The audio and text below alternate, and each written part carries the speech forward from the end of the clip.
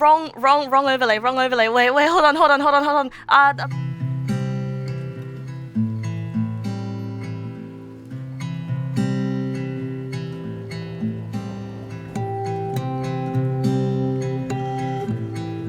Hello. Good evening, everybody. Good evening, Mercy. Good evening, Arturian. Good evening, Argo. Good evening, good evening, Alzora. Good evening, Henpai. Thanks, Saribot. Good evening, Austin. Good evening, Fluffy Walker. Good evening, Kai. Good evening, Janan. Good evening, Boing Joing. Good evening, Blue Edgy. Good evening, Shokun. Good evening, Sebastian. Good evening, Wizard-chan. Good evening, Yili Yasta. Good evening. Good evening, Golden Dino. What's my besties not jokes? I do not appreciate the fact that that is the first time that you have shown up here. So how about you stick with me for a little bit longer? Then I'll give you my best these nuts joke, huh? Good evening, Rodrixon. Welcome. Good evening, Jackal. Welcome. I'm just saying, bro. I'm just saying. Come on. I can see that it's the first time you're chatting in this chat. Come on. You think I'm that easy? You're just gonna leave me as soon as I give you my these nuts joke. At least buy me dinner first. Exactly. I've got tons. I can always come up with a worse joke. No. It is an alto clef. I am a singer. And alto is my vocal range. Well, I guess like I used to be a dedicated singer. Good afternoon, good morning, good evening, and good whatever the time of the day it is to you. Good evening, Big Iron, and also I think I missed Skrikey. Good evening, Skrikey. Good evening, Floofy. Good evening, Nagataro. Oh, Golden Dina, thank you for the follow. I don't have to be dedicated to call myself a singer. I guess so. There's not really anything that I'm dedicated to. So I've got a huge bout of imposter syndrome for everything. The B is for Bluey. The B can be for anything you want. You know, at least it's better than the days where people were saying it was a 13. Would evil Neg Nasu have a treble or a bass clef? Evil Neg Nasu has an ampersand. Evil Neg Nasu is like the wagey Neg Nasu, the tired wagey Neg Nasu. She has an ampersand. It's clearly the number 113 but compressed. Correct. I hope everybody has been well on these 2 days of Neg Nasu stream drought. No, I sure hope you guys have other stuff that you're doing. I mean, I spent the most of today feeling sick, because if you haven't seen me dying in Discord, and if you haven't seen my tweets, if you haven't seen me dying in Discord, haven't seen my tweets, the Australian summer is sure. Oh, the Australian summer. Oh. It sure is something, bros. It sure is something. So I go to sleep with a fan blasting in my face, and it's really hot. And in the middle of the night, I have somehow kicked off my blankets from myself because it is so hot. Because I kick in the middle of the night. You know, I kick in my sleep, and this morning I wake up at 6 a.m. choking choking on boogers. Not boogers, snot, on mucus in my soft palate because I had the fan blowing in my face. But if I didn't have the fan blowing in my face, then I wouldn't be able to go to sleep. Do you see my problem? You know, apparently in Korea, there's this superstition where you will asphyxiate to death if you have a fan pointed at your face. And also, there's some other superstition where if you sleep with a mirror facing you, a ghost will come out, your doppelganger will come out and drag you away and kill you. So, considering I sleep near a mirror, I have the fan on to repel my doppelganger so it cancels out, you know. Just have it pointed at a wall closer to you. I guess so. I guess the main thing is that like it stirs up the dust and it stirs up the cat hairs, and so it's never worked out for me.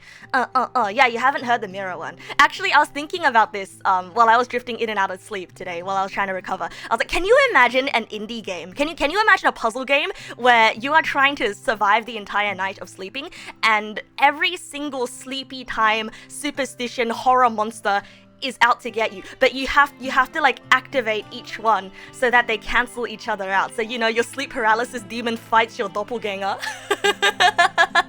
and you have to make it through the night while doing that. It's like, hold on a second, this sounds like Five Nights at Freddy's, but instead of doors it's yeah. You have a limited energy bar before you wake up and you get spooked and you die. So you're like you're trying to stay asleep. Yeah. Performing actions reduces it. Does the screen of my phone count as a mirror? It's reflective. I guess so, if semantics say that. Did you know that in the olden days, mirrors were constructed with silver in the back of them, which is why like evil things aren't supposed to reflect in them. So I feel like that's where a lot of mirror superstition comes from. So you point the fan at the mirror to steal the doppelganger's soul. Exactly. And what else? There's like a vampire in this house. You have to get your sleep paralysis demon to like be the vampire's food. You won't stay for long since you've been up all night gaming. No worries, Sebastian. You take care, okay? Thanks for dropping by and saying hi. Why did I let the vampire in? I don't know. Maybe the vampire was like the Uber Eats guy. And he's just kind of like, oops, sorry, let me just like step in here to take the change, you know, here, like, and he has a little oopsie, and you're like, oh no, you're good, feel free, and that's when he's like, aha, technically you've invited me, or something like that. Yeah. Vampires don't have a reflection because of silver or something. How have we already lost the plot? I forgot what I was talking about at the start of the stream. I came onto stream with a solid plan. I had a solid plan of, oh hey guys, notice anything different, yada yada yada. There was supposed to be a plot. There was. Actually, there is a point to today's stream. We were going to look at Enneagrams today. Also, Clueless Wanderer, hello, good evening. I forgot to say hi to you. I saw you come in, but then I was in the middle of my tangent. One thing is, does my audio sound a little bit surround sound today? That's because I had a plugin that I forgot to turn on this whole time. So there you go. It's my stereo sound plugin. Audio sounds great. Good. You know, because I'm hoping that it adds to the I am speaking directly into your soul effect. These aren't horoscopes, they're horoscopes. I do want to kind of recount a little bit what I did over the past few days though. Did you know, you heard the reason silver and salt are supposed to protect against spirits is because they're actually microbicidal. That's surprisingly scientific for... That is surprisingly scientific for a superstition of the olden days. Wow, okay. I mean, technically, so if you sprinkle salt on a slug, would the slug also dissolve? I mean, if you sprinkle silver, sorry, you do sprinkle salt on slugs. Asu, good evening, welcome. So guys, I also have Chixie, good evening, welcome. Guys, I also have something else to show you. But I can't show you yet. Somebody who's not subscribed has to subscribe to me first. my sub alert is working, but my gift sub alert is not working yet. So don't send me any gift subs. But if you want to subscribe, you can check it out. I got it working yesterday, even though it was supposed to be my minimal tech day of the week. I got it working yesterday. I got all the CSS working, and it looks pretty cool. You won't give Twitch anymore. Okay, fair enough. No. The gift sub one isn't working yet. The gift sub one isn't working yet. The gift sub one I want to get done tomorrow. Which tier? Any tier. It's just new sub. Man. I feel so scummy right now because usually I don't beg for subs.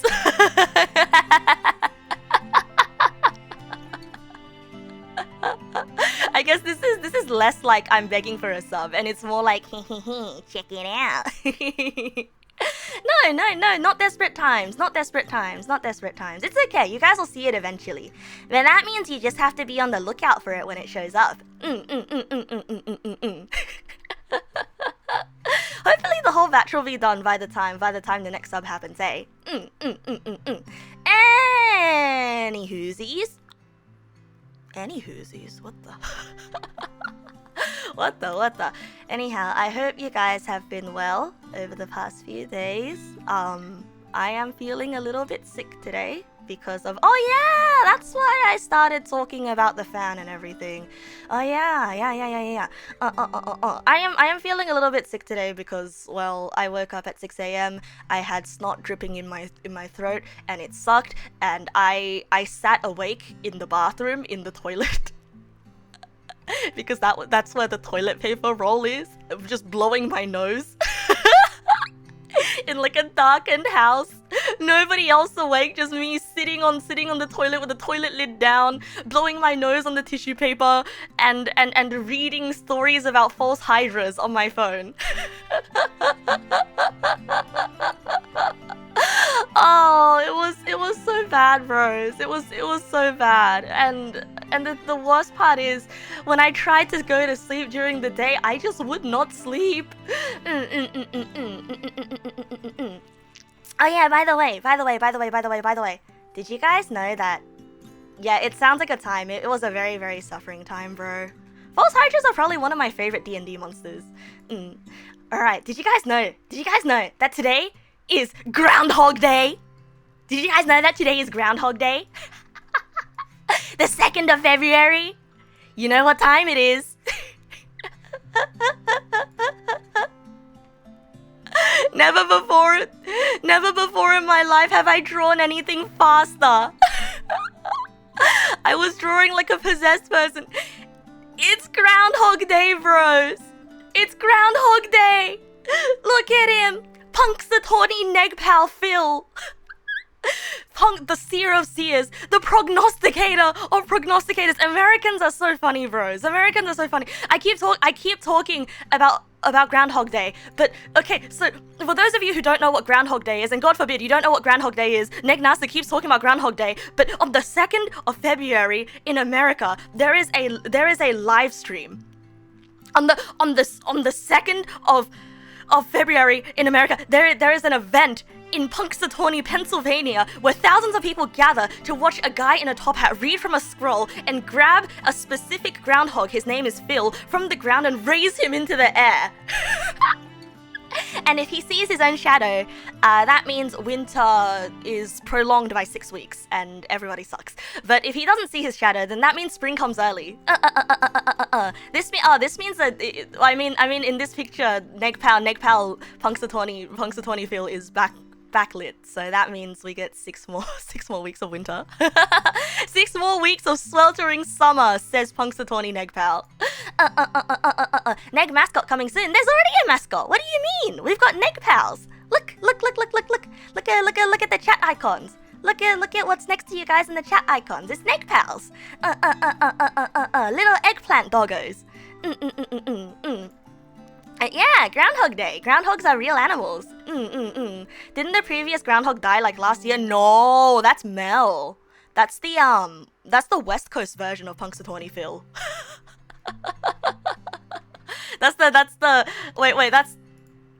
That's another city's version. That's the fake Punxsutawney Phil. Punxsutawney Phil is 60 years old. I think he's like 61 years old this year. Yeah, depends. So a happy Groundhog Day to you guys. I wanted to color this picture, but I felt like the colorless one has such an energy, you know, just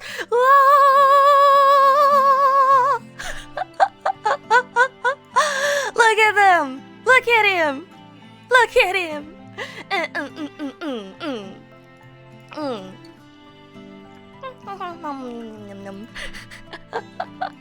Man, I love Groundhog Day so much. Americans are so silly. You don't know how they determine whether Groundhog notices its own shadow or not. Apparently, like, if he goes back into his own burrow, then that means he noticed his own shadow, and he's kind of like, I don't like that. He's afraid of his own shadow, so he just goes, whoop, whoop, whoop, whoop, whoop, whoop, whoop, whoop, whoop, and then wanders back into his burrow. But other than that, like, if he just, like, scurries off, then that means, I guess, he doesn't see his own shadow. You know, it's not very clear. It's not very clear. The statistics have shown that over the past 60 years, Punxsutawney Phil has only been right 50% of the time. Did you know that Phil will be coming out in around less than an hour?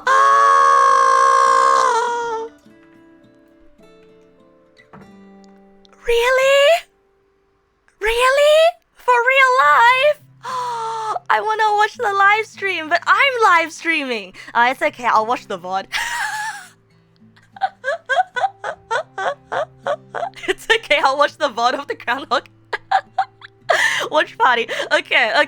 If you have a link, yeah, we can watch it together. If you have a link to Phil coming out, if you have a link to the live stream, drop it in chat, and when the time comes, you remind me, and we'll watch it together. Okay.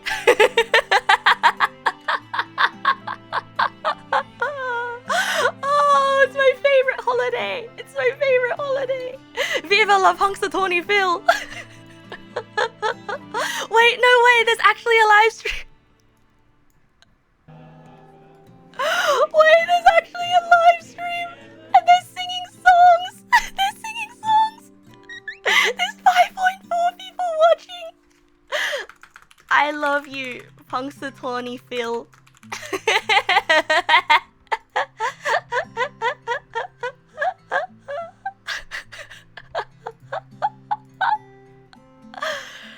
Oh my god. Oh no, they're making fun of the choir that's singing. I'm sorry, I should... Okay, I'll put that video away. Sorry. Like, your streamer should not be watching another stream while she's on her own stream. Oh, so. Anyhow. All of that aside, I would like to ask you guys, do any of you know what Enneagrams are? Anarius, welcome! Good evening! Welcome! I would like you to raise your hand if you know what an Enneagram is. And if you do not know what an Enneagram is, I guess you can sit in silence. But pretty much, what an Enneagram is... Yeah, I've never known something like that. I explained it before, but you immediately forgot. No idea, you're lowering your hand. Alright, fair enough. That, you know, this implies that this entire time, you've just had your hand up this entire time, and you've been waving around wildly. So, if you remember from my MBTI stream a while ago, I talked about how I liked Enneagrams a bit more than MBTIs. And pretty much what Enneagrams are, instead of trying to describe your entire personality, Enneagrams are more like they're trying to describe what makes you tick. You know, it's like your anxieties, things that make you upset, yada yada yada, and where sort of the source of a lot of your pain. Yeah, advanced horoscopes, pretty much. And like all of these personality tests and like all of these personality measuring metrics, it's not exactly accurate. It's not exactly accurate, but it's a fun one to look at, you know. Technically, what makes you tick is your Tourette's, and it's definitely a source of pain. Oh man.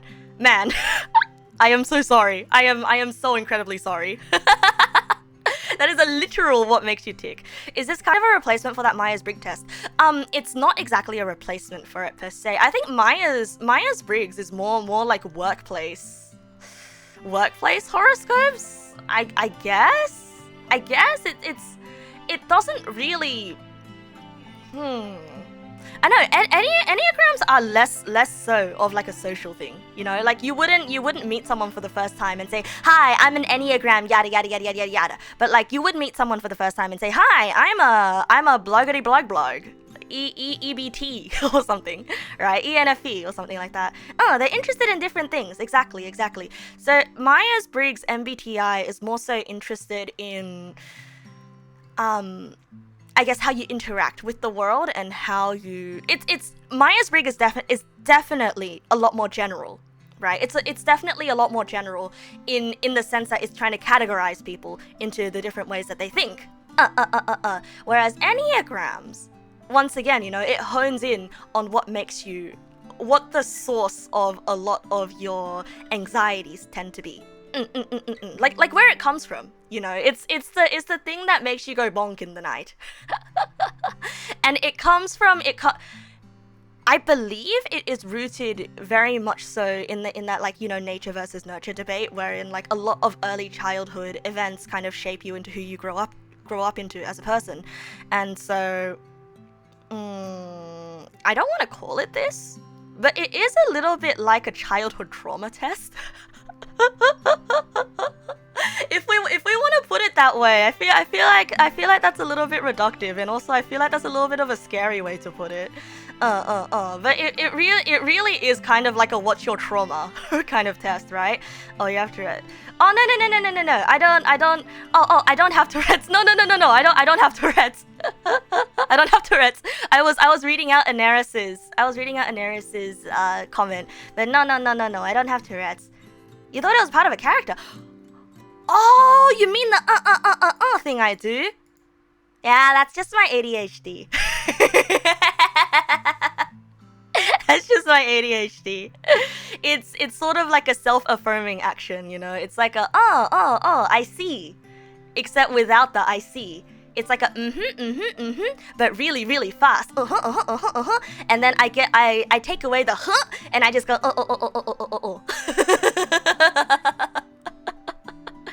You know, is one syllable too long, so you cut out the and you're like It also means yes in Japanese, and it also means yes in many different like languages as well. Very fast wolf moving at an incredibly high speed. I feel like I don't move at a very fast speed. That's my clown nose. Is that what my clown nose sounds like to you? Childhood trauma, you don't have any of those now. I mean, I don't expect everyone to have a childhood trauma, right? But it's more like see, that's why I said calling it childhood trauma was a little bit reductive. Like, you could call it something like, I was raised in this way, therefore this is the way that I learned to defend myself against the world. I got it. Enneagrams are learning about your defense mechanisms. You think a lot of people have unconscious or semi-conscious verbal tics? Oh yeah.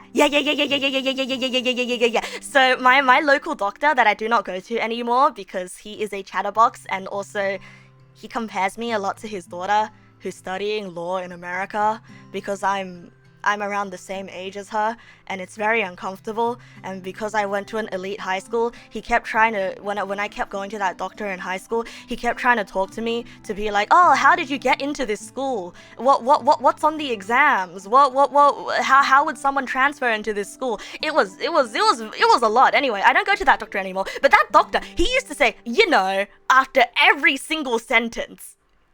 He says, you know, and there was this once.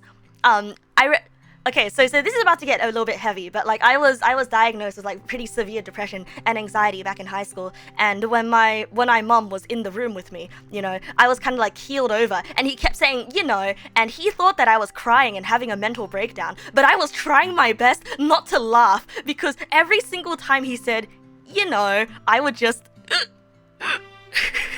and it's rude, you know, and my mom knows that I am trying my best not to laugh, so I was kind of like bent over, and she was patting my back.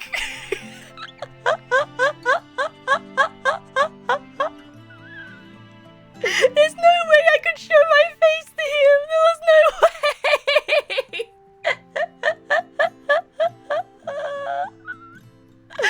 And part of me like kept noticing it and thinking, is he doing it on purpose? It sounds like an absolutely bizarre It was! It really was! Wolf girl on internet equals lawyer doctor, apparently. Yeah, right? I am not lawyer doctor's daughter, okay? I'm not lawyer doctor's daughter. But lawyer doctor kept being like, oh, how can my daughter be more like you? I don't want her to be a lawyer. I want her to be a software developer like you. And I'm just sitting here like, you know, never in my life have I had another parent compare their kid to me right in front of me to my face. Like this is a new phenomenon.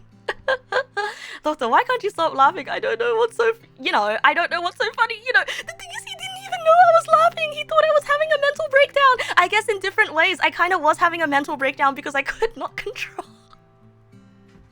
I couldn't handle it. Was the doctor Asian? Yes, the doctor was Asian. Of course he was.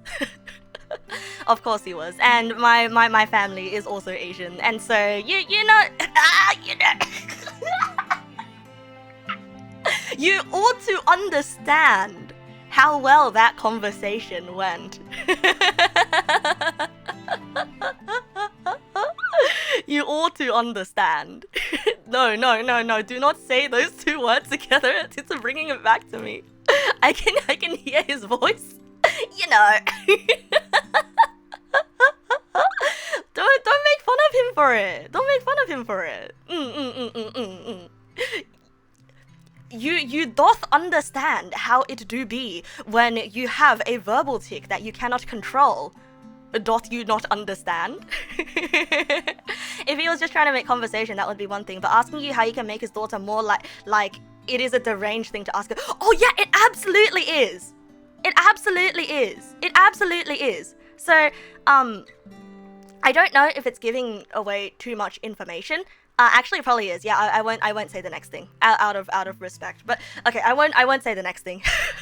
But pretty much, I am not the only. I'll just say I'm not the only patient that this doctor has clearly very disrespected, and I dread going to the doctor now because he is my family GP and he has all my medical history, so it is very hard for me to go anywhere else.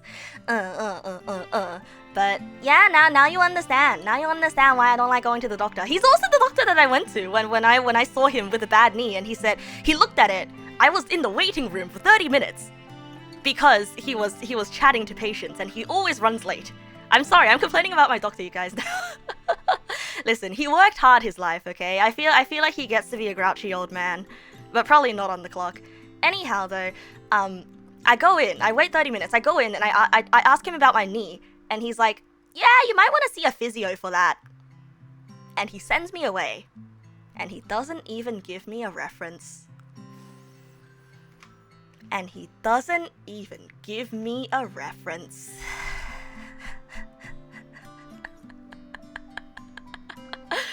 Where am I gonna go find a physio? I waited. I made my way to the clinic. I waited 30 minutes only for, yeah, you might want to see a physio. Nope, he didn't get any kind of scans done. He just says, yeah, I'd see a physio.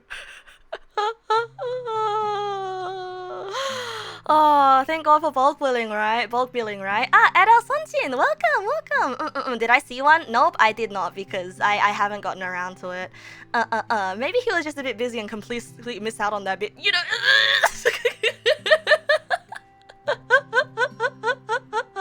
First time you caught the stream in more than a month because you got sick and broke your sleep schedule. Wow! It's nice to see you again, though. Sorry about your sleep schedule. Giving me physio without knowing what's going on sounds dangerous. Right. Not giving me physio, but like you should see a physiotherapist and they should know what to do. And he doesn't even give me a reference to a physio. Yeah, right? I need your reference. So I probably need to book another appointment. But my knee's been okay. I feel like I shouldn't be complacent, but my knee is kind of okay now. It's just a little bit weak and it's not going to be the same as it ever was. But that's what happens when you age, you know? I said the two words. I said the words. Now I'm conscious. It's never gonna be the same, but that's what happens when you get older. I'm slowly growing out of the I am a young lad, I am a young woman lad. that recovers quickly. You got sent straight to an MRI when you had your knee looked at. Oh, jeez. I mean, I guess I don't have intense pain in my knee, but it's more like my knee feels weak, and I want to make sure that something didn't actually go wrong. I am not my knees are fucked and will never heal. Oh, that is true. However, I am, if my knees heal wrong, then I am fucked age. I am that age. Knees weak, arms heavy. Oh, me every day. Every single day. I'm not that old, you're sure of it, and as long as I know what it can handle, I can improve it. I mean, worst case scenario, I wait too long, my knee grows bad, they have to smash it with a hammer, and then grow it back again. Mom spaghetti? Mom hasn't made spaghetti in a long time. It's more like my sister's spaghetti. Perhaps, is there vomit on my sweaters already? No, but there are boogers on my blankets. Not mom's spaghetti. Nose boogers. It happens. At least he didn't pull the other Asian parent stereotype and narrow on insecurities and go, oh honey, look at those weight numbers, so big. Bro, I know someone who he commented on the weight of. Bro, it was so disrespectful. It was incredibly disrespectful. And the thing is, the person he commented on the weight of wasn't even overweight. She just, like, all that happened was she gained 2 kilos. Like, it's, that guy needs to lose his job. Yeah, but also he's the only one that takes bulk billing in the area anymore. Ah, healthcare. Ignite Dreams, thank you for the follow. Welcome. Thank you. Welcome. Yeah, man just wishes to spread pain to all his clinic. I just go there to get my prescriptions. Okay, I go there to get a reference for my prescription. He gives me a prescription. I leave. He's actually going to hurt people, including me. That is true. I would hope that somebody has reported him for malpractice. And I don't, because I'm not the one that he made the comment directly to, right? I don't feel comfortable reporting him for malpractice. But it's, what can we do, you know? What can we do?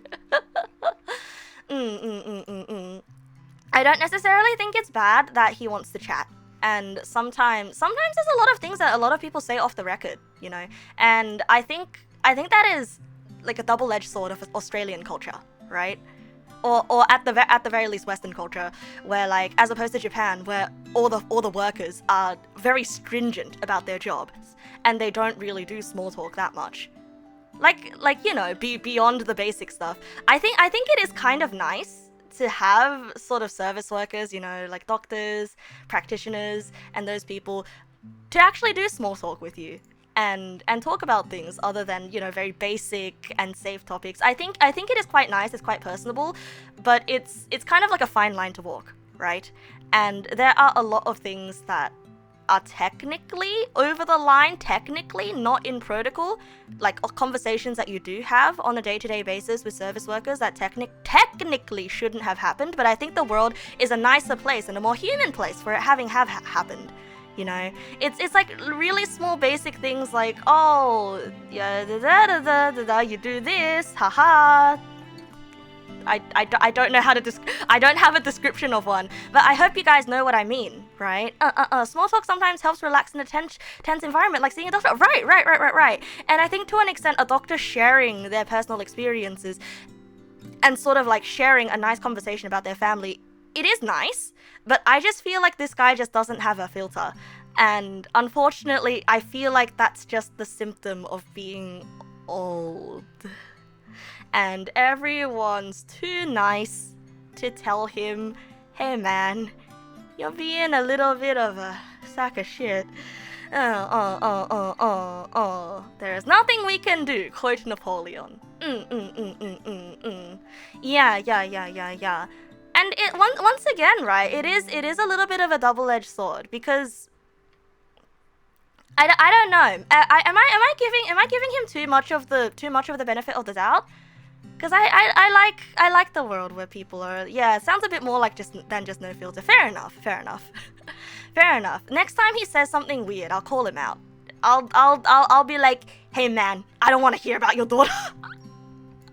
I just want my sickness to be gone. There's a new challenge for me. Tell my doctor I'm not comfortable being compared to his daughter. Oh, that's gonna be uncomfortable. Okay. I'll try. I'm just really not comfortable with like direct confrontation. You know, I'm more of a gives you a look and goes, and walks away kind of person, you know. You don't need to be too old to have problems filtering your speech. Hey! How did we get onto this topic? How did I start complaining about my doctor? I'm sorry, guys. I feel like we were talking about Enneagrams. Oh yeah, Enneagrams! That's right, I don't expect everyone to have childhood trauma, but Enneagrams is pretty much describing your defense mechanisms as a person. What if he just randomly asked, can you be my daughter? He has seen my mother? He has seen my mother? I feel like that is kidnapping in broad daylight. And also, I'm too old to be kidnapped. Wait, can you adopt an adult? Because I am legally an adult. I was talking about my ADHD and then it went to doctor complaining. Fair. Yes. Oh yeah, I was talking about how everybody has verbal tics, and then I was talking about that doctor who couldn't stop saying, you know, and then I started describing him and then it became complaining. Apologies for your tardiness. No, model in flames. Do not even worry about it. As per usual, we are on minute 44 of being on a tangent. So do not even worry about your tardiness because I will be here all night. I haven't even started the main content of tonight's stream yet. Japanese are famous for adopting adults to continue companies. That is true. That is true. But I feel like that's a little bit different from adopting a daughter, though. It's more like adopting a successor in that case. You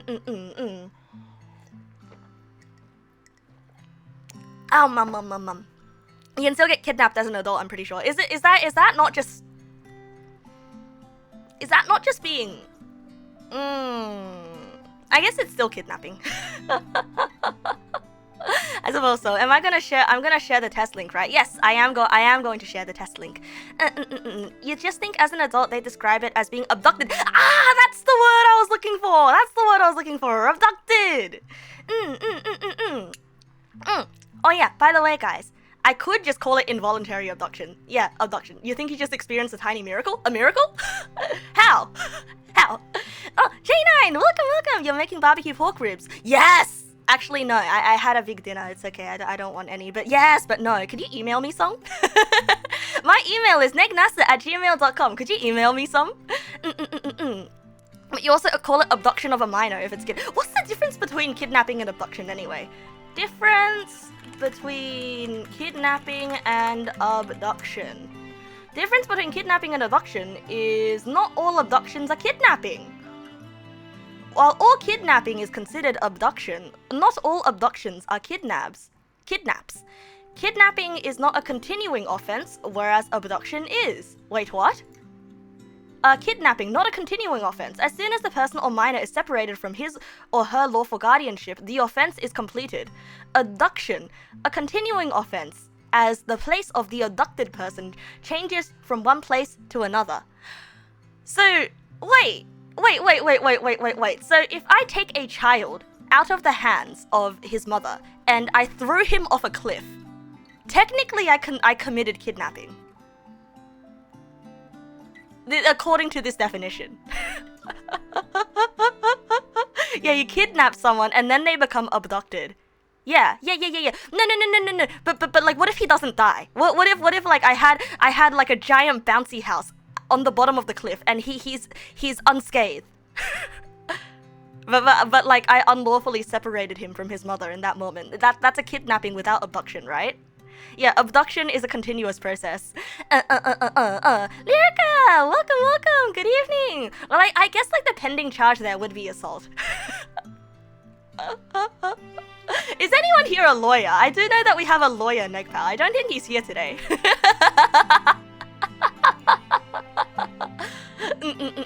Just say kidnap is forced while abduction is persuading. No.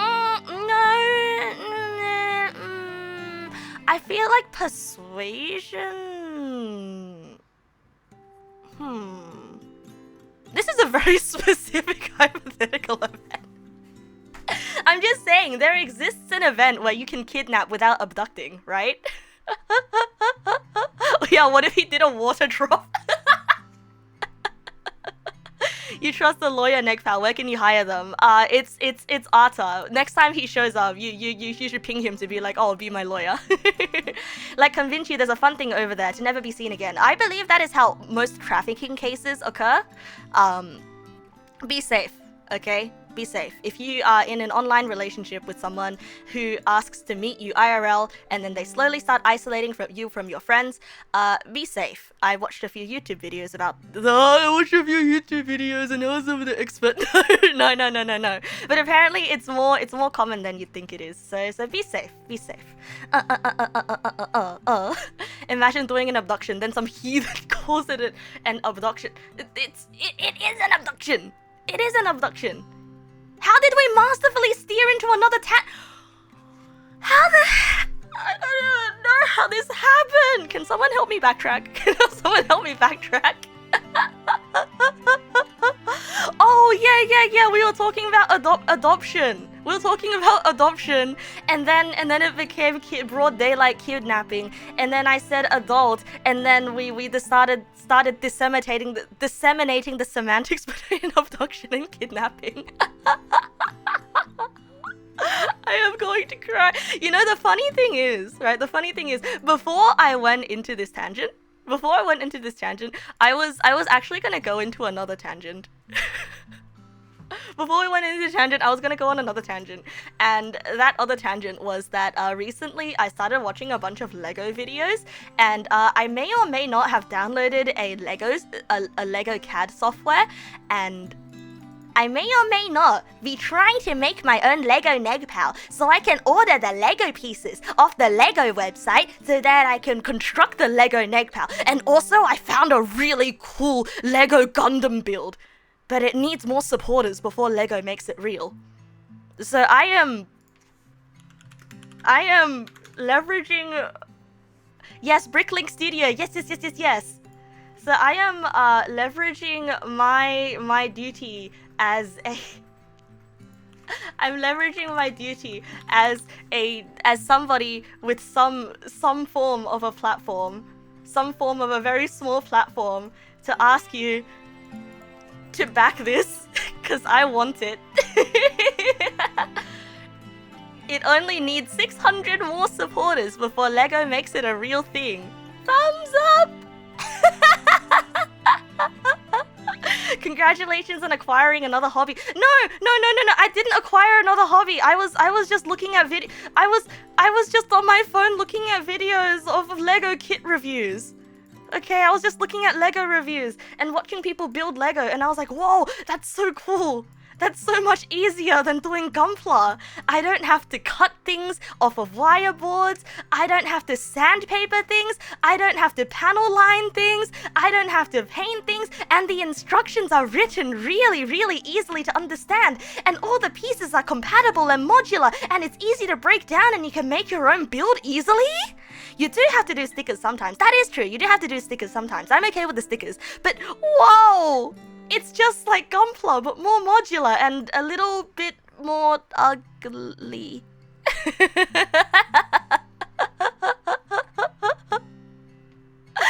I say this while I still have a Gunpla backlog. Okay. I want you to hold me to this pinky promise. Okay? I want you to hold me to this pinky promise. I cannot, under any circumstance, get into Lego before I finish my Gunpla backlog. Okay? Can you make me this pinky promise? Can you make me this pinky promise that you will hold me accountable? Okay?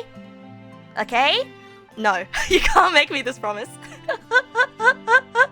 Start Lego. Is it a promise like not installing it against...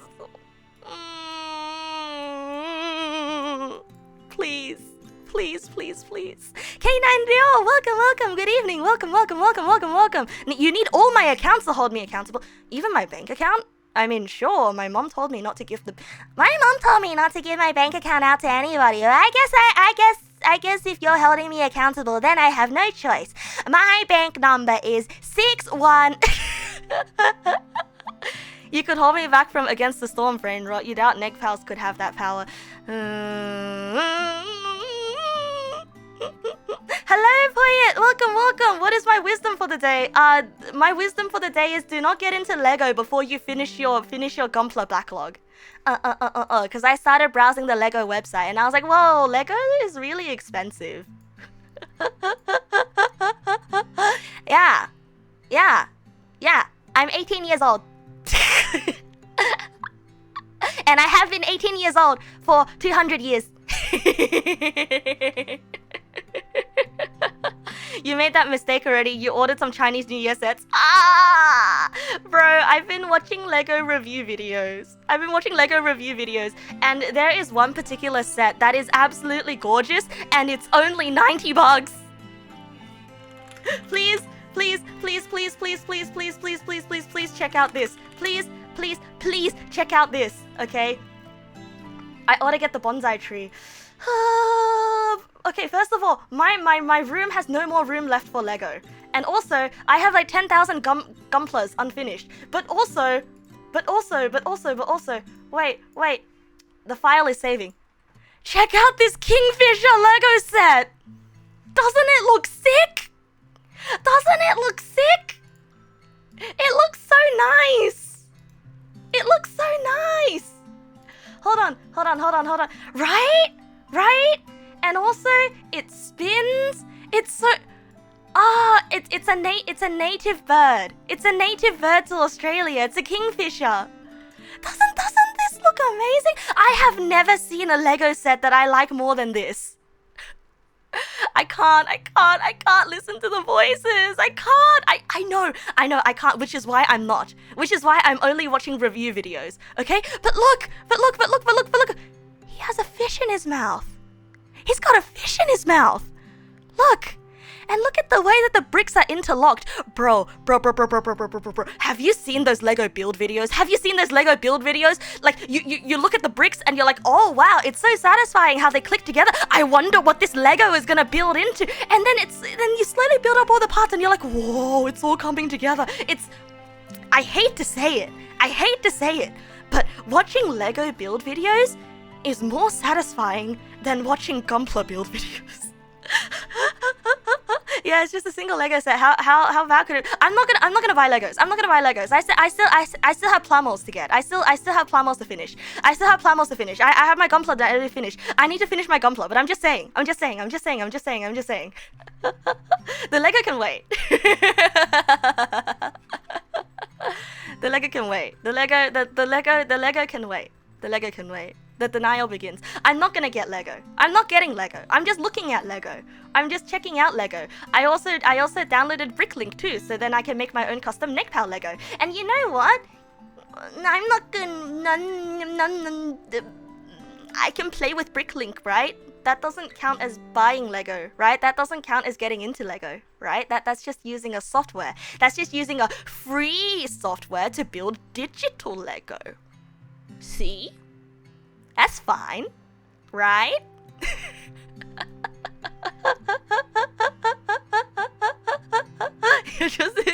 I'm just putting the Lego in my cart. It's just sitting there. I'm not gonna press the buy button. This is fine, right?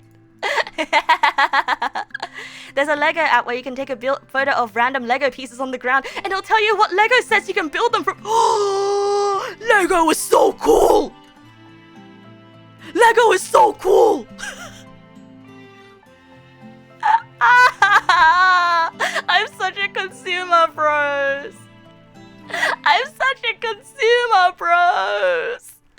You know what?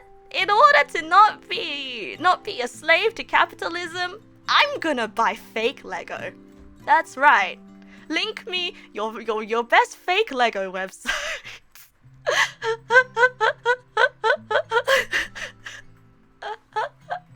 Just get a 3D printer.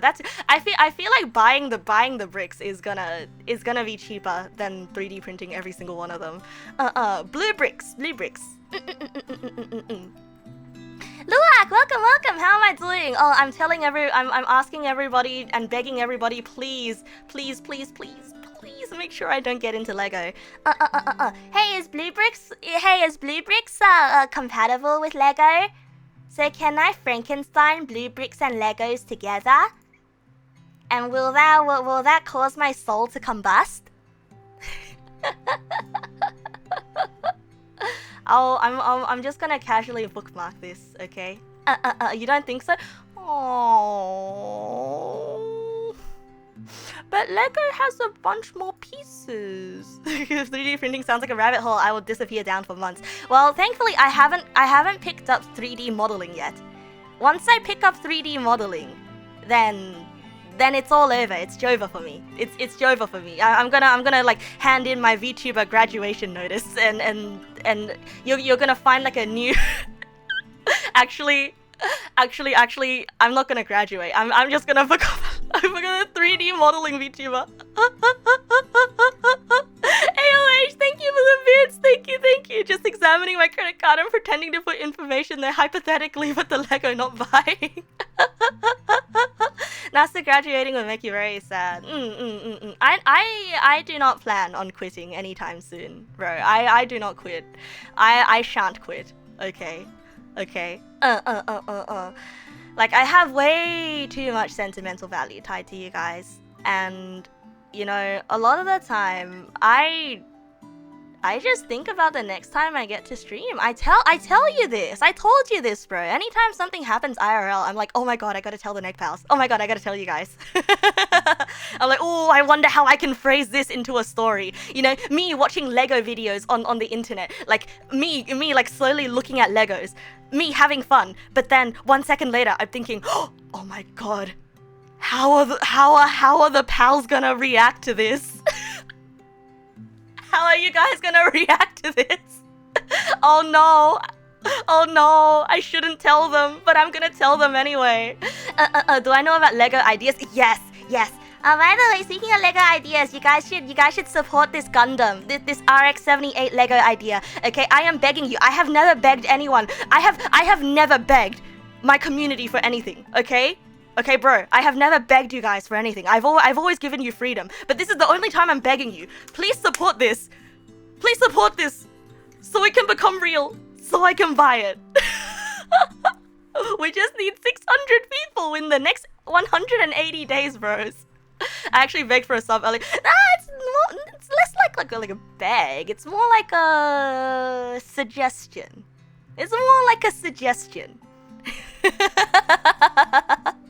If I make a Lego Neg pal, they'll be fine with it.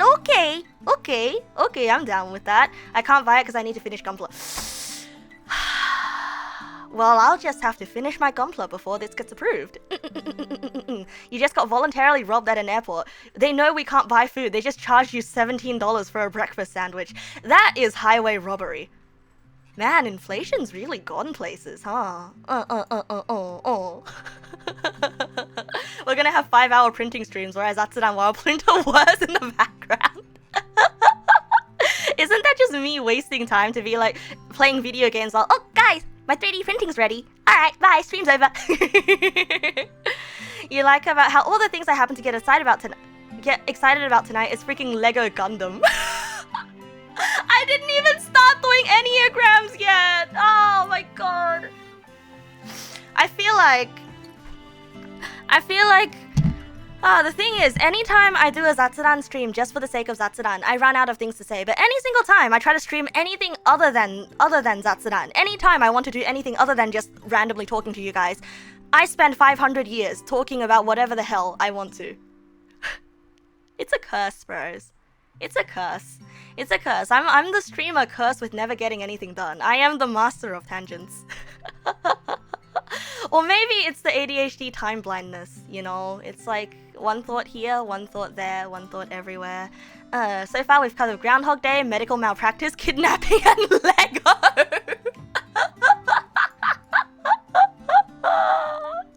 Wait, thank you so much, Mossy. I'm gonna keep this list so I can put it on the VOD.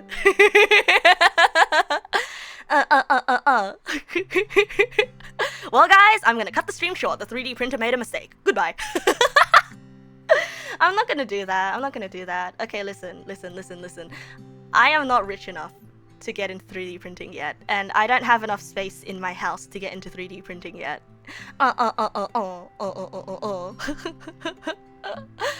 Okay. For the first time ever tonight. First time ever tonight. We are gonna do some Enneagrams. But also, I feel like I should mention again that I finished the new sub alert.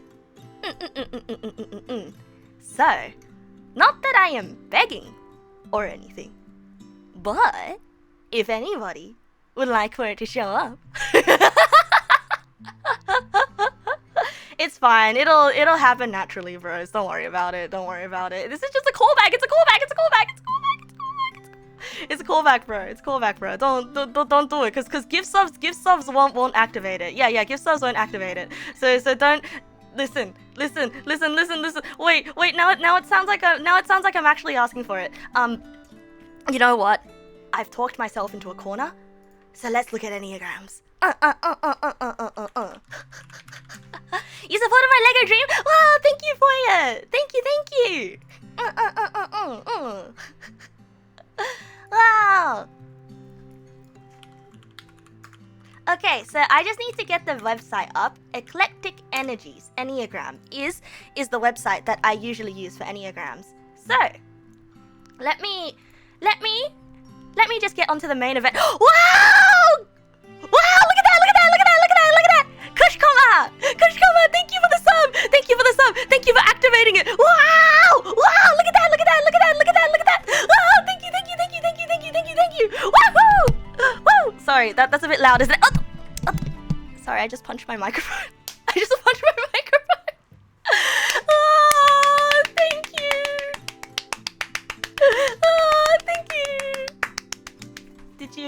Yeah.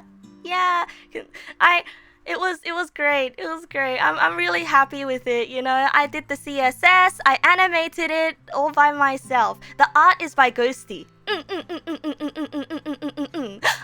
welcome. That's the lawyer pal. Arta. As the welcome, good evening. As the lawyer, Neg pal, what is in your professional opinion? If I take a baby from a mother's hand and I throw that baby off a cliff, did I commit kidnapping without abduction? Wow! Look! Yeah! Look at that! Oh, thank you, Madview. Thank you. Oh! I'm happy. I'm really happy with it. I'm really happy with how the animation and everything turned out. Maybe I should make it last a little longer. What do you guys think? Yeah, I'm gonna make it last a little bit longer, because I just want to stare at it for a bit longer. I will never ask for subs ever again. Okay, I will never ask for anything ever again. You probably committed a murder. No. In this hypothetical situation, assume that the kid lives and that I did everything in my power as the assailant to make sure that the victim is unscathed.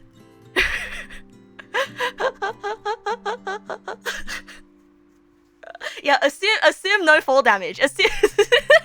Assume I placed a giant bouncy castle. Yeah. Did I commit kidnapping without committing abduction? That is my question. I didn't really ask for it. I was promoting the alert. Potatoes. I technically did ask for it, and I feel a little bit guilty, but I'm happy. I'm happy. Whoa! Chicken fried corgi. It's been years. It's been years. Oh, it's so nice to see you again, chicken fried corgi. Good evening. Welcome. welcome. I hope you're having fun in Tokyo. Tonight's a good night. Even though we got absolutely none of what we wanted to do done. So, starting from the start again. So, good evening everybody. Does everybody know what Enneagrams are? Does everybody know what an Enneagram is? No. Okay. Well, what is an Enneagram? According to Google. Good evening, NASA Player here. Hello, everybody. My name is... Is it an instrument? No, Arthurian, an Enneagram is not an instrument. Well, so according to Truity.com, an Enneagram is a system of personality traits that describes people in terms of 9 personality types. And I kind of disagree with how basic that sounds. Oh, technically, it's just another horoscope for nerds, okay? It's just another statistics thing. And so Enneagrams, instead of describing how you think, Enneagrams sort of describe how you react to things in a defensive way. You know, it describes your defense mechanisms. It describes your immediate emotional response to things. Nope, it's not the INFP. That's the Myers-Briggs thing. This one is a little bit different. It's like 9 types. So, how the Enneagram system works is, okay, so basically, let me show you guys. So how the Enneagram system works is that there's 9 personality types, and you see next to the 9 there's an 8 and a 1, right? Or like pretty much there's like lines going everywhere. But the point is, okay, you have a personality type and then you have a sub-personality type. It's I feel really stupid explaining this because I know personality tests are bogus. I know, and it is to a certain extent statistics, right? It is to a certain extent statistics in that similar people will get similar results in their personality tests. And it's interesting to me, right? And it really depends on how the questions in the test are structured. But personality tests are fun, exactly. Is this the foundation of the dating app's algorithms? No! I actually don't even know what dating app algorithms are. I actually don't know what dating app algorithms do. If I were to make a dating app algorithm, I would be matching it up based on like... Based on...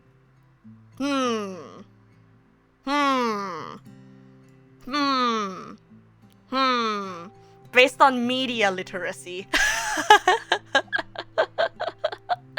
I don't know. I find that like compatibility and senses of humor. I find that compatibility between people, like even just as friends, it's highly contingent on your sense of humor. And one person's sense of humor tends to reflect their values as a person as well. So I think someone's sense of humor says a lot about them. In this essay, I will not. In this essay, I will not go into that because in today's essay, we're gonna do Enneagrams. You think Phil is close to coming out? In a bit. I'm finally getting to the good part of the stream. Please, bro. Please don't make me go on another tangent. I am begging you. 10 minutes until the groundhog comes out. This is why Neg Nasu never gets anything done on her streams. I am going insane. Repost, you don't know the difference between kidnapping and abduction, but you do know the state can ask the court to say you committed a numerous number of crimes. Also, in your language, abduction and kidnappings are two ways of saying the same thing. Okay, so your professional lawyer advice is inconclusive. But what you do know is that even if kidnapping and abduction are 2 different things, on the end, it depends on what the state wants the court to give you. So what you're saying is it doesn't matter what you actually did, it's what the people want to say that you did.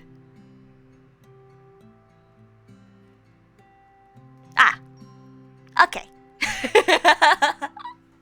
Okay. Well, that's a little bit disappointing. But I guess that's justice. That's justice. That's what justice is. Anyhow, back to the Enneagram stuff. Pretty much it's a personality test.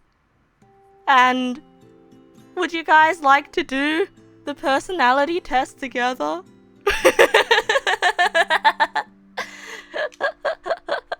Yes. You didn't say yes to the personality test, but I'm going to assume that you said yes to the personality test. Well, very well then, in that case, because you so kindly said yes to the personality test, we shall do it together. Alright, let me just grab the website over here and make sure that I do not accidentally dox myself because I have 10 million tabs open. Ba-dam! Thump! There we go. Here we go. That's the Eclectic Energies Enneagram test. So Eclectic Energies is the website that I used when I was a kiddo. And this is the one that I am going to use again. Just to see if I got the same result. So, another thing, let's say you murdered someone. The state can ask the court to punish you only on killing and not on murdering. Killing is 20 years. Oh, manslaughter versus murder. There we go. Close my tabs. Okay, I'll close this one. Close this one. Close this one. Close this one. Close this one. Close this one. Close this one. Close this one. Close this one. Personality test. Do you have a personality? Yes or no? Link doko? Hi. Koko da yo. Koko da yo. So, before I do this test, I'm just gonna go take a look at what my old Enneagram type was, okay? So when I did the test ages ago, I got type 4, the idealist, right? Identity seekers who feel unique and different.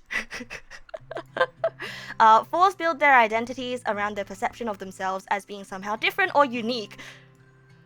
I hate this. I hate how annoying this makes me sound. This makes me sound incredibly annoying. They are thus self-consciously individualistic. They tend to see their difference from others as being both a gift and a curse. A gift because it sets them apart from those they perceive as being somehow common. Oh my god. Yeah, actually, you know what? Like, several years ago, I did... To be fair, I was the weird kid, okay? To be 100% fair, I was the weird kid, alright? let me just get this straight. You guys have heard the stories. I knew I was the weird kid, and I kind of leaned into being the weird kid. I lean into being the weird one.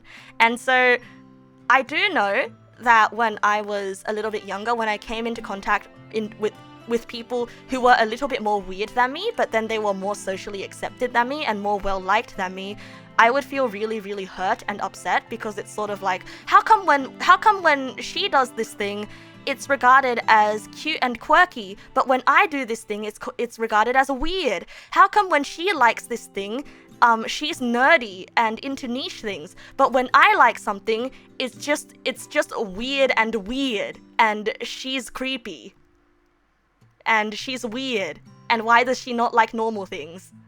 You know? Because the world is not fair. Yeah, I guess so. So pretty much, like, I got type 4, and I think it fits, with the way that I grew up. Anyway, it sets them apart from those they perceive as being somehow common and a curse, as it so often seems to separate them from the simpler forms of happiness that others seem to so readily enjoy. Pretty much. So this is type 4 that I got before, and it's quite accurate to quote unquote my childhood trauma. See what I mean? See what I mean by this is the what's your damage, your childhood trauma kind of test. So I feel like since I did this ages and ages back, that I didn't do this with my therapist. Wait, really? Therapists make you do this test? Well, there you go. Therapists make you do this test. But yeah, so now you know. My damage is that I am a weird, but not in the lovable way. Like, I used to be so, and I think I still am a little bit jealous of those who are weird and different but loved for it, because and And even though I do know that I have love in my life, right? And I do know that you guys love me. You know, my friends love me and my family loves me. It's just that I was so often bullied for things that I think I still feel threatened when I see someone else who is weird but loved for it, and it's kind of like, huh? How come they get loved for it and I get shunned? How come they are the beautiful princess that is loved by all and I am the hideous monster? I used to think of things that way, you know. And I still think that like a little bit of that kind of lies within me. A little bit of the I am the hideous monster, and that is what I shall be in this world, you know. I still think that some of that still is in me, but after many years of character development and many years of soul searching, I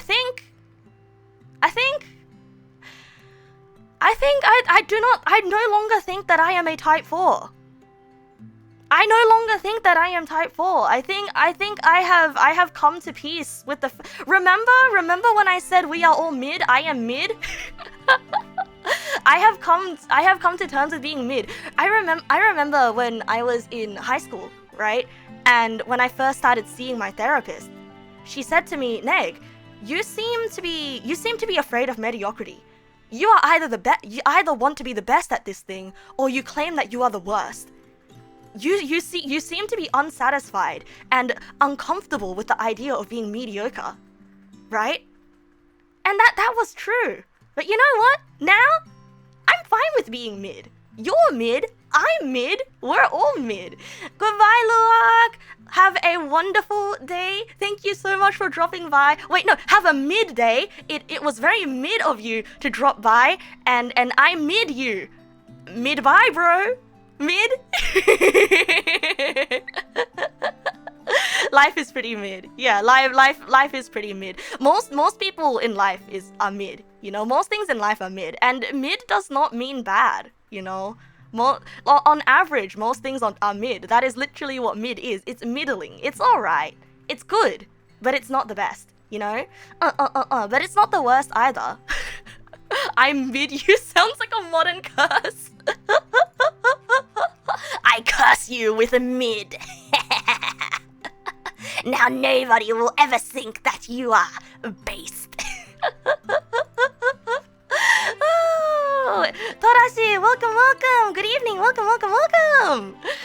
You missed a lot of the stream. Hi, Torashi. Did I finish already? No, I didn't. I'm actually describing the type that I used to be when I was a kid. But pretty much TLDR, the type that I used to be is I'm not like you. I'm better than you / worse than you all at the same time. Like le tortured artiste who does not fit in, but not fitting in is my personality. You know, and like they do not get along with others who are also individualists. Yeah, we only just finished the tangent, so we're getting into it. No, Hey, Joe. That's not the only thing I talked about. I talked about a bunch more stuff other than kidnapping children. I also talked about Lego. I plan on going for a long time tonight anyway. Neg is like Vegeta. She always wants to be better than Kakarot, but I still know my limits. Well, it's a little bit different from that. Pretty much, yeah, type 4 was me when I did this test years and years ago. And I do have to say it was not the most healthy. For all of you girls out there in chat, I'm looking at you, Torashi. I'm sure that we all had our quote-unquote I'm not like the other girls phase. Other girls like pink. I don't like pink. I'm special. and then you realize that's very BS, and it you know, and it makes life painful and it makes you suffer. And most people get over that. I'm not exposing Torashi. I'm just saying, you know. I had this conversation with Asta the other day as well when we went out for dinner. The whole conversation about like growing up and having that I'm not like other girls phase.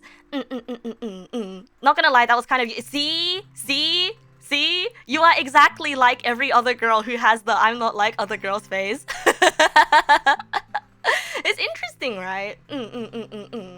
Because it's kind of like, because you feel a little bit different. There are no girls online, just VTubers and guys. You see, once again, when I was young, I thought that it was just all girls online. It was, I'm not like other girls, and I'm born in the wrong generation for you. Oh my god, it's those memes. It's those memes. Do you remember going on ifunny.com and then seeing like a girl with Pokemon cards, and then everyone in the comments being like, "Oh my god, instant wife material." I feel like those posts like poisoned my brain.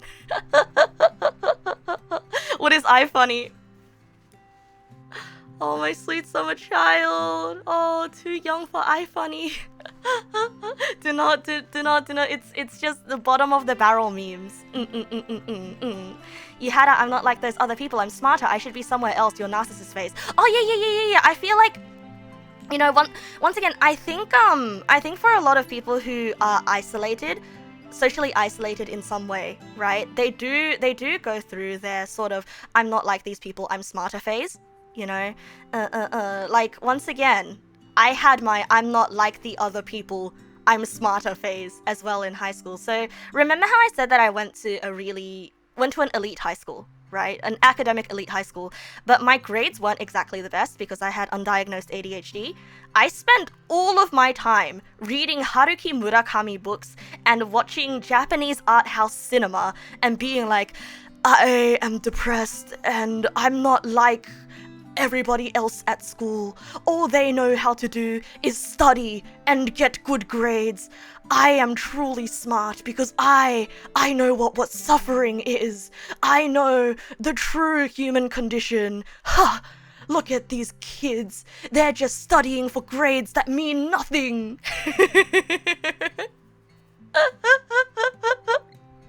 It was so awful. It was absolutely awful. But like, what it was just because I was bullied for having worse grades, right? So funny that getting bullied by the like passive aggressively bullied by girls in an all girls school for not having good enough grades. Yeah. And so like I felt isolated, I felt excluded. So that kind of pushed me into feeling like, oh, I'm worse than everyone. But then when you head into that I'm worse than everyone cycle, it kind of cycles back around to, no, actually, me being worse than everyone, that actually makes me better than everyone. You know what I mean? It's kind of like your brain has its own self-defense mechanism.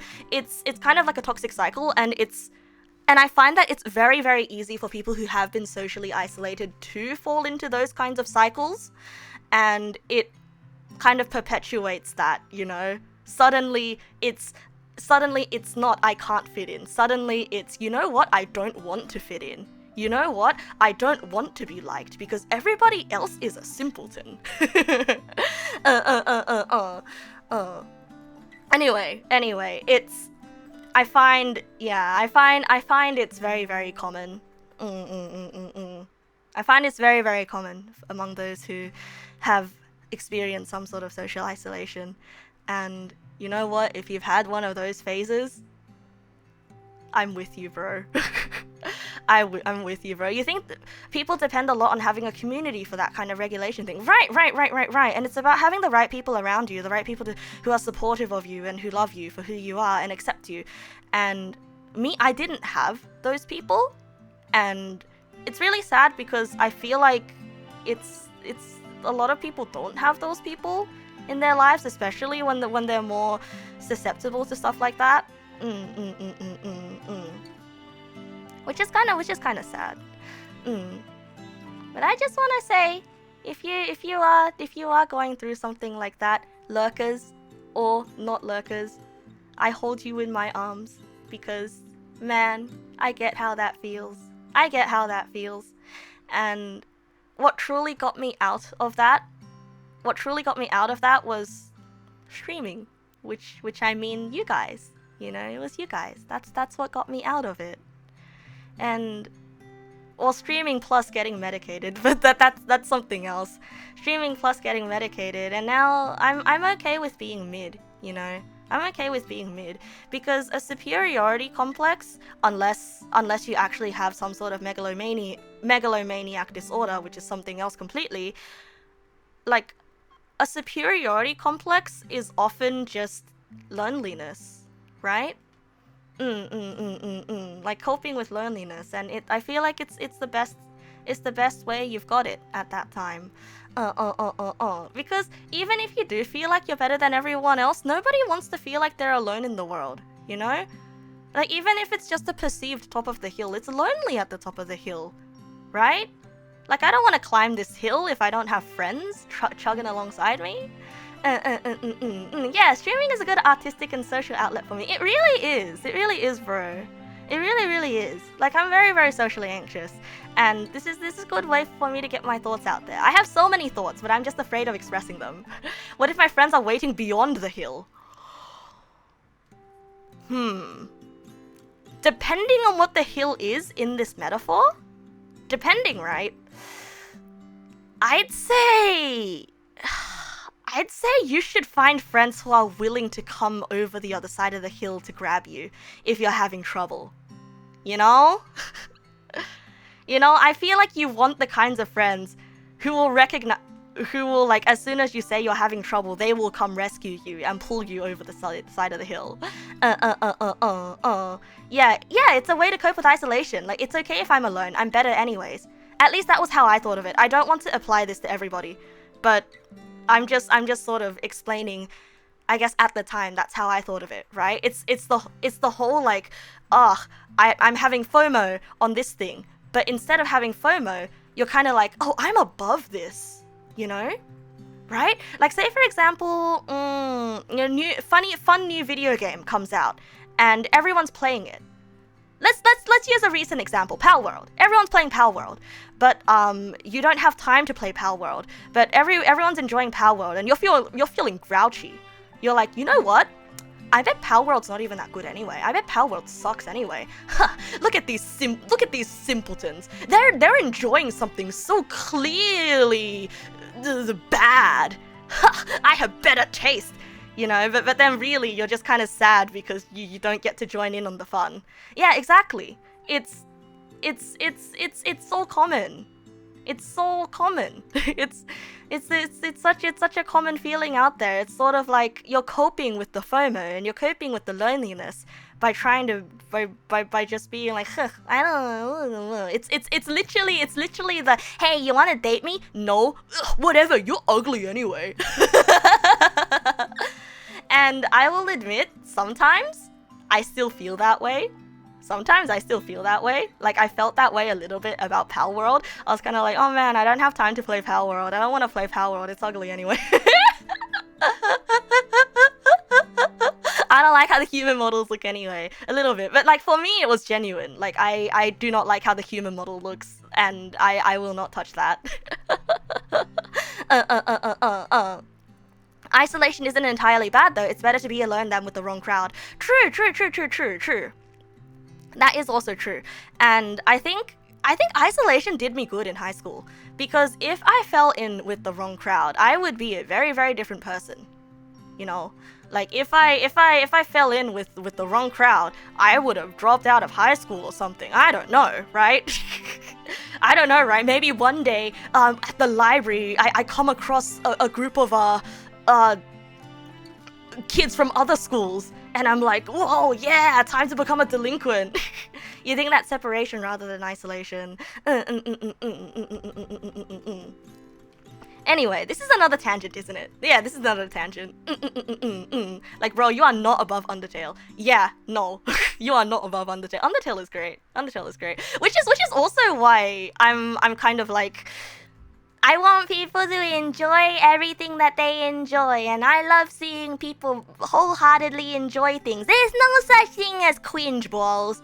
Pick up your favorite stuffed plushie, talk to it like it's alive, and kiss it on the nose, and be like, hello, friend, and then give it a little pat on the back, tuck it into bed, give it a kiss on the head while you're like, I'm gonna do my day now, see you later tonight. Mwah. You know. You know, no cringe, feel no cringe, you're not above that. Toxic delinquent Neg. I mean, I've been toxic. I have been toxic. Like, don't get me wrong. There are I am so toxic sometimes. We are all toxic when we need to let out steam. It's natural to feel like that, but you should hold those feelings, you know? I don't know. You see, like, on one hand, I agree that, like, you know, those toxic feelings of, I'm above everybody, like, you should hold them back. Like, those are bad feelings, but I also feel like at the same time, you shouldn't suppress them, you know, because suppressing things leads to bad things. Like, you should acknowledge that, like, okay, I kind of feel this way. You shouldn't deny the fact that you feel a certain way. You should never, ever, ever, ever, ever deny the fact that you feel a certain way. Okay, bro? Okay, bro? Promise? And if you don't like the fact that you feel that way, then you can say that you don't like the fact that you feel that way. But you shouldn't deny that you feel it, okay? You would kiss your body pillows. Good. You threw your controller on the floor whenever you're feeling a little toxic. Well, at least put a pillow there so you don't break your controller and you don't scratch your floor. But yeah, throw your controller on the pillow, kiss your body pillows, wake up and say, good morning, my wife. Yeah, you can acknowledge the feelings without acting on them. Exactly. It's like sometimes I will see a window and a house, and I'll think, whoa, imagine if I threw a rock at that house. Can you imagine the crunchy sound effects and the domino effect that would happen if I threw a rock? But I'm not gonna throw the rock. But do I want to throw the rock? Yes. Do I know if it's wrong to throw the rock?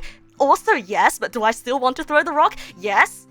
Like, my first instinct is, I want, doggy brain want to throw rock. And then my next thought is, oh, the owners of the house would be really mad if I threw the rock. And then the next thought is, oh, it's probably gonna cost a lot of money to repair if I threw the rock, and that would be bad. And the next thought is, I'd probably get arrested if I threw that rock. So then I don't throw that rock, but I still do. Do I still want to throw the rock? Not really, but also a little bit. At the same time, I kind of still do want to throw the rock, you know?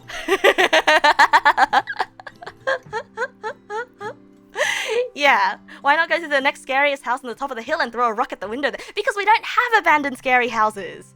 Whether the house belongs to yourself, I mean, hey, look, buddy, if you're willing to deal with the cleanup and you can make sure that your pets don't get hurt and nobody gets hurt in the process, you throw that rock. I feel if you can manage everything and deal with the aftermath of a shattered window and you'll be perfectly fine, you deserve to throw that rock.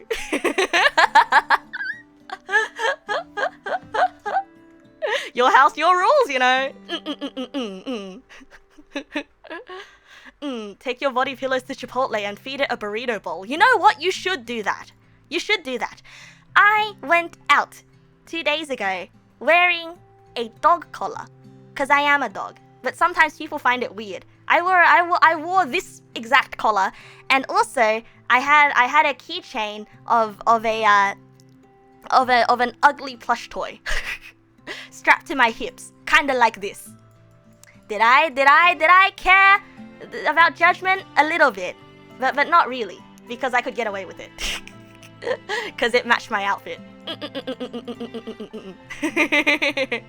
But anyway, I feel like you should do whatever makes you happy, okay, bro? You don't kiss your body pillow because it's Marina from Splatoon and she's taken. Oh, you're a gentleman. You know what? I respect your choice to not kiss a taken woman. But also, if you want to, I mean, it's a body pillow. It's a replication of her. So I guess you can kiss her if you want to. Did I wear the collar outside brave? Yeah, I did. What if what makes you happy is something that'll make a lot of other people unhappy? Then you will have to make that sacrifice. Like, listen. Okay. Here's Neg Nasu's hot take. I think you shouldn't... Hold on, dial-up noises in my brain right now. Considering the moral quandaries of making other people unhappy. Like, there is no ethical consumption under capitalism, alright? No matter what you do, you are contributing to something bad. But if you do feel bad for it, if you do feel bad, right? Now here's the thing, this isn't an excuse to be like, oh yeah, I get to do whatever I want, piss on buildings, piss on this guy's dog, right? It's not an excuse to do bad things that you know will hurt others and brings you joy just because you know you can get away with it because everything bad, okay? That's not what I'm saying. What I'm saying is, I feel like it's okay to be selfish sometimes, you know? And if you feel like you are going to hurt a bunch of people by making yourself happy, then that is on you to decide whether you're okay with weighing that on your conscience of gaining that happiness for yourself or sacrificing the unhappiness of a bunch of other people, right? Like, it's not on me to judge. I am not the moral arbiter of your values.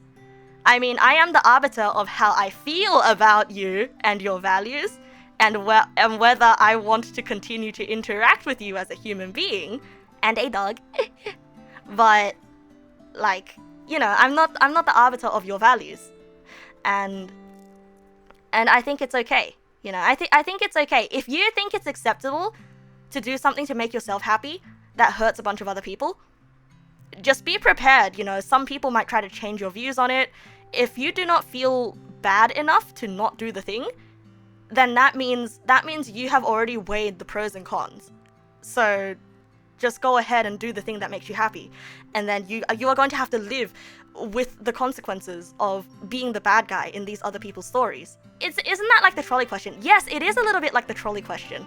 It is a little bit like the trolley question, but once again, you know, I think it's impossible to live life unselfishly, and if you try to do that, you are going to wreck yourself, and you are going to be a nervous wreck, and you are going to not enjoy life at all.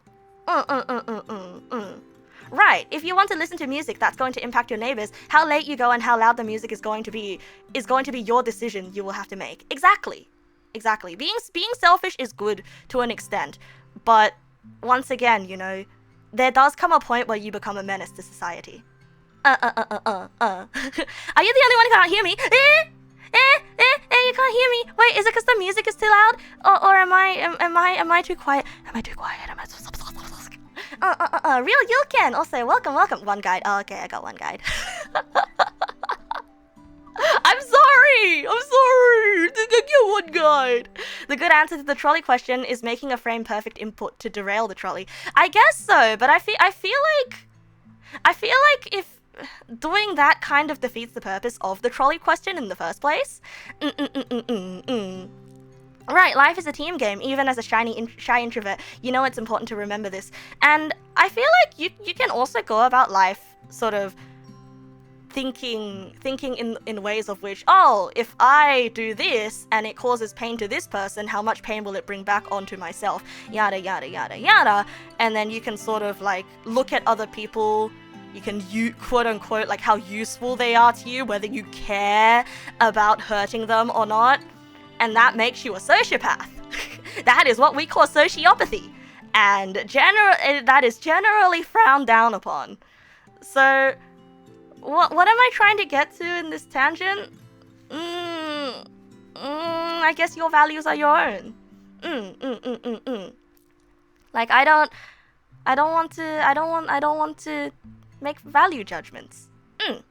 I mean, if, you know, once again, right, like, if I don't like how you handle your life, if I don't like how you handle your life, and if you don't like how somebody else handles their life, like, it doesn't make you a bad person to exercise that other person from your life.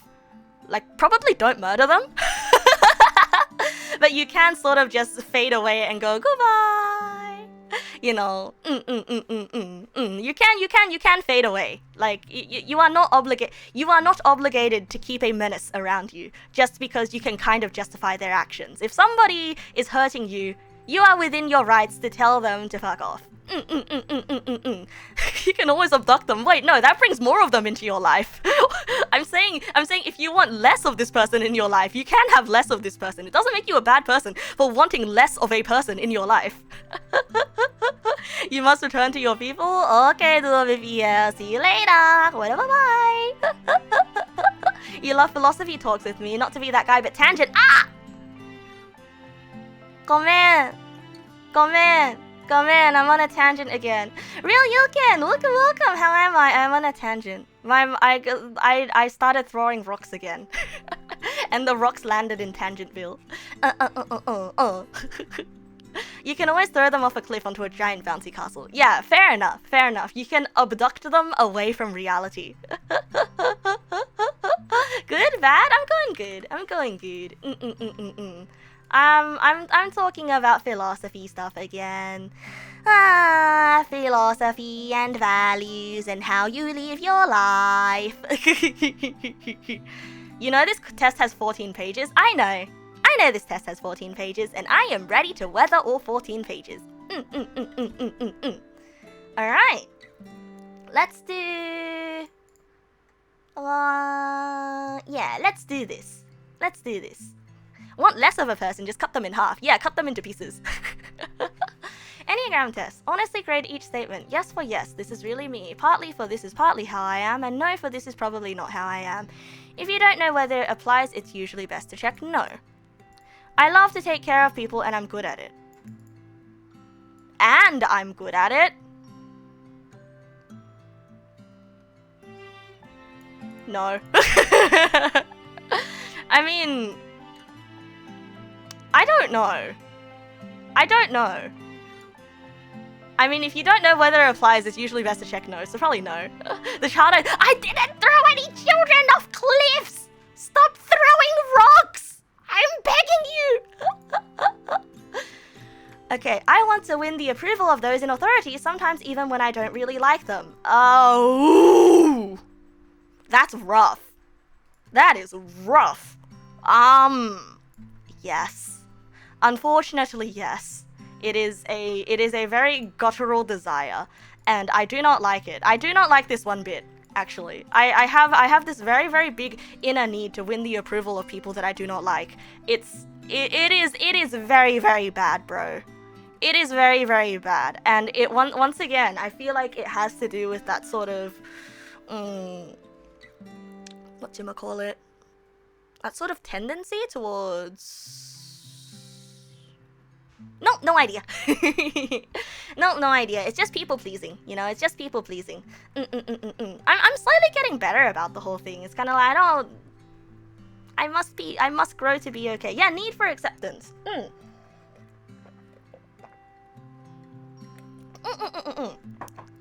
Before you wrote about the veil of ignorance. Behind it, everyone is the same because they are ignorant about others. In reality, we don't have a veil, so we will always judge others and always want to be in the relationship. Because of that, it's okay to run from someone who annoys us. Why do we need more concern if we can just stay away from it? Exactly. But also, like, I feel like at the same time, we need to remember that we all have a guilty conscience, right? And I feel like if that guilty conscience is making you upset, then it's fine to address it. You know, like, say for example, this is a personal example, right? Like, I still think about a thing that happened a long time ago, and my guilty conscience, like, my logical side is fighting with my guilty conscience. So my logical side is telling me, let it go, it doesn't matter, you didn't really do anything too wrong. Like, you did like one thing, and the rest of it was just sort of happenstance, and it was unfortunate, right? But my guilty conscience is saying, no, because I was the one that started the domino of events, I feel like it is my fault. And my logical brain and my emotional brain have been sort of fighting about it for the longest time, right? And it's gotten to the point where it doesn't matter what the actual correct choice is. It doesn't matter what actually happened at that time. What matters now is I need to do something to make my emotional brain shut up. Right? I need to do something to make that thing go away. And if that includes, it's okay, the accident was 36 years ago. Yeah, something like that, right? Something like that. And if that includes, you know, doing something of repentance, or doing a service for the other party, or even, you know, stepping down from something, then that's not entirely altruism, right? That's still selfish, right? That's still self-serving in the sense that, like, I want to get my I want to get my guilty conscience to be quiet. It's like when I told my friend to send Doge memes. Is that on my guilty conscience? Oh, absolutely not. Absolutely not. I think they both dodged a bullet. If they broke up because of that, I think they both dodged a bullet, and it's perfectly fine. Nope, absolutely not feeling guilty about that one. Anyway, next one. I am more sensitive than most people. Sometimes the world just seems too harsh to me. Yes. Absolutely yes. The world really does seem really harsh, bros. But in my case, isn't the real question, do you want to fix it or not? If no, who cares? If yes, then the more you run from it, the more you will feel bad. It's not necessarily about wanting to fix it or not, right? It's just wanting to make the bad feelings go away. And I think a lot of that involves sort of digging up the past, which once again, you know, would be like painful for the other people involved. So it'll be like really inconvenient for everybody else involved. Alright, I don't get depressed easily, if at all. This is a hard question. This is a hard question.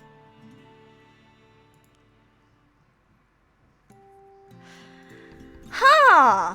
So, ever since I got...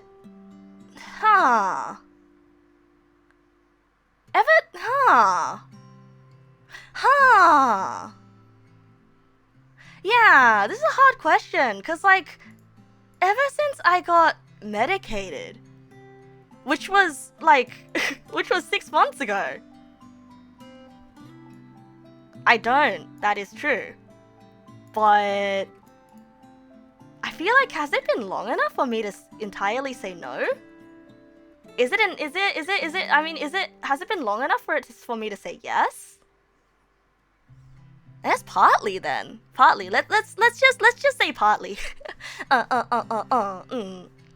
Yeah, hard question. You've either never been depressed or you've been depressed for your whole life. Hard to tell. Right. I guess, like, getting depressed as an emotion is different from depression as a condition, right? It's very, very hard to say for that one. You're clinically depressed, you're on meds for it, but, like, layman's definition of depression, moping and junk, not really, even before the meds. Right. So, I mean, I guess I mope sometimes, but I don't really mope too much. Oh, no, I do mope. No, I don't really mope, do I? No, I don't mope. I don't think I mope anymore. I just get lethargic and then I just sleep. I get tired. I tend to trust most people. Yes, unfortunately, I feel like this is one of my toxic traits. and then I get stuck in between many people and trusting every single person. And then when two people that I trust get into a conflict, I'm like, oh no, I have to choose. Oh no, I have to use my brain. I am too strict with myself and others. Yeah. It's true, yeah. Success, prestige, and recognition really matter to me. This is a tough one, because in the past, success, prestige, and recognition used to really matter to me. But right now, I can't entirely say that it doesn't. I just want to make something that looks good and is really cool, and I want other people to be like, wow, that's cool, and then move on, you know? So I guess partly. I often refrain from acting as I'm afraid of being overwhelmed. So something you don't like strict question because it lumps yourself and others together, and you have entirely different stances. So if this is an entirely different stance, I feel like you would just say no then, right? Because this is... I think what this one is gauging is if the strictness applies to both. It's just to make the data lumping a lot easier. Success seems separate to prestige and recognition. I think I see what this one is trying to gauge. Because I would lump success and prestige together and recognition on its own. Funny that, right? Success and prestige seem to be two things that tend to go hand in hand, but recognition not quite. So yeah, partially. I often refrain from acting as I'm afraid of being overwhelmed. Executive dysfunction. So is this talking about the executive dysfunction of I don't want to do my homework because there's a lot of it? Or is this asking about, oh dear, I need to make a decision. And that is scary, so I will put it off. Because if it's about a decision, then absolutely not. I will make that decision and I will live with it. And I may complain about it, but I will live with it. I will just go bam, make that decision. If this is about, there's a lot of this. I don't want to do it. There's a lot. Then probably not. But yeah, no. Yeah, I'm gonna say no. I plan the next adventure before the current one is finished.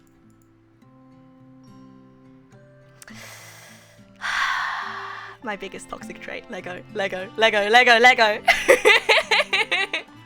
We just went on the Lego tangent. Yeah, I would never. Me plan the next adventure before the current one's finished? Never. Honestly, grade each statement. Yes for yes, this is me. Partly for this is partly how I am. And no for you used to put things off and it used to stress you out. And now you do things as soon as you can. That's good. Wait, how did you get over that? How did you get over that? How? I still struggle with brain fog. Honestly, grade each statement. Yes for yes and partly for partly. Oh, I already read that. Okay, I could probably use a little bit more ambition. Nah. I think I've got plenty of ambition. I feel like my ambitions could be better placed. But I think I've got a bunch of ambition. I am skeptical, suspicious, and doubtful. I would say partly. I would say I'm partly skeptical, suspicious, and doubtful. And that is because you see, that's funny, right? It's funny because I trust everybody a lot. But also at the same time, because I know that I inherently trust everybody and bad things have happened in the past because I inherently trust everybody, I am now suspicious and skeptical. Wow! Yam! Thanks for the resub, Yam! Wow! Thank you! Check out my new sub box. Did you like my new sub box, Yam? Did you like my new sub box? Did you like it? Did you hear the text-to-speech as well? Walsh. I'm a Dark Knight as well. Thank you for the follow. Welcome. Yeah, resubs trigger it as well. Resubs also trigger it. So we're gonna see a bunch of it next month as well. Which is why I said it was gonna happen eventually. Yeah, we got text to speech going as well. Hello. Oh, Dark Knight, thank you for the follow. Oh my god, I just realized you are separate from Armored Dark Knight. Hello, welcome. Thank you for the follow. You would have said something funny if you knew we had TTS next month. It's next month.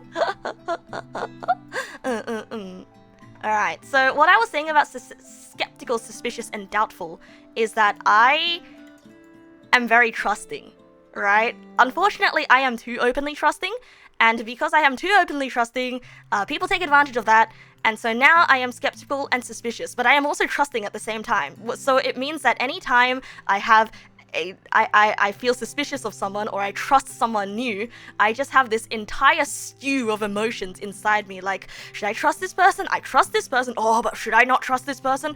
Oh, but what if I trust this person and I'm wrong about trusting this person, but this person doesn't give me any bad vibes, but what if? You know, so yes, but partly. It's a chicken and the egg situation, you know. It's a paradox when people can't be trustworthy, right? You are trusting to everyone. You see, bro? Me too, bro. I am trusting to everyone, and that has made me skeptical and doubtful. In most close relations, I give more than I take.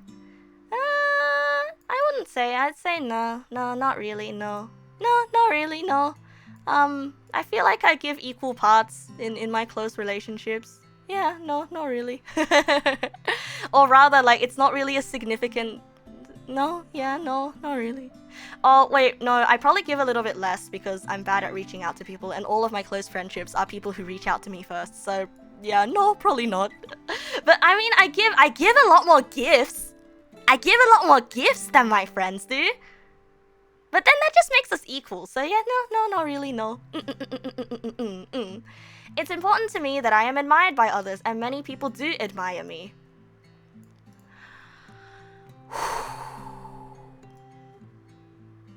I don't know.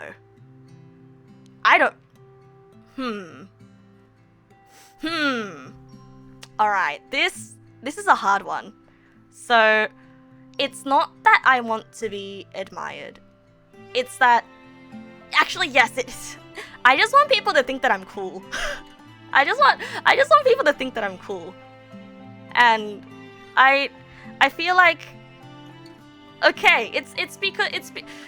I don't want to blame my childhood for everything. But listen, okay, I was bullied and ignored a lot as a kid, both in different situations. So like now I just want to be cool, okay? I want to be a cool kid. I want people to look at me and be like, wow, she's so cool. And I want to do a bunch of things and like, wow, she's so cool, okay? So don't judge me for saying yes to this. I don't know. You know what? It's not a bad thing to want to be cool. I want to be cool. Yes, I do want to be cool. I'm the coolest furry, you know? Well, thank you. There's a bunch of furries out there and I'm the coolest. Wow! Thanks, bro. Thanks, bro. That's a really big compliment. I am uncomfortable when people want an emotional response from me. Yes. Yes. I will give emotional responses. I will give emotional responses as I feel fit. But if there is a situation where I feel like somebody else is expecting me to react emotionally in a certain way, I feel bad. I feel bad. Horoscopes? Yeah, horoscopes. Which Enneagram we taking to the eclecticenergies.com. We're taking eclectic energies. Silver V Casual, welcome. Good evening. And also Limitless Liger, you dropped in earlier and I'm sorry I forgot to say hello to you. Welcome. Good evening. Yeah, so I don't like it when people expect an emotional response from me. So like when people give me gifts. When people give me gifts and I don't like the gift. Or like, I do like the gift, but still, the moment when somebody hands me a gift, the moment when someone gives me something, there are like a million things running through my mind. Like, oh god, what if I really like this, I have to really express that I really like this. I can't just smile at it and feel the emotions on my inside. I have to express it outwardly, and that takes energy. What should I do? What should I say? Like, what if I don't express enough emotions? Right? It's like, sometimes, You know the thing that I hate putting it this way, but like, you know when you're friends with girls and when they see something that they really like, they're like, oh my god, I love this. Oh, this is so good. Oh my god, how did you know? I love this. You know, and they're all like, yee, whippy, yee, right? I might feel that on the inside when you hand me something, but that's not the thing that comes out of my mouth. On the I'll be like, oh wow, thanks, bro. Thanks, bro. I really like this. And then I'll just hold it and I'll stare at it for a bit instead of giving you that explosion reaction. And then the more I stare at it, the more I process the feeling like, I really like this, bro. Thanks, bro. And then the whole time when we're hanging out, I'll bring up the fact that I like the thing. But I'm really bad at giving those sort of explosive, oh my god, I love it. And that's kind of, I'm exposing myself now, aren't I? I'm exposing myself now, aren't I? You might be thinking, wait, Neg, does that mean when you like something on stream, you're lying? Well, that's not true at all. That's not true at all. It's just, I'm bad at expressing immediate emotions when I feel like someone's expecting it from me. Like, I'm okay with expressing emotions. I'm just bad at it when it's a particular event when I know emotion is required, right? Yeah. I'm gonna be at, like, on my wedding day, it's gonna be like, you may now kiss the bride, and I'll be like, oh, no thanks, bro. You know, it's like, it's not that I don't love you, it's just that I'm not feeling it right now. You're expecting too much out of me. When I get proposed to, oh, no thanks, bro. It's not that I don't want to marry you. It's just that I'm not feeling it right now. When someone dies, it's appropriate to just reply with F. Right? It's also like when someone vents to me about something, I find it really hard not to just nod and say, You know, like I'm processing it and I'm thinking about it and I'm feeling bad, but it's like, I'm not really good at giving the, oh my god, you poor thing response, you know? Like my first thoughts immediately go to, okay, how do we fix the situation? I will give advice. Yeah, it's that's rough buddy. But genuine that's rough buddy. It's not that's rough buddy, I don't care. It's, oh man, I don't know what to say. That's rough buddy. You know? You just got hired as a professor. Do you think your student will like it if you promise free lunches to top exam scorers? Ooh, I think your students would like that. I think that would be pretty cool. Go for it. Just check to see if the school board approves of that, okay? It's a good mindset sometimes. I guess so. I do... Inwards, it's a whoa. It's a... Outwards, it's a whoa. Yeah, pretty much.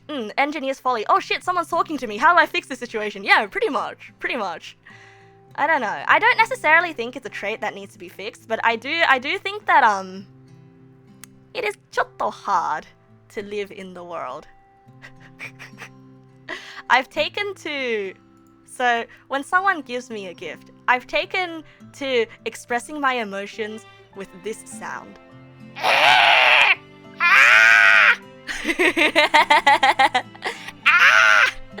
I've taken to making this sound because it's not words, and it is a very simple sound to get out a lot of feelings.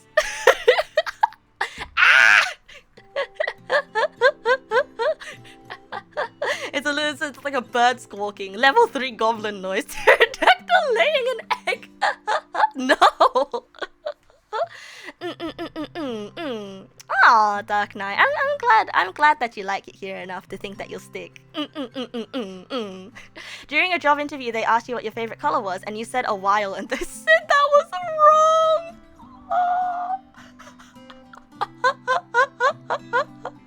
Wait, oh, you said white. Oh, they said that was wrong. That's really mean of them. They shouldn't judge you for your favorite color. Your favorite color is periwinkle, but no one knows it, so you just resort to say black? What? Periwinkle is like the color of my tail and my hair, but my tail is a bit lighter. I know what periwinkle is. Alright, next. I am pretty domineering. Yes, unfortunately. I try not to be, but when I get really into a conversation, I just start overtaking it. I just take over everything. When I get really into a project and I'm working with other people, I just take over everything. Like I can't help but just I can't help but be the annoying actually guy in the room. I can't help but throw my emotional and my idea rocks and my brain thought rocks at everybody, even when they didn't ask for it. And I feel a little bit bad about that sometimes. Not all of my thoughts are good thoughts. Not all of my thoughts have value. So yes, I'm very domineering. I'm always aware of what needs to be corrected. Yes, I do. Yes, I am always aware of what needs to be corrected, which, unfortunately, I am a perfectionist. I will see mistakes everywhere, and that is something that will always bother me. Next. It's hard for me to put my feelings aside, even to get a job done. This is a bit of a tricky one. Actually, yeah. It's very hard for me to do something that I don't feel like doing. I can do so many projects. I can code for so long, I can draw for so long, I can animate for so long. Doing a couple of dishes? Oh, so many dishes. Oh, I can't do it. I don't see much point in wallowing in negative emotions. When I begin to feel anxious, I tend to throw myself into distracting activities. No. I do not. I do not throw myself into distracting activities. When I feel negative emotions, so my therapist told me that it was My therapist told me that it's healthy to let yourself feel those negative emotions. Even if it's uncomfortable, you have to feel those negative emotions. And you have to process them. There is no point pushing them down. So yeah, I don't. I don't distract myself. Oh, yeah, Twitch should give you downscaling options. Maybe try switching to like 320p or a different quality. Cause I think you can do that now that I'm a partner, right? Razor, welcome. Good evening. Thank you for the follow, bro. Thank you. Alright, next. I am a true romantic. No. I don't like anything romantic. What's the opposite of a romantic? I'm a pragmatist. No, I'm not romantic at all. Yes, I am. Yes, I am. I enjoy the romance of the world. I enjoy the romance of the world. I enjoy romance not only purely in the like I love you, let's hold hand, get married kind of way. I'm a true romantic in the sense that like I enjoy romanticizing things, you know. I enjoy romanticizing the everyday, you know. Your life is like, live your life like it's a movie kind of thing. Like everything, every mid thing about you is beautiful. Are they talking about relationships or philosophy? I think in terms of relationships, they're not really, but philosophy, then yes, I am a true romantic. Not exactly daydreamer, but more like I choose to see the magic in the everyday. You know, I choose to see what's wonderful about the mundane. I think that also comes from like the perspective of being an artist, right? Like it's very, very impressionist of me. I have an impressionist view of the world. Yeah, the longingly stare at a coffee cup type of love. Exactly. The longingly stare at a coffee cup type of romantic, you know? Like sitting in the middle of a park all by yourself with a sandwich and just sitting there and feeling the breeze. The breeze feels really nice, the grass is really green, it's a nice day. Actually, it's drizzling a little, but it's fine. The sky will clear up soon. You see a bunch of families, you know, wander by. The children are running around playing games and you're just looking at them like, "Aw, that's a happy family. Aw, they're having a great life together," you know? And there's that feeling of sonder. The knowledge that everybody else around you lives an equally vivid life as yours, and you wonder for a bit what it's like to live life in their eyes. But then you realize once again, you know, it's not just them. The entire world is living. Everything else around is breathing, you know? And in that moment, like, I'm just like, oh man, I want to draw this. Oh man, I want to capture this feeling in some kind of art somewhere. And then I walk home, I go in front of my computer, and then I never think about it ever again, and I never draw this. You know, that's what I mean by I'm a true romantic. It's the philosophy. Sounds like a plot for a music video. Yeah, kind of, hey. Exactly. It's just I see things as if it's like I like to see the artistic value in things, kind of. I don't want to sound pretentious by saying that, right? I think it's a little bit of a boring way. I mean, if you twist it a different way, right? You can say that it's kind of like you're living boringly and you're just sort of coping with the boring, or you can say that like that's weird, I don't get it. And I don't fault you for not getting it, because sometimes I do get into moods where it's kind of like, why am I sitting here smelling the flowers? There's stuff to be done. There's shit to be done. Contemplating the beauties of life is not gonna change shit, you know. So I get it if you don't get it. I do sound a bit pretentious. Thank you. Good. Thank you for calling me out. I would feel very self-conscious if no one called me out, because I am very, very pretentious. Oh, mark my words, I am. Contemplating the beauty in things is changing yourself, I think. I guess so. It's more like some form of empathy. But I think more so it's I just want to draw. What can I say? I just want to draw. It's like, oh man, being here makes me think of a certain tune. Oh man, being here makes me think of a certain, you know, animation or a drawing or something. And that's how I sort of absorb the world. And then I come home and then I sit in my room for like 10 hours in the dark, in front of screen, drawing. It's my osmosis. It's my osmosis. I do like that word. I do like the word sonder. Sonder is a good word. I avoid expressing strong emotions. Yeah, absolutely. I absolutely avoid expressing strong emotions. I have never expressed a strong emotion in my life. I think it is lame to express strong emotions. I think expressing strong emotions is weak. And I would never make myself that vulnerable. Woohoo! I don't even express hatred. No. Hatred is time-consuming.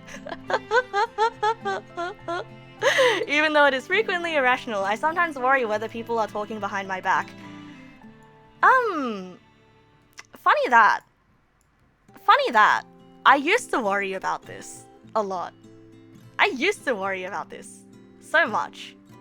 And now, I don't really worry about it too much. Because if people are the kind to believe in what they hear behind, like maybe in a professional setting, I will worry like that. I think it's unfortunate, but in a professional setting, you do have to be aware of this kind of stuff. You know, don't let people take advantage of you. Don't let people step on you in order for workplace political gain. I understand that, but just in regular social situations, I don't really care. Like, if someone's gonna talk behind my back, and if the other person's gonna believe it, then like, it's not really skin off the back of skin off my back, right? So I would say partly, if it is about the professional setting, then I want to avoid doing things that makes people talk behind my back. But that's more like self-preservation, so I'd say I'll give it a partly. I'll give it a partly. Your happiness and your feelings are your responsibility, not mine.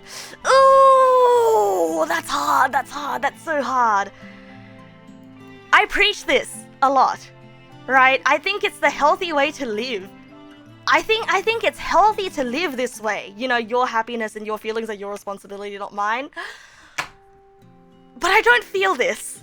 I don't feel this. If you are in my presence and you are unhappy, I feel like it is my duty to make sure that you are no longer unhappy. And if you are still unhappy in my presence, then I am doing a bad job as some sort of a host or as some sort of a friend or a conversation partner. So, unfortunately, no.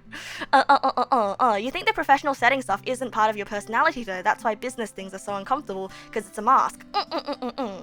Absolutely. It's a problematic thing. Yeah, I know. It's really unhealthy. It's really unhealthy to force happiness. But it's rather like, instead of happiness, it's sort of like your comfort, right? Instead of I feel like instead of happiness, the word should be comfort here. Because I don't want to make people around me uncomfortable. You know? I don't want to wear an ugly shirt.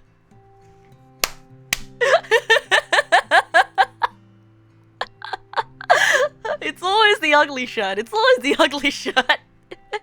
I mean, let's say, like, I don't want to be, like, farting in an enclosed elevator, you know? Anyway, so, yeah, no. We always go, because the ugly shirt, it's just such a good metaphor.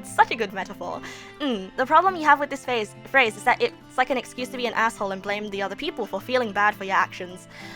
That is true, but once again, like, it is your own choice to make those actions, right? And if the other people feel bad and they bring it to you, I feel like it is kind of a Chad move to simply say, I don't care.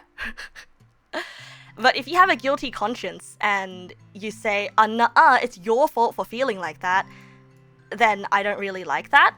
But if you simply do not care, then I think, like, once again, I don't like that, and I probably won't associate with that. But you know, I think that's pretty cool of you to be upfront. Every piece of honestly good advice has been used as an excuse by assholes. Precisely. There are a lot of loopholes in life, and especially in these kinds of things. You think people are responsible for their feelings, but you are responsible for the people who trusted you with their emotions. Bing, bing, bing, bing, bing. Correct. That's such a good way to phrase it, Rodrixum. That's such a good way to phrase it. Although I wouldn't say you're entirely responsible for the people who trusted you with their emotions, but you do have a responsibility to make sure that you don't betray that trust, right? That's a very, very good way of phrasing it. I enjoy that. You're responsible for how you express things, but it's also other people's responsibility to know how they act towards you. Recently, you've been told it's common in people with child trauma to attribute themselves responsibility for others' problems. Oh yeah, absolutely. It's very, very common. It's sort of like a way of assuming control in situations where you feel like you have no control, right? And so like very, very interesting. See what I mean? Like the Enneagram is a test that sort of it gauges your defense mechanisms and what you were brought up with as a kid and have learned from that. It's interesting. I like this stuff. No, that's just us. Oh heck. Very armchair approach. It is a very, very, very armchair approach. And obviously, you know, go see a real therapist if you do want to explore this stuff more. But once again, we do a little bit of armchairing here. We do a little bit of armchairing here, and I enjoy that stuff. It's easy for me to accept other. You have the. I don't mind taking a risk. I really like to beat the odds. Partly. I say no more about this because I don't have anything interesting to say about this. But partly, I don't like knowing the outcome. I do not like knowing my outcomes. I think it is very boring to know exactly what I'm going to get out of life. So a little bit of a risk, you know.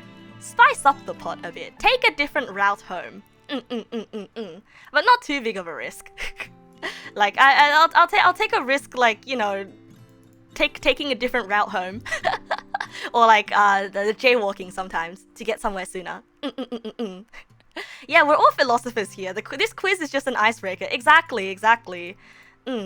Maybe in games. Otherwise, you don't like not having a bit of stability. That's why I choose partially, right? I just like it. I like it when things pleasantly work out. Remember when I was playing FTL and I just said yes to every single thing and I kept losing my party members? That's me. Go through that forest at night without a flashlight? Absolutely not. Personal relationships are by far the most important thing in my life.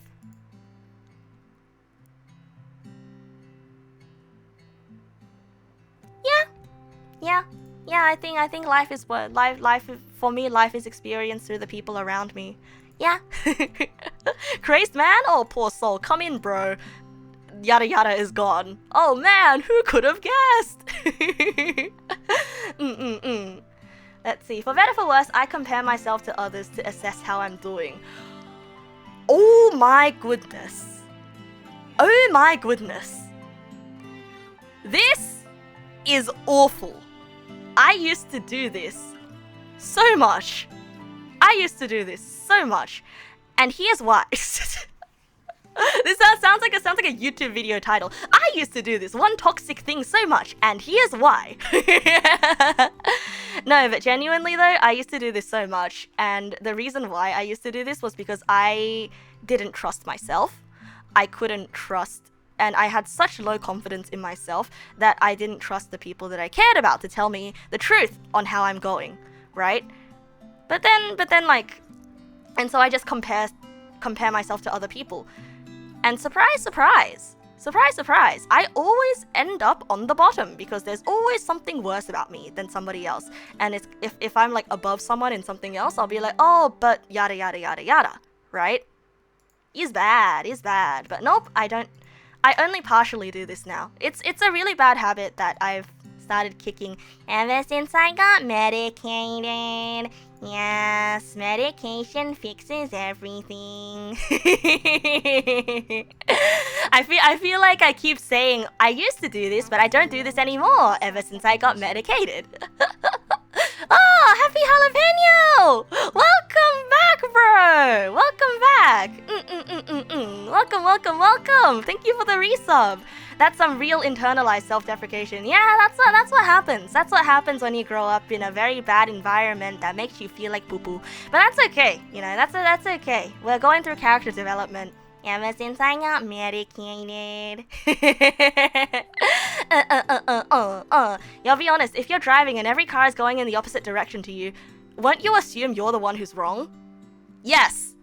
Absolutely. Yes. Medication fixed the broken alternator in your car. You know, actually the broken alternator in the family car has been slowly getting better, and I don't know why. And we've never gone in to get it fixed. If they're tested about the kinds of things that stresses you and the medication is to help you with those things, it makes sense that they're correlated. Right. Alright, next is, it's easy for me to accept other people. They seem comfortable around me because I don't judge them. I would say yes. Would it be too presumptuous of me to say that you guys are comfortable around me because I tend not to be judgmental? Yes? I mean, obviously there are exceptions to this, right? There are exceptions to this, but if I do talk to someone and I feel like they are engaging with me genuinely, right? If I do feel like I'm talking to someone and they are giving me their true genuine response, then I find it's very, very easy for me to accept that person. So I would say yes. I am more organized than most. Absolutely not. What if I want you to judge? What if you want me to judge you? Well, I mean, judgment happens in all sorts of relationships, right? Like very, very small little judgments. And that's how conversations happen. That's how discussions happen, you know, because I make a value judgment or I make a judgment of some sort on something that you said, and then I pew pew pew pew pew shoot something back at you. But like I won't negatively judge you for some. Yeah, I won't negatively judge you for something that you've genuinely opened up about, you know? Wait, I'm scary. Wait, how am I scary? Wait, you fear me? Oh, I don't want you to be afraid of me.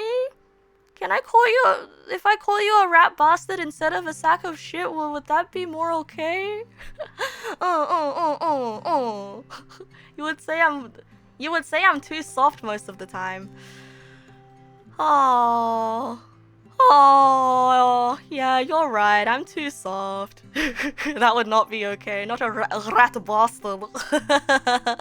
But biting and eating semi regularly. Oh, you know that's just in jest, bro. Be not afraid. Be not afraid. I want to observe and think without giving myself away before I go into action. No. I mean, okay, listen. I want to, but I don't. So clearly I don't want to enough. So the answer to this is no. If someone can't be called a sack of shit, then we must not be called. I mean, I try not to insult you guys too much, right? I don't like the kind of friendships where everyone's just constantly insulting each other all the time. I think that's scary. And I don't like it when it's too mean. Because that's mean. And I don't want to be mean to my friends. I am more loving than most people. Am I? I don't particularly feel like I'm very loving, but I'll say partially. Like, I feel like I have the capacity to be, I feel like I have more of a capacity to be loving, but I'm not really loving, I'm more accepting, right? I'm more like open. You're used to saying shut up idiot to friends, but you forget not everyone is cool with that. Yeah. I am very not cool with that. I'm very not cool with that. I'm okay with it.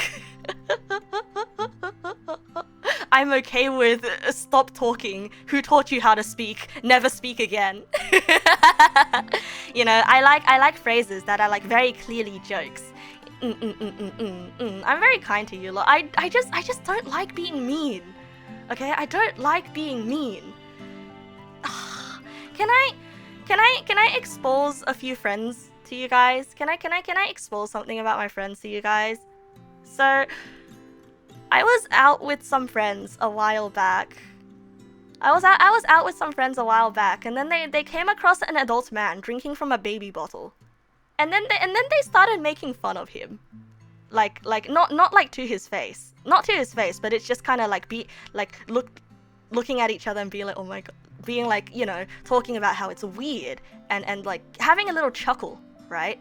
And like I kind of joined in. Shame on me, by the way. Shame on me for joining in. But I felt like it was a little bit mean. And but like a literal baby bottle with a nipple thing. Yeah. Like a baby bottle with a nipple thing. Like, okay, admittedly, it was weird. Okay? Weird as in it's abnormal. But also it's kind of like that guy's out there living his best life. And I'm like, you know what? If it's a fashion statement, I kind of dig that. I kind of vibe with that, you know? But then I just felt really mean. You'd be too fixated on knowing why to mock him. It's not like they were mocking him, you know? My friends, they weren't even mocking him. Okay, to be fair, they did take a picture of me. They did like they did like pose for a picture in order to take a picture of the guy to examine him closer, which I think is like one step way too far. And I didn't stop them. And honestly, shame on me, right? Honestly, shame on me.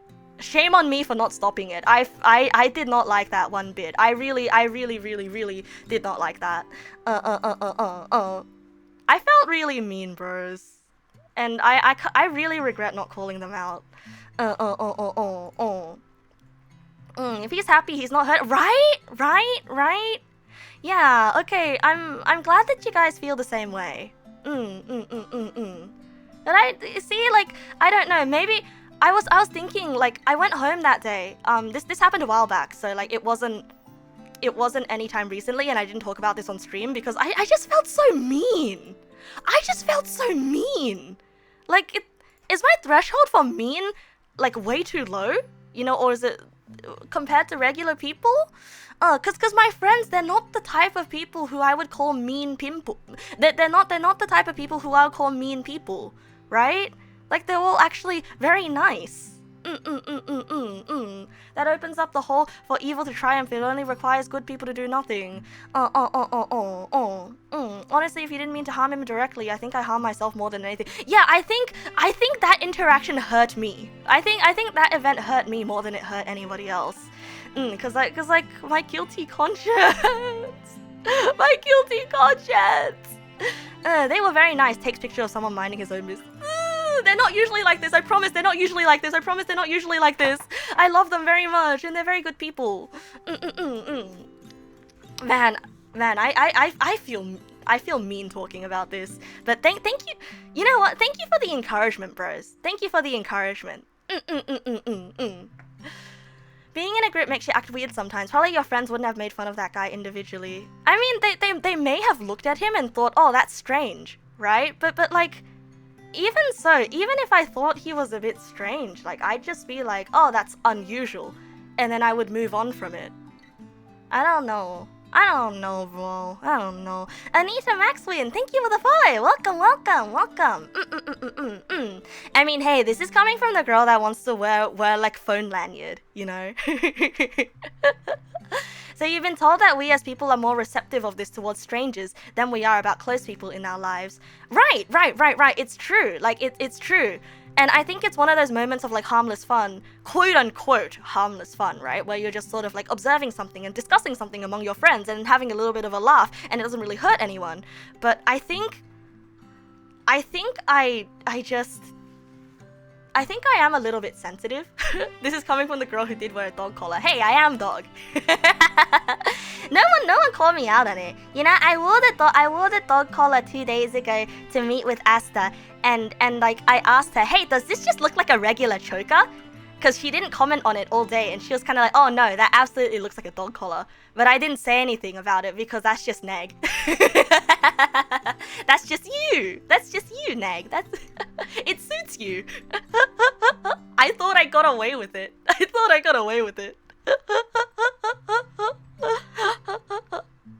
You say this mostly like some people would jump and defend a stranger on the street than we are to jump in and defend, say, a family feud. Oh, I would not jump in to defend a stranger because I know that I'm gonna get beaten up. I am not physically strong enough. Yeah, after all that's happened, it's still me. Did you know that I got robbed? I mean, I didn't get robbed per se, but did you know that when I was meeting up with Asta, I was holding a plastic bag. I didn't get robbed, but I found out that I'm very easy to rob. So I was holding a bag of stuff in like my right hand, and then I was sort of A-posing and walking. Yes, I was neg spreading along the path. I was A-posing and walking with my arms wide spread, and then she was behind me, and she took the bag from my right hand, and I didn't even notice her approach, and she just lifted the bag from my hand, and I just let her take it. And in that moment, like, I turned around like a Skyrim NPC. I was like squared up, because I was like, and the adrenaline was pulsing through me. I'm like, did a stranger just take my bag? Did a stranger just take my plastic bag full of stuff? And I spun around the wrong way as well. If that was a real robber, they would have been long gone by now.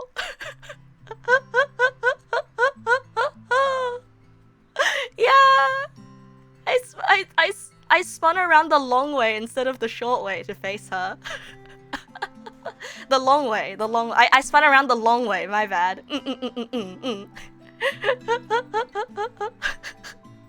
Oh, Arta, you're sick, so you're gonna lurk? No worries, Arta, no worries. Oh, I hope you feel better soon, bro. I was feeling sick earlier today as well, so hopefully I didn't pass it on to you. But I hope you have a good lurk, and hopefully you can drift off to sleep very well. Yeah, I spun around the left way. So anyway, I found out that I was very easy to rob. So yeah, you see the way that I'm standing? Like this? This is just how I walk, okay? I was walking with my arms spread about this wide, and I was just kind of like walking along the path.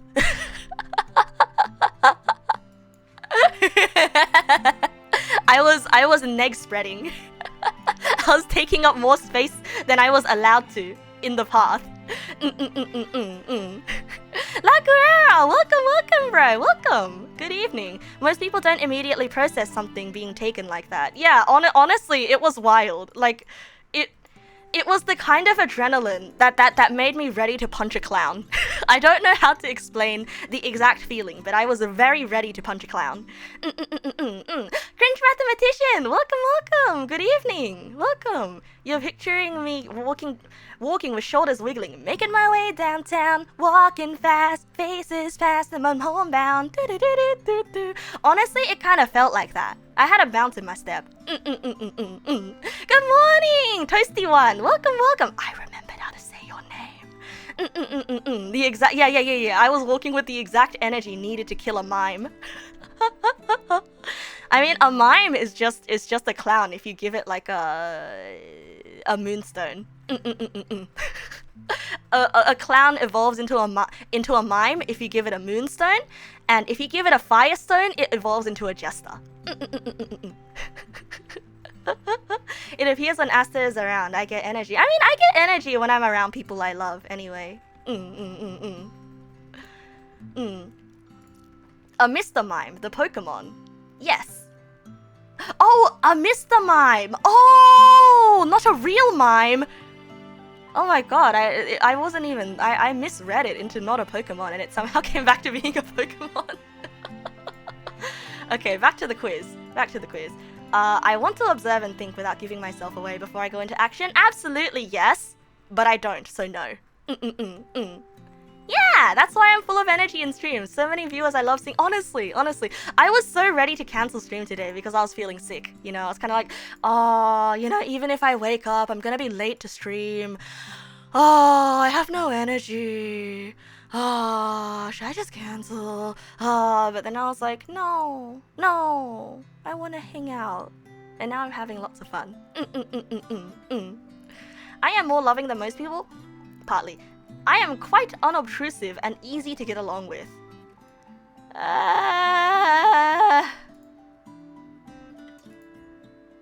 This is just my personal opinion, but no. But no. I think I'm good at saying things that I think people want to say if I'm uncomfortable. No. No, I don't think I'm unobtrusive. I think I'm very obtrusive. To both parts or one part? I mean, I think I'm easy to get along with, but I think I'm obtrusive. Yeah. So I'd say partly. While I am loyal to myself, I frequently worry that others are not going to be loyal to me. Unfortunately,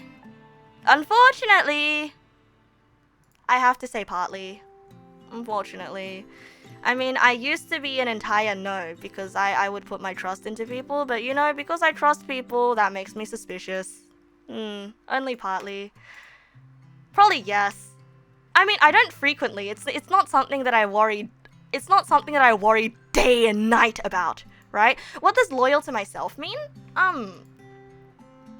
I think it probably means something like I stick to my values. Yeah. I am a good networker. I know how to make connections. No. Absolutely not. Absolutely not.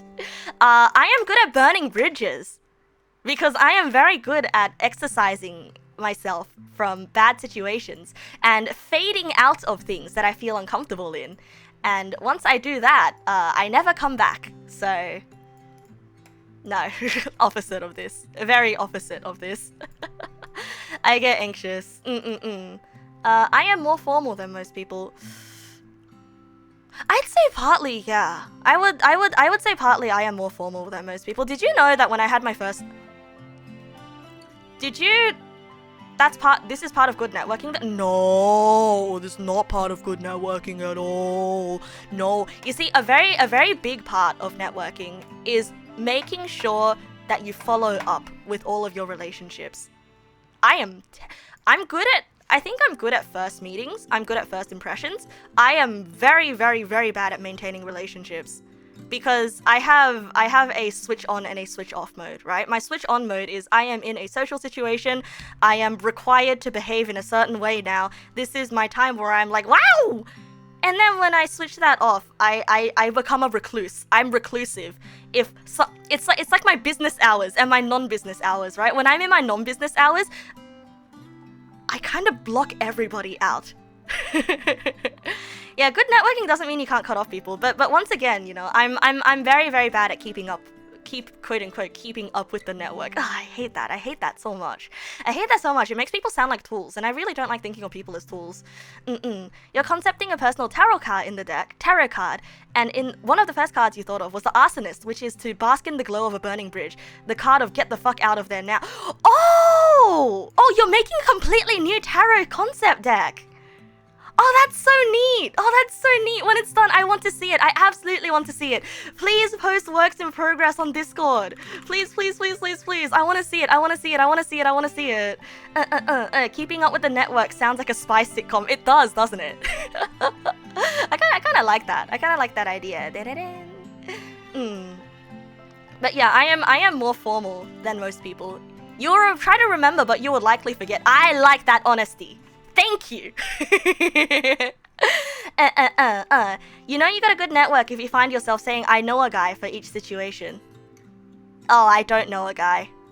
I mean, I know a guy who might know a guy, but that's about as deep as my network goes. I mean, I also have I know a guy who would like to do this, but I don't know if you'd want this guy to do this. Am I the guy? No, I'm not the guy. No, I'm not the guy. It's not me. I'm not the guy. It's not me. I don't want to be the guy. Plus 100 to good first impression. The first stream I watched of mine was an absolute delight. Aww. Aw, thank you. Thank you. No. Who is this guy anyway? Are you saying that I'm my own one guy? Oh, wait, that's such a good way of thinking about it. Hey, if you ever catch yourself having negative thoughts about yourself, imagine that you're a streamer and that you giving yourself negative thoughts is you getting one guide. And imagine there's a chat being like, Lamau streamer, you're getting one guide. Kappa. Lamau streamer. How to fight negative thoughts. And that one guy, that's right, you are the one guy. If you know a guy who knows a guy, then the first guy is good at networking. Wait, who's the first guy? You know a guy that has a funny shaped water gun, but that's knowing a guy, not having a contact. I mean, there's a difference between knowing a guy and knowing of a guy, right? Your brother is bafflingly good at networking. He's even got good at socializing. He's not even good at socializing, but he always knows a guy. That's the thing, right? That's the thing. People who are good at networking, they're not necessarily good at socializing. They're just very good at talking business, I guess? Like they're very good at getting places. Like they're like these people, they're not even necessarily well liked, I found. They're just very, very good at sort of bouncing around many places very quickly. And I find that a lot of the time, like from what I've observed, you know, around people and what they've told me, is that like they begrudgingly sort of accept these people's help because it's kind of like, oh, you know, of course he knows this guy. It'll be good for me to get the services of that guy or something like that. I don't know. Like I'm like 2 levels removed from this kind of stuff. But like listen, okay? When you've got friends who have already graduated uni and they're out in the adult world doing adult things, you hear them talk about things at board game night. Yeah. Anyway, I am more formal than most people. Yeah, partly yes. But also not really yes. Partly. No, yes, in a professional environment, socially, I'd say partly. I got made fun of before at my first job for answering the phone by being like, oh, hello, oh, yes, of course, would that be okay, you know, like, just being really nice and polite. And I got made fun of by my coworkers for like, Lamau, that is the most polite way I've ever seen anybody pick up a phone. That was very embarrassing. But I still answer my phone calls like that, so I'd say partly I'm more formal. You'd say I have a strong network of contacts as a VTuber. I needed to know a lot of people with many talents. Needed to know a lot of people with many talents, huh? Oh yeah, like an artist and a rigger. Uh-huh.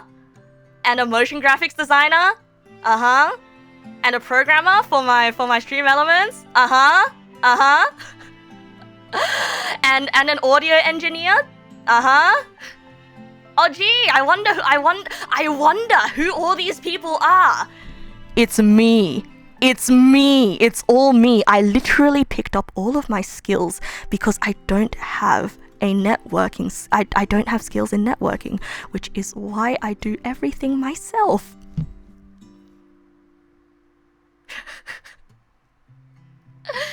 And the people that I end up getting to know, it's people who come to me first to be like, oh, hi, Neg, do you want to be friends? So it's not me. I don't have a strong network. I'm in other people's networks. It's not like I don't know anyone else. I mean, I do, but we're not particularly close, and I can't really pull any strings to get you mates rates. I can't pull any strings to get you further on the waiting list. It's literally just, oh yeah, I kind of know this person. They're a friend of a friend. That's it. Yeah, I am the guy that people know. I'm the guy. Me, I'm the guy. I don't know a guy. I am the guy. But nobody ever books me for anything because I'm always busy working on my own thing. So I'm not even useful as the guy. I'm not even a useful guy. I'm just on my lonely island. I'm on a lonely island here. I seem to just have artist and streamer friends mostly. I mean, I do have other friends. I just don't really mention those other friends by name. Because those friends aren't in the public eye, right? Like my IRL board game friends, they're not in the public eye, so I don't mention them by name. Yeah, I just denied being the guy and now I admit it because I didn't know what the guy meant in your context. I didn't know what you meant by the guy. All right. I am more formal than most people. I am highly individualistic. Yeah. I would not call myself collectivist at all. I have very strong opinions. Rules annoy me. This is a hard one. I think rules that don't make sense annoy me, but I'm able to accept them. Yeah, societal rules annoy me a lot. I think rules that don't make sense annoy me. Yes, no, partly. I get bored more easily than most people. I'm always looking for new yes! Hey guys, I started watching Lego. Hey guys, I started watching Lego videos. But I still have a bunch of Gundam that I need to finish. But Lego just looks so fun, guys. I want to buy a Lego set. But I know I shouldn't get that Lego set until I finish my Gundams. Samilia, thank you for the follow. Welcome. Yeah, there's valid rules and there's ones that just are there to needlessly restrict. The pile of shame is real. Don't call it the pile of shame, it's the backlog of shame. Speaking of things that I got bored of, did you know I'm halfway through the Stephen King book that I was reading and I couldn't finish it because I got bored. I got bored of it. Like, I can't keep reading that book.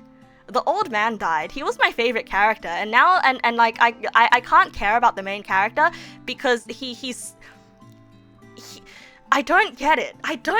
Every single woman he comes into contact with, he somehow has to describe how they breasted boobily. And then there was a scene where he comes home, he lets his dog out, and then it is implied that he just jacks off at the end of the chapter. I had to put the book down. The protagonist is 17 years old. He's 17 years old, but I'm like, come on, I'm here to read a fantasy novel. Come on, man. Like that part was too much for me. I'm like, I remember verbatim. The sentence was, I unzipped my fly and did my thing. End of chapter.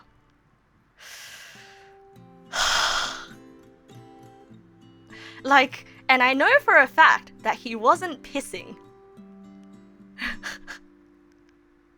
I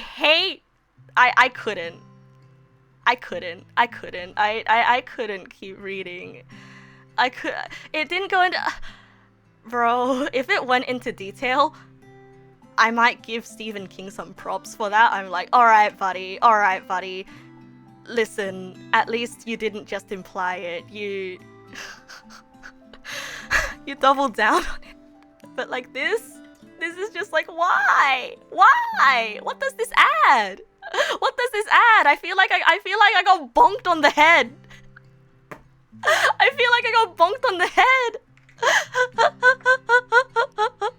And the thing is, the first half of the book where he was taking care of the old guy, Stephen King writes exquisite slice of life. Stephen King is so good at writing slice of life that, like, him writing the fantasy part, it just paled in comparison. I would read Stephen King write slice of life. Like the way that Stephen King writes, I believe one of you guys told me was that he plans out like very loose plot points, and then he doesn't plan his book, he just writes. Like he just does not stop talking. He just writes and he writes and he writes. And that doesn't always pan out perfectly well for him. But like, my god, he is good at slice of life. I want to read Stephen King's slice of life. I don't want to read Stephen King breast boobly 17-year-old boy. I'm gonna go home and I'm gonna tickle my pickle. I don't want to read that. It depicts kids in the sewers doing a act. Oh man, I'm sorry, I'm going on a rant. I will finish this book, but I somebody had to hear about this, okay? I had nobody else to scream about this to, so somebody else had to hear about this. Oh wait, no, I complained about it to Asta. I complained about it to Asta, and Asta's gonna lend me one of her favorite books, and she explained one of the books to me. It's like a psychological exploration kind of book. It's a very philosophical book. It's an angsty book, and I'm gonna go by her place on the weekend to pick it up. So I'm excited. I do need to finish off this book though. I do need to finish off this book first. So I might just sit down one afternoon and just like try to skim through it. I'm done, Stephen King. I'm sorry, Stephen King. Yeah, it just felt different. Alright, next. Wait, why did I start talking about Stephen King? Rules annoy me? Yeah, partially. I get bored. Oh yeah, I got bored. Yeah, that's right. I'm always looking for new experiences. Within reason. I'm not gonna go skydiving because that's scary. I'm attuned to anything that might be dangerous, and I'm security conscious.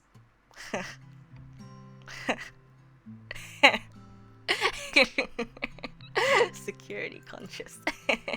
Partially. I often resent it when I see people doing a slack job. Yes! Unfortunately, my toxic trait. This is my toxic trait. If it is something that I am passionate about, I internally judge when somebody is not as passionate about it as I am. And I admit that is a toxic trait. That is a toxic trait on my part. And I need to fix that. I shoved the screwdriver into a PSU live on stream. I mean, I didn't know that they still hold charge. You feel like when I write as many books as Stephen King has, you feel like when you write as many books as Stephen King has, you're bound to have some weird moments and overall duds. Over 60 books and over 100 short stories. I guess so, but the book I was talking about was Fairy Tale, and that's his latest book, and it got like a 4.2 review. Like average on the book version of BGG. So it's not bad. And honestly, the first part of it wasn't bad. I'm just really disappointed that the genre seemed to have shifted. Wow! Wow, Azza! Thank you for the resub, bro! Thank you! Oh, welcome, bro! Thank you for summoning the alert. I'm so happy to see the alert in action. Let's see, nobody likes to be intruded upon, but I hate it, yes. Yes, I hate it. I hate being intruded upon. I get irrationally angry for 1 second anytime I get interrupted. It's an ADHD thing, apparently. I try to get closer to people by being generous with my time and energy. Yes. Yes. No doubt. So if I do want to get close to someone, I will be generous with my time and energy. But I won't... I won't sort of hound them all the time. I will try to find excuses to hang out with them. You know? Like an example is Joru. I think she's really cool and I want to hang out with her more. So asking for collabs is like my way of being like, hey, let's hang out. I am more temperamental than most. But it's mostly because my feelings are so strong. Oh yeah, and also, you know, if I see something, it's kind of like, oh boy, I get to send this to her, you know, because I don't want to just message her with like random things like, hey, how you going? And I don't want to send her any random thing, you know. I need to, if I want to send her something, I need to send her something that's pertinent to her, something related to her, like a slug or a skeleton. I can't just send her, hey, look at this funny meme image. You know, I need to make it seem like I need to send her something that I'm thinking about her because I don't know, maybe I don't want her to think I'm annoying. Every message needs to be a banger. Yeah, Jora always wants to collab with a funny people. She does. Oh, I get, you know, I'm still in that awkward phase of friendship with her where I'm kind of like, oh, am I allowed to message her that much yet? You know, am I allowed to just ask? You know, Yeah, I want to break out of this awkward phase of friendship. Yeah, it's like you mentally have to skid to a stop and do a 180 instead of being told where the exit is, so you can switch direction at a reasonable pace. Yeah, exactly. Shoot your shot. You think a mink wanted to do something, but you forgot a mink?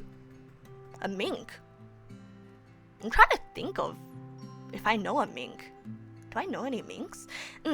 Funny memes have a purpose. They send a message of, hey, I think of you in my free time. I know, and I appreciate the funny memes that I receive, right? I appreciate the funny memes that I receive, but listen, okay? I am a perfectionist in everything, and that includes, if I want to send you a funny meme, it better be top quality A5 Wagyu meme. That meme needs to have lived a wonderful, loving life before it was slaughtered for your consumption, alright?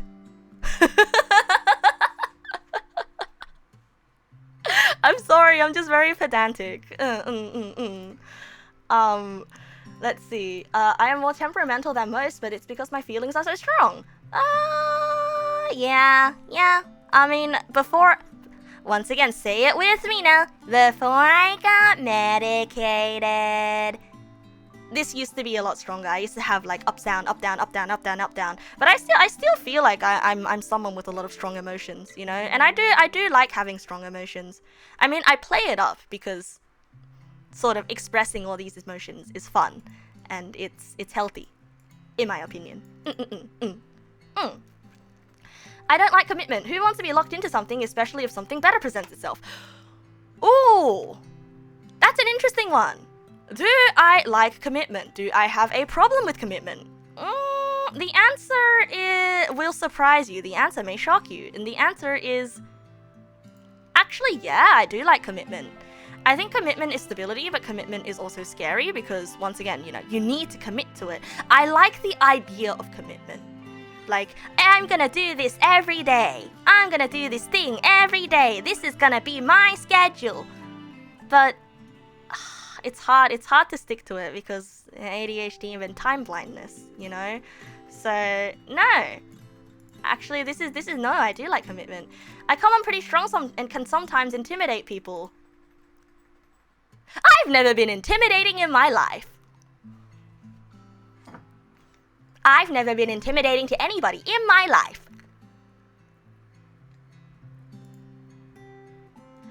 I go along with what others want unless I have a very strong desire of my own, which I usually don't. No. No. I mean, it's easy to get swept along in the social hubbub of things. It's easy to sort of go along with what everyone else is doing, especially if you're sort of you don't want to disrupt the flow, you know. If your friends are in a flow state, you don't want to disrupt it. So that's a no. But I do have strong desires of my own. There are things that I do want to do on my own. You will high neg me tomorrow. Okay, perfect. That's a promise, right? So, well, yeah, no. I do have strong desires of my own. People are attracted to me because I impress them. I don't like the way that this is worded. I don't like the way that this is worded. I personally like the attracted. No. I don't particularly think that I impress a lot of people. Like I would say I would say that I do some things that may be considered impressive, right? Gravitate, right? Okay, gravitate. Okay, I guess gravitate. I think I do some things that I may consider impressive, but if people do gravitate towards me, I don't think it's because I'm impressive. I think the main reason people... I feel like I'm like talking myself up. I don't like gassing myself up. Because like impressing someone, that kind of has the connotation of like they are admiring and looking up to you, right? Like I don't think I have that effect on people. You know, I don't think I am someone that people look up to.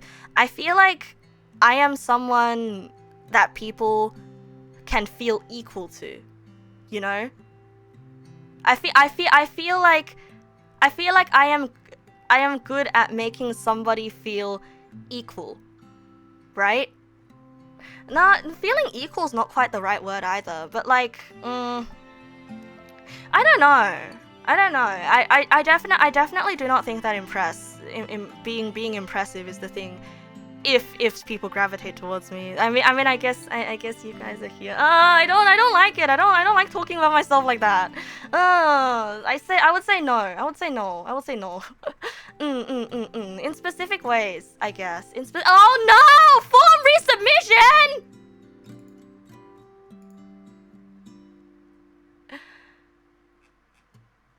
No!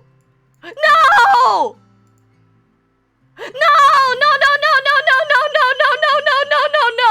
No!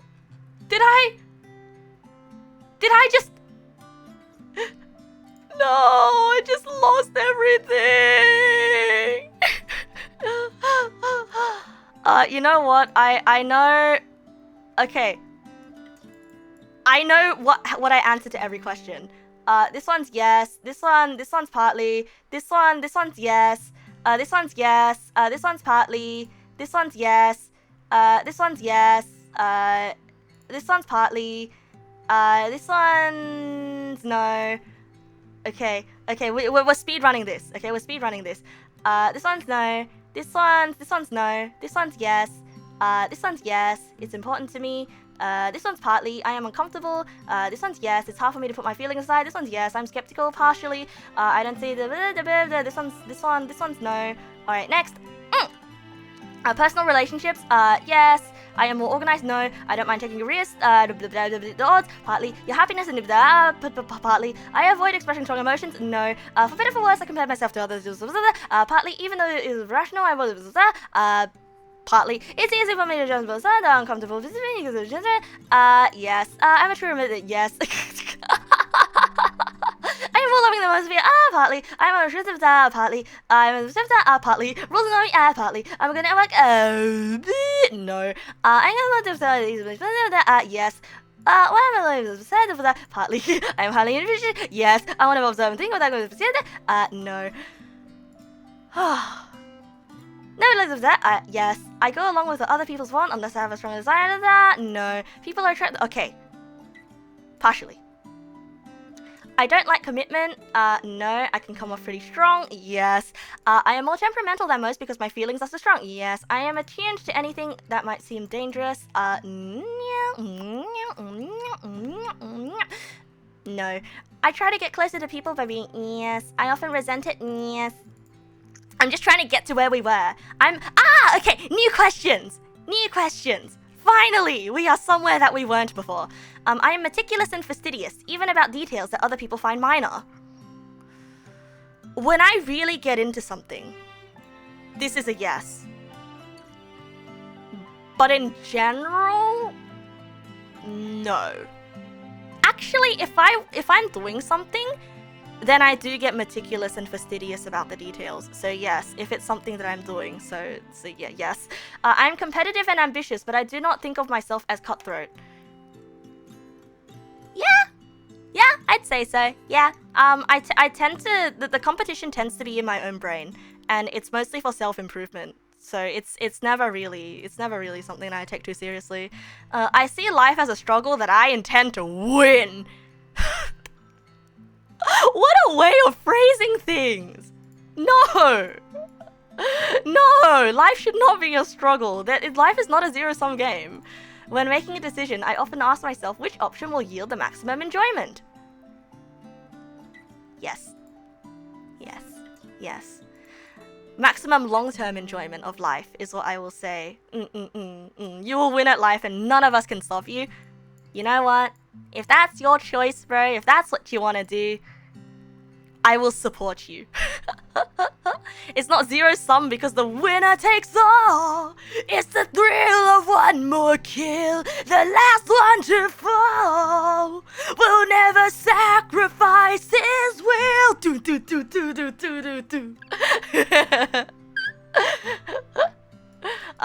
Sometimes I have overextended myself in trying to help people. Yes. Absolutely yes. Do you know how many full-scale things I have offered for free?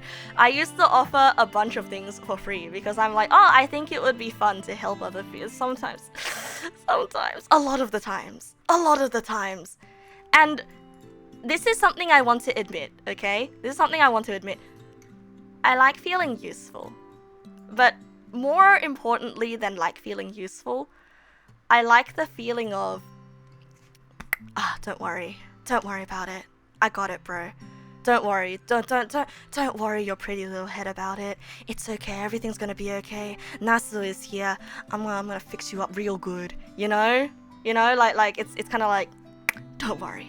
I've got you. Stand behind me. Like I like feeling like a knight in shining armor when I can. It's like, someone being like, oh no, deadline. My artist pulled out on this. I'll be like, I'm gonna push aside all of my other plans. Don't worry, bro. I got you.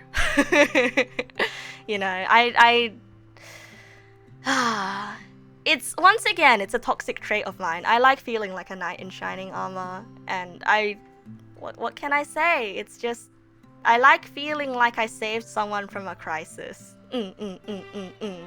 But I don't. But like if it's, something on a regular timeline and someone wants to employ me for this thing, I'll be like, nah, no thanks, I'm too busy. But if it's last minute and they're in like a panic and it's kind of like, please, you have to help me.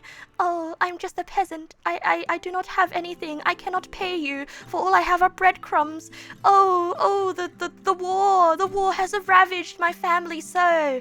I want to be the cavalry, yes, the knight in shining armor that says, fret not, my lady, fret not, my lady, for my mercenary services shan't cost you a single penny, nor a breadcrumb. I am here to protect and serve, because you are the one, you are the only one that I have care for right now.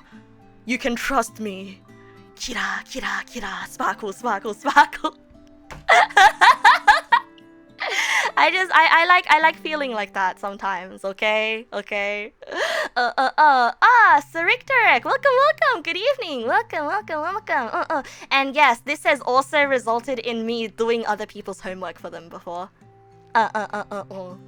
So there you go. I feel really lame. It is like it. At some point, it kind of is a toxic trait because, like, I'm not helping them for wanting to help them. I'm helping them for wanting to feel like a hero, which is kind of yucky, in my opinion. I feel a little bit yucky when I put it that way. So what does it mean that you want to be the barbarian that runs around screaming and punching? What does it mean? in this metaphor? What does it mean? Like, you want to be there as emotional support? Yeah. Helping for free afterwards, I don't feel bad. I guess so. I feel like, in terms of being toxic, it's more like it's toxic to myself. Like, it's not hurting anybody else. It's hurting me. It's hurting me. And that's toxic to me. Yeah, you think worrying about the good deed versus the good deed for the sake of feeling good is a waste of time? Oh, absolutely. We are all selfish creatures. I am drawn to emotional intensity and I am not afraid to explore the depths. Literally, 80% of my streams sort of devolve into talking about emotional intensity. So... I am a big fan. I am a big fan of emotional intensity. I tend to avoid conflict. Oh, absolutely. Absolutely. I am very, very conflict avoidant, and that has caused conflict in my life. It's important to me to feel as though I belong. Yes. Yes. I talked so much about feeling excluded, so yes. If I'm not careful, I can get too isolated from others. Yes! Yes! Yes, this as well. See, this feels like a paradox for me answering yes to both of these. I want to belong, but also at the same time, I have reclusive tendencies, right? Like, what you see on stream is what I want to believe to be the best version of me. And the best version of me, the ideal version of me, is someone who always has time and someone who has a lot to give. But in reality, when I'm not on stream, you know, in reality, I'm actually quite reclusive. Some of these seem to be recurring themes across a lot of my streams. Yeah, I know. Some of you guys are like probably sick of it by now. It's kind of like, Neg Nasu, get some new material. Thunk. throws a water bottle. Thunk. But like, you know, there's many angles to talk about the same things. Yeah, get some new traumas, bro. These are old traumas. I don't know. It's a bad habit of mine. I like to justify things. I like to overly justify things. No one would ever call me no. Absolutely not. I am very upfront. I am selfish. To deal with the fear I always have, I'm as nice and as warm as possible to everyone. Yes. Yes. I know. I just maybe it's because like I'm feeling a little bit self-conscious tonight, so I'm laying on the self-deprecation just a little bit thicker. I'm a big procrastinator, not a large procrastinator. Maybe I'm just a regular procrastinator. I'm not big. I'm not a large procrastinator. It's strange to think that I think there's something beautiful about sadness. I hate the fact that I'm answering yes to this, because saying this out loud feels very cringe, right? Saying this out loud feels very cringe, right? But it's kind of true. There is something beautiful about sadness. Because if there is sadness, that means something of great value. That there is like something that you value. Because if you are sad, that means there's something you value. And there's something beautiful about the fact that the thing that you value has brought you such strong emotions. Because sadness is an emotion that hurts you. You know, it's physical pain. It sounds borderline edgelord, but you agree, yeah. It sounds borderline edge. I mean, I'm not thinking of this in the I am the darkness. You know, I'm not saying like that darkness is beautiful. I'm just saying that like it's the strength of that emotion that's beautiful. I'm coming at it from that romantic angle. Yeah, there are different ways to appreciate sadness, and some of them are cringe. But I'd say like the extremes of all of them are a little bit cringe. But then again, who's to say? You know, who's to say that's cringe? It would be the worst thing to be seen as others by a loser. Whoo! Listen, I went through my entire life being thought of by a loser. I think as long as there are people who don't think you're a loser and think that you're the coolest guy ever, does it really matter who thinks you're a loser? So no. No, it's not the worst thing. I hold a tight rein on my temper, yes. Actually, anger is not a feeling that I feel a lot, actually. Yeah, I don't really feel anger too much. I don't really have to hold a tight rein on my temper. That's really strange. I don't feel angry. Yeah, I feel annoyed. I feel a little bit pricked. I feel a little bit peeved. But then it usually just ends there. You know, I don't really get angry. Do I want to feel? No, I don't want to feel angry. I don't want to feel angry. I remember the last time that I felt angry, and it was like your whole body is trembling, and it feels like you can't feel anything. It's bad. I don't particularly enjoy the feeling of anger.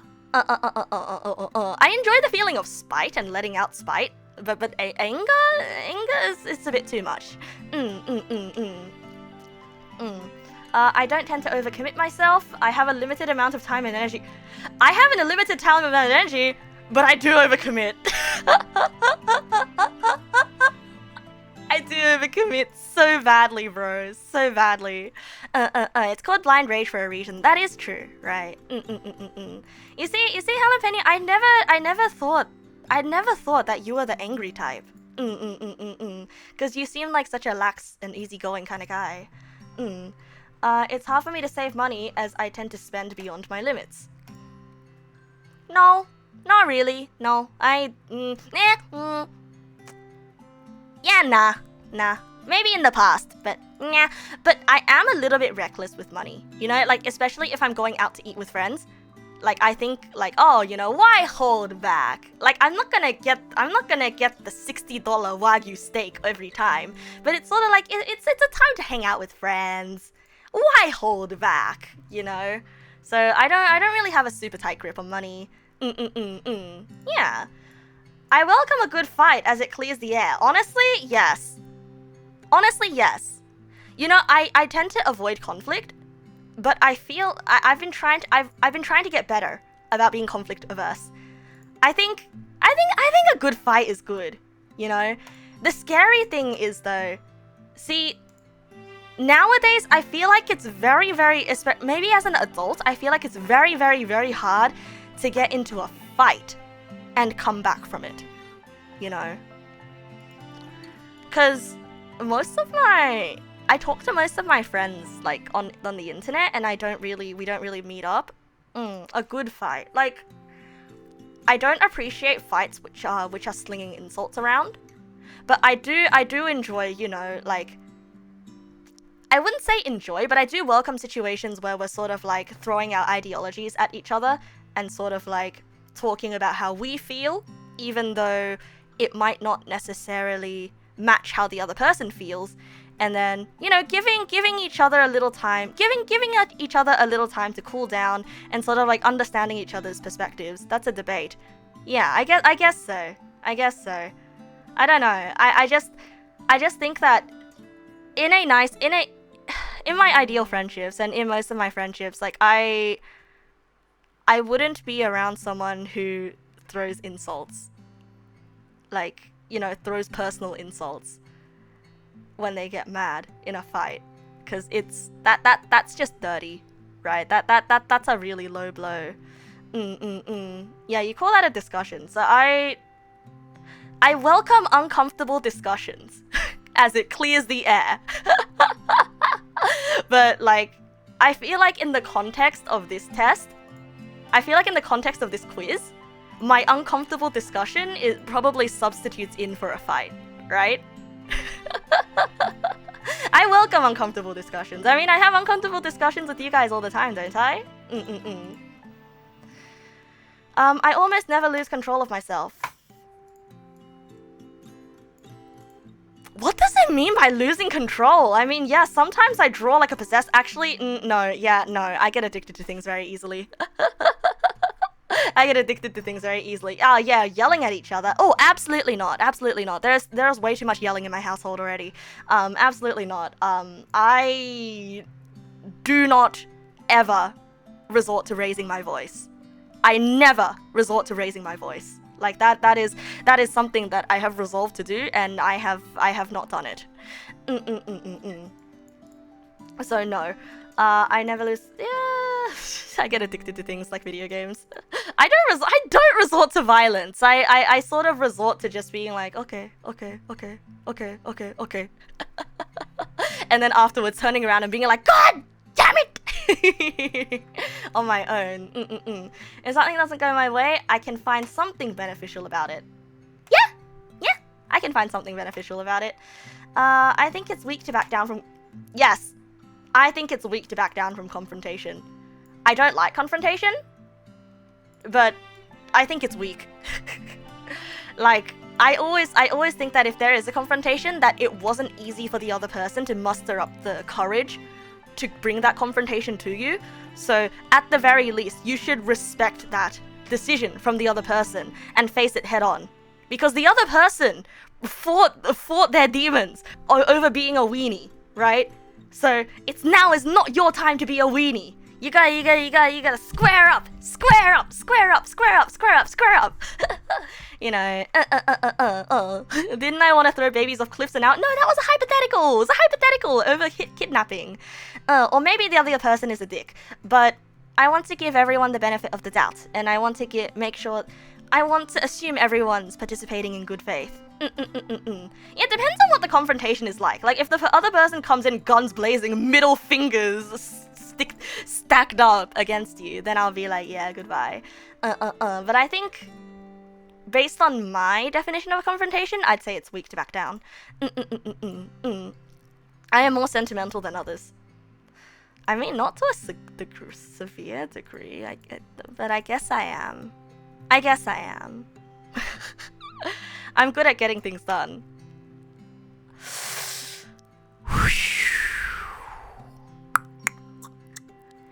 I'd say I'm good at pushing things to the finish line. But I think that's very different from getting things done, if you know what I mean. Like, I'm bad at following a timeline, but I'm very good at pushing things to the finish line. Okay, fine, I get things done. Okay, Okay, I want to be noticed, but it also makes me uncomfortable. Wait, what the fuck? Wait, that's me! Wait! This literally... this quiz is calling me out. What? I felt like the monitor just I feel like a hand extended out of the monitor and pointed at me. What is this? Yes, this is... I don't even need to explain this. It's just the ordeal of being perceived. You get things done immediately when it's for yourself, but you procrastinate for months when it's a task at work you don't like. Oh yeah, me. You were just talking a few days ago about how I was uncomfortable with my community getting too large. Yeah. Well, thankfully, we're nowhere near like critical mass, so I can still keep chilling. You know, I can like do a few esoteric streams. You know, cull the herd, cull out the weak. Do some more esoteric streams, you know, do a few watching paint dry streams and like get a few of the numbers to unfollow. You all want to be here to observe me. Oh, bro. Oh. Usually you just I'm constantly on the lookout for things that might go wrong. Yes. But no, but yes, but no, but yes, but no, but yes, but no, but yes, but no, but yes, but no, but yes, but no. I'm gonna stay as late as it takes for me to finish this quiz. But yes, but no, but yes, but no, but yes, but no. Partially. Usually I just focus on the positive sides of people, as focusing on the negative traits or events does not help make relationships more harmonious. I don't like this. I do not like this. I used to operate like this. But unfortunately, just focusing on the positives and ignoring the negatives ends up making things explode. So you have to address the negatives. Everybody will have negatives about them. And if you choose to, yeah, it's self-destructive, right? So if you choose to ignore the negatives, then things are just gonna implode. Yeah, and ignoring the negatives lets things fester, and it gets to a point where you can't deal with it anymore. You have to address it as soon as you notice it, or as soon as you notice it being a significant issue, right? Because, like, can you imagine, like 1 year later and you're like, oh man, I can't take this anymore. And then you address it and the guy's like, dude, I've been doing this for like a year. Why did you tell me now? You know? Yeah, you shouldn't focus on the bad, but like you shouldn't ignore the bad, you know? The choice of the word harmonious is interesting too. I do like the choice of the word harmonious because what I'm thinking of, like in order to make this a little bit more personal to us, right? Like, say for example, there is somebody in the community, let's say a new Neg pal joins, right? And they're typically a really cool person. They post in the community, we have some laughs together, but they won't stop posting about, like, let me think of, like, they won't stop posting about their jar of spiders. They just won't shut up about their jar of spiders. Like, every day they'll be like, hey Neg, one spider crawled out.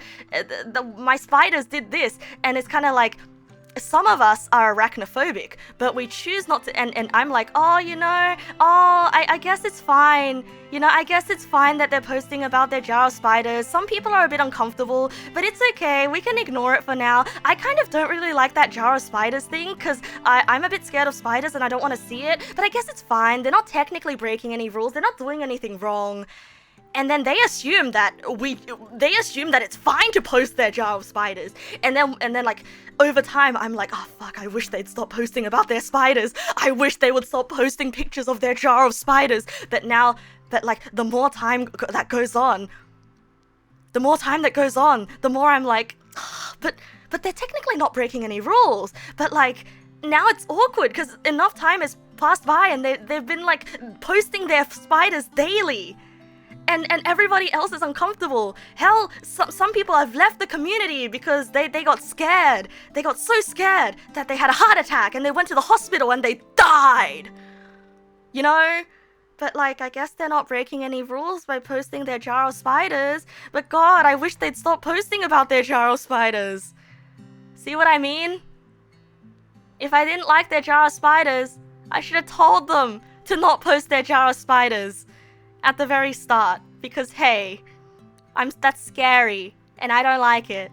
Rule number 46, do not post about your jar of spiders.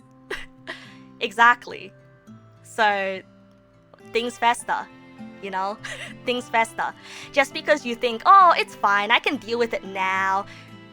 If you think that, oh, I guess I can deal with it now, then prepare to deal with it forever, because dealing with it now means that it's never gonna get resolved. Yeah, exactly. You gotta moderate the vibe of your community, or else it will implode on you. We do not want a jar of spiders situation, now do we? And I know it's my job. It's my job to make sure that nobody spams about their jars of spiders. but also guys, if I say this as the curator of this community, and as the owner of this community, and as the Neg Nasu of this community, if somebody's jar of spiders makes you uncomfortable and you don't know how to address it, feel free to DM me or a mod about this, and we will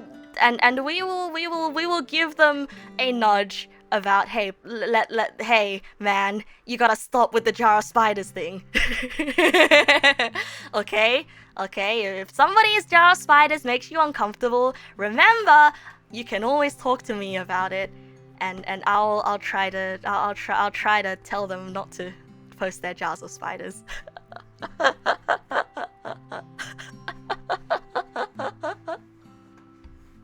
I will personally, obsessively talking about X thing is now banned for reasons. No, you can obsessively talk about things, just don't talk about your jar of spiders. Oh, I mean, if you do have a jar of spiders, I think that's pretty cool. Just like spoiler tag your image, okay?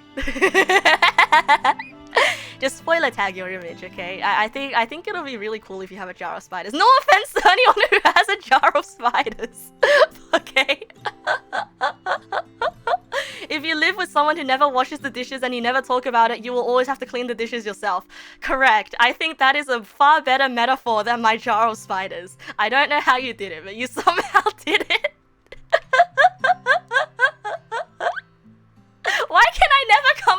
regular metaphors? Why are all my metaphors so bad? I accumulate lots of knowledge to counteract my lack of self-confidence. Holy shit, me. Do I even need to say any more? Holy shit, me. Oh, Jalapeno, I'm about to enter my Lego era.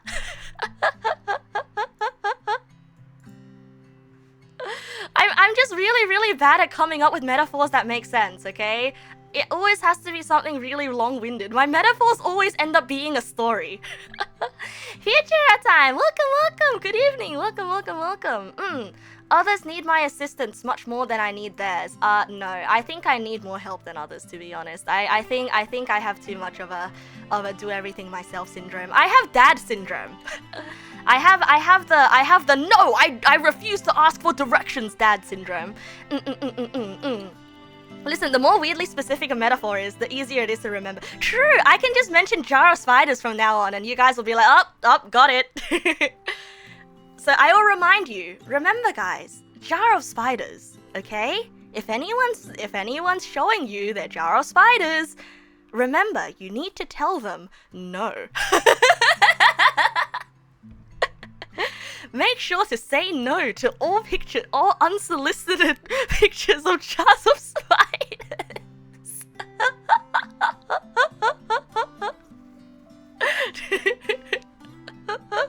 If anyone tries to share you any type of jar, you're gonna say no. Even Jar Jar Binks?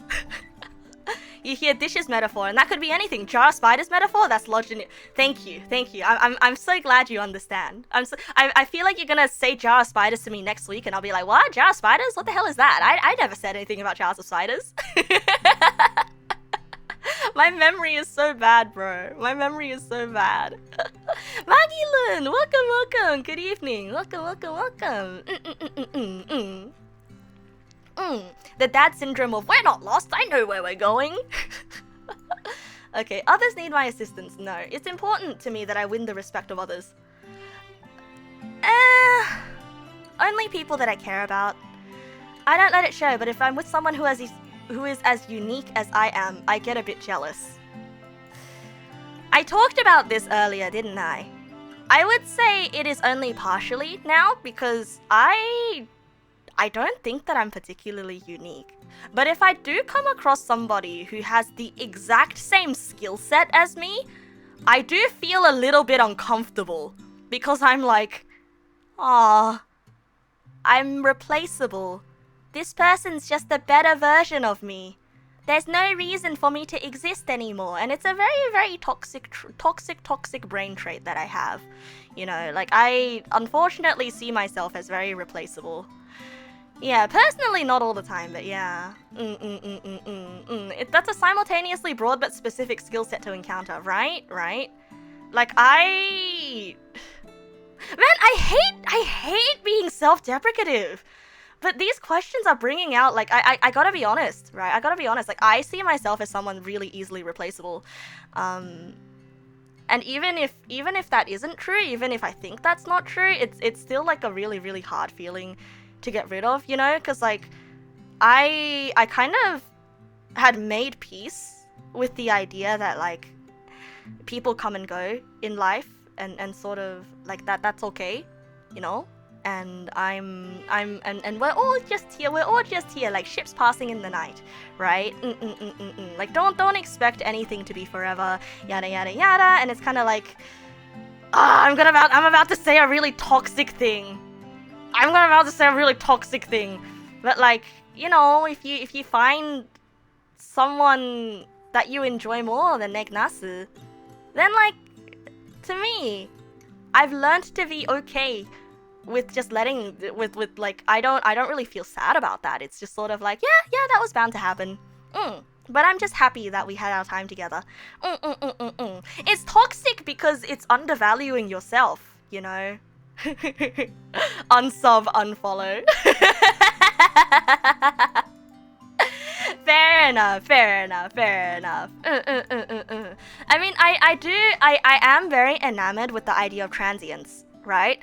And I think transience itself, by the way, transience is, for those of you who might be like, you know, English second language, transience is the idea that everything in this world is temporary and nothing is forever. Like, the idea of transience is very beautiful to me. So it's something that I'm very easily able to accept. That's true. Some of the ships have been here for a while, and that's not a coincidence. And I'm very, very thankful for that. It's toxic because it sounds like the iconic "I don't mind if you leave me," which is why I'm like going like topsy-turvy trying to justify it, you know. It's because it's genuine. Like, I don't mind because it's literally, I will not cry because it's over. I will smile because it happened. Or rather, I will cry tears of happiness because it happened.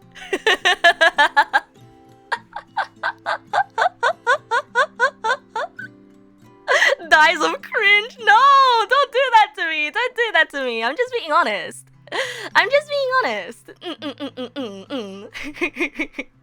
Yeah, so it's like that. To quote someone present here, never speak again. To quote someone present here, me?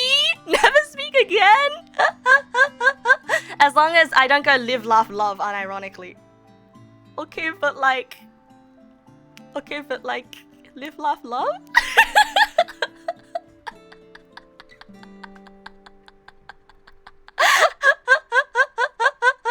Have you ever enjoyed your own silence? How about you try it out now?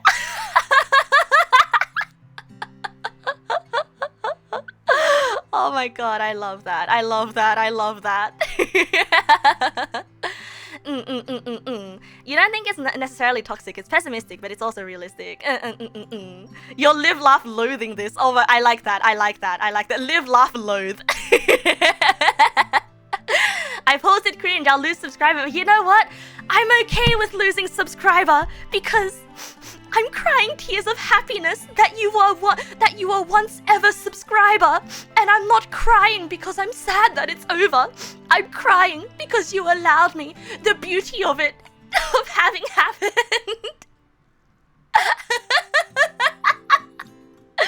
Oh, it's so lame. It's so lame. I'm being lame, but you know what? I'm being honest.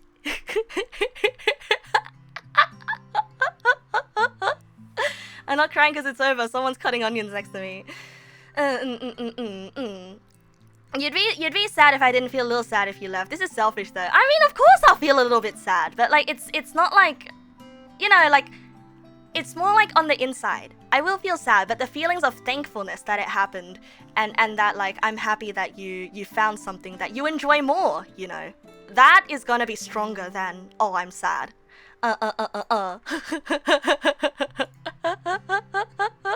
Basically, I'm saying, fuck you, Chad, I'll see you at work. Okay, let's see, next one is, most people don't know that I am actually really sensitive, as I tend to conceal my emotions. Yes, I am an unreadable brick wall. You see, my true emotions are an enigma. I have never been honest with anyone in my life. All of those emotions that you saw just now, those were but a simulacrum of what I perceive to be a suitable mask for this particular situation. None of my emotions are real. No, most people no. You can see me being more of a brick wall. I like to talk about myself as being a brick wall and being very like, you know, standoffish, but I'm actually not. I like to think of myself as edgier and more standoffish than I really am, but it's actually very, very, very easy to loop me into a conversation, and I will just keep going and going and going and being friendly. But I will also never contact you ever again, and if you want to catch up with me for coffee, I will see the text and I'll be like, oh, that's fun, and then I will forget to reply, and then we will never speak again, and you will assume that I'm not interested in being friends. But I really am, it's just that I forgot to reply to the text, and now we will never speak again. And that's how a lot of my uni friendships went. People that I make friends with in class. Yeah, how can emotions be real if Neg Nasu is not real? Change, whether to a new job or a new school, makes me more anxious than it does most people. Yes! I do not like change. Oh boy, green eggs and ham. Green eggs and ham, isn't it strange? Call me Neg Nasu, for I do not like change.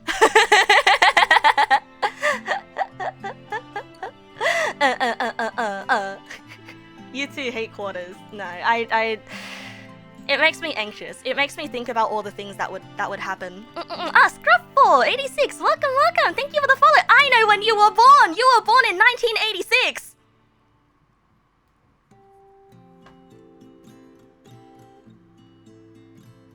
Or maybe it's just a random number that was assigned to you. If I sent another text, I'll be guilty to reply because I forgot the first text.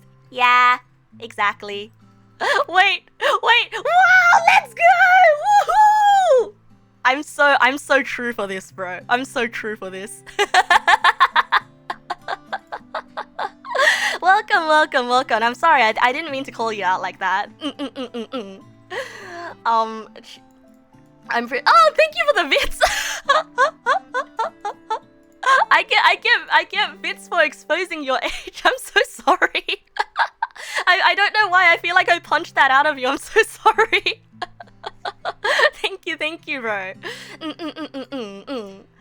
I'm pretty tough. I wouldn't say I'm tough. I would say I'm resilient. Yeah. I would not say that I'm tough. I'd say that I'm resilient. Very similar things, but very different. I'm not a show-off. In fact, I probably have been too modest. This is a very show-off thing to say. This is a very show. Wow.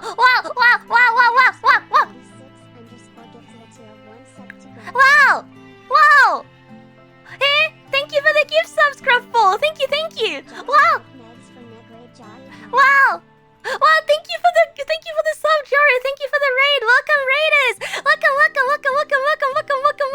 Welcome. Wow. Jory, I saw what you were playing today. You were playing the Darkest Fairy, weren't you, Jory? You were playing the Darkest Fairy. I really wanted to watch your stream, but I also have my own stream. My TTS needs to be louder. Okay, gotcha, boss.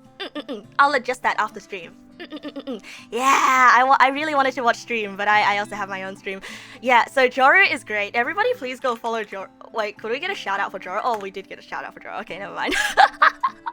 But pretty much, Joru, did you know that earlier I was actually just talking about you? Like, oh, you know, okay, most people drink to get more courage to talk to people. Me, I get more courage when I'm on stage. I don't know why. I really don't know why. But Joru, I told everybody that that I think that we're still in the awkward phase of our friendship. Sorry, relationship makes it sound sus. Our friendship. Awkward stage of our friendship where I'm not sure if I should bother you and I'm not sure if I should reach out to you or not, and so I'm being a bit of a perfectionist about the kinds of memes that I send you. And they told me that you also want to reach out to me more as well. Is this true? Not to put you on the spot or anything. Actually, you know what? I am putting you on the spot. Don't feel obligated to answer this. Oh god. What have I done? What have I done? Send more memes. Okay. I'll send more memes. I'll send more memes. I'll send more memes. I wish I had a cheering soundboard. I want the cheering soundboard. Oh, Scruffball, thank you for the bits, bro. Thank you. Right, you need the perfect meme because it's kind of like I can't send you just a generic meme, a generic haha meme. It has to be like a perfect meme that only you will get as proof, as a symbol of I've been thinking about you specifically. This is not a meme that I can recycle and send to someone else. This is specifically meant for you, you know? It has to be one of those. Otherwise, it just feels I don't know, okay? Yeah, I'm also very shy about reaching. I'm just worried that I'm bothering you because you work so hard. You work all day, and yeah. I can craft my own memes. True, I can craft my own memes. It is very true. Oh, anyhow, welcome, Raiders. From Joru. My name is Neg Nasu. I'm a funny purple dog, and I am a collector of hobbies. I like to do a lot of things, but most importantly, I like to talk about. I hate this. I'm an armchair psychologist now. I love to armchair my audience.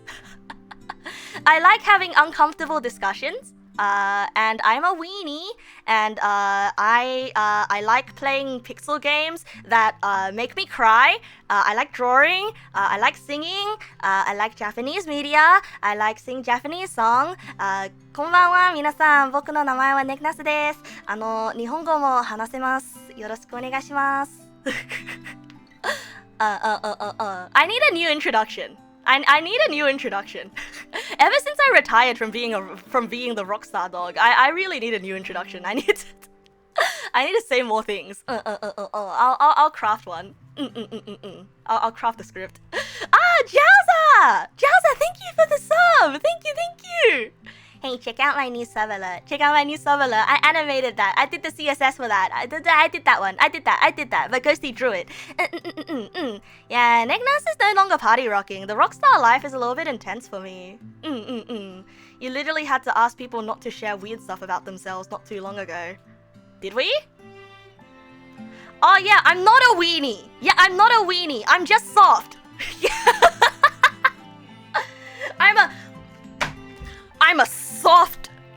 I'm a soft sausage, but I'm not a weenie.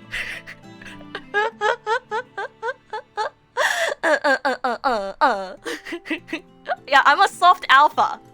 I hate the. I am not introducing myself as a soft alpha.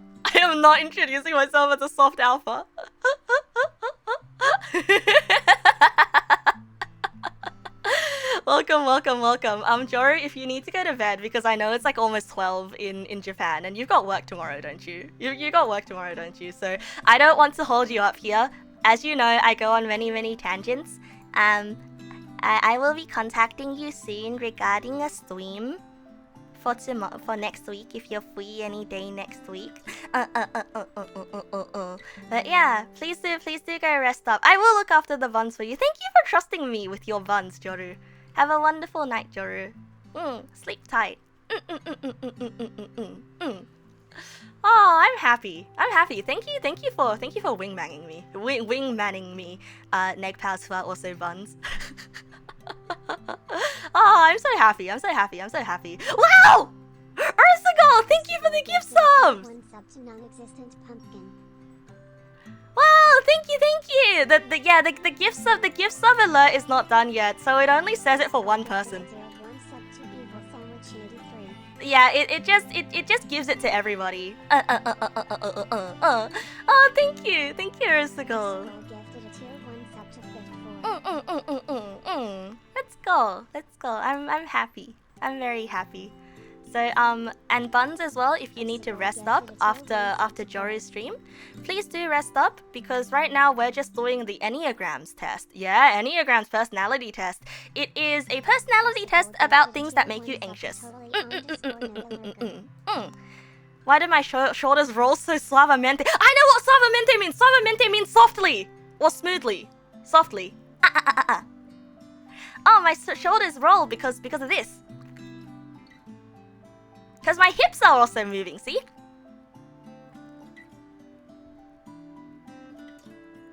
See? It's my whole body shaking. See? It's because I'm wagging tail. Don't squat though.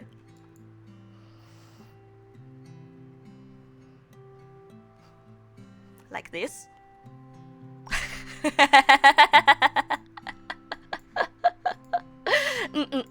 Suavemente, besame. No. I'm very carefully not breaking my knees. Oh, okay. So, for those of you who don't know, I'm doing the Enneagram test today, and we're just pretty much talking about things that make me anxious, while I am armchair therapizing everyone. I remember Ganondorf Sabermente? I do.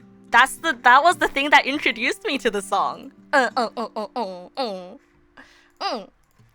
you guys help me craft a new introduction, by the way? I felt very lame for that introduction. Anyway, next, I'm not tough. I'd say I am not tough, I am resilient. I'm not a show-off, in fact, I've been too modest. I think I am a show-off. I think I am a bit of a show-off. I would say partly. I am a brainstormer. For every problem, I can think of 10 approaches to a solution. Probably not 10. But I really do like thinking of several solutions. And not all of the solutions are useful, but I will, if I find one solution that I really like, I will be very hell-bent on that one solution. So, I'd say partially. I can't rest until the job is done. Yes! Yes, there are many times where I will stay up very late just because I want to get one thing done. I want to enjoy things, so I'm not very disciplined. I'll say yes. I'll say yes.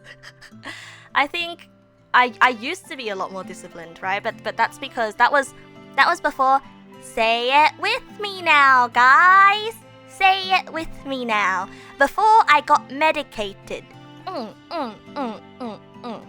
Before I got medicated, I used to be more disciplined because I was running on adrenaline. And that adrenaline was all anxiety that something bad would happen if I wasn't disciplined. So it literally hurt me to be disciplined. So now I'm very chill. In fact, I'm too chill. So yeah, I'm not very disciplined. Like in the past, I would worry about like, oh no, I'm gonna lose subscriber. Oh no, I'm going too slowly. But now I'm like, I'm just gonna go as slowly as I want. New intro idea, just repeated the words suavemente, besame. You're the opposite. The solution you give me, you'll give me 10 reasons they won't work. Oh no. You're the guy that should work with the one that gives 10 different solutions. Maybe excessively chill. I need more adrenaline. I do have adrenaline. I feel like I have enough adrenaline. Maybe. But I won't stop taking my meds just to feel something, okay? I generally appear calm and even-tempered, even when I am under an enormous strain. No. I think I wear my emotions on my sleeve. When I am under enormous strain, you will know. You will know. I am more dramatic than most. I don't know! What do you mean? Thank you so much for the... Thank you so much for the gift subs. Thank you. I think that is very besame of you. Suavemente, besame. Don't get a labios. Thank you, Nimbasa. Thank you. Man, I wanna get the new sub alert. I mean, I wanna get the gift sub alert done by tomorrow. I wanna have it uploaded tomorrow. Perfect 10 out of 11. Damn, I'm missing 1 point. Damn. Let's see. I have a compulsion to do things the right way, even if it's not cost effective. Yes. For stupid uni assignments, even if it will not give me any more marks, I will insist on doing it the proper way. The proper way, with proper code, with proper everything. So yeah, I have a compulsion. And it's really bad. It's really bad because I'm very, very, very bad at cutting corners. I've been told that I lack tact, but the important thing is to tell the truth.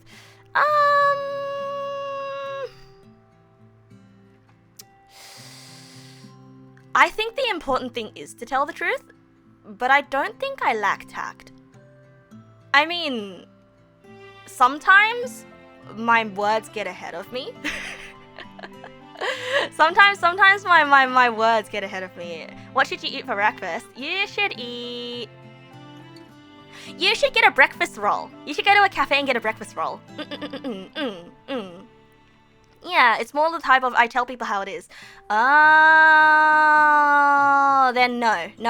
Friends have come to me telling me about something, and in my brain I am thinking this is self-inflicted, but outwardly I'll be like, oh no, I can't believe that happened. And then I will softly try to tell them that it's self-inflicted. And sometimes that softly doesn't work. Suavemente. So no. I think I have a bit too much. I think I'm a little bit too careful. Yeah, I think sometimes the truth doesn't get through to them. I often lose my focus as my attention seems to drift off from the main issues. I have never drifted from the main issue of something in my life. Looks at the timestamp of the stream. Stop suavemente and go duramente. What is duramente? What is duramente? It's a very something. What does B stand for? Oh, it's an alto clef. It's a clef. Yeah, it's a C clef, but it looks like a B. So yes, I often lose my focus. It makes me quite a lot of effort to make important decisions, and I frequently second guess myself. Important decisions, huh? Yeah, I'd say partly, but I'm not like super duper agonizing. Actually, yes, you're right. Yes, I do second guess myself. Yes. I tend not to consider asking help from others, even those I love. Partially, because sometimes things would get done faster if I asked for help, but it's about the feeling of doing it yourself. You know, it's a feeling. Do I do music? Oh yes, actually, I'm a singer. I do weekly karaoke streams, and I do release music, but lately it's been on a lot of other people's channels. Song covers and stuff. But I have something cooking and in the works right now. So I want to release covers more frequently this year.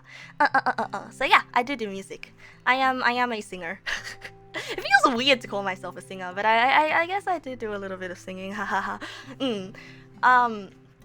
Let's see. People see me as a warm and sympathetic person. I think so. I'm not unsympathetic. I think I'm lukewarm and sympathetic. Maybe I'm warm. I feel like it's everyone else around me that's a lot more warm than me, though. You know, I feel like everybody else is warmer than me. I'm blazing hot. My blood is blazing. Na, na, na, na, na, na. Still my heart is blazing. I'm an artist. Well, I do a bunch of stuff that you could consider creative, I guess. The Yoks, welcome! You're here with the prophecy of the Moyai. It's hard to stay passionate and focused. No, if I'm passionate, then I am focused. I am laser focused. It is very easy for me to stay passionate and focused. So yeah, I am not comfortable with self-revelation. Oh. Yeah, of course. I'm not comfortable with self-revelation. No, self-reflection. I don't know what that is.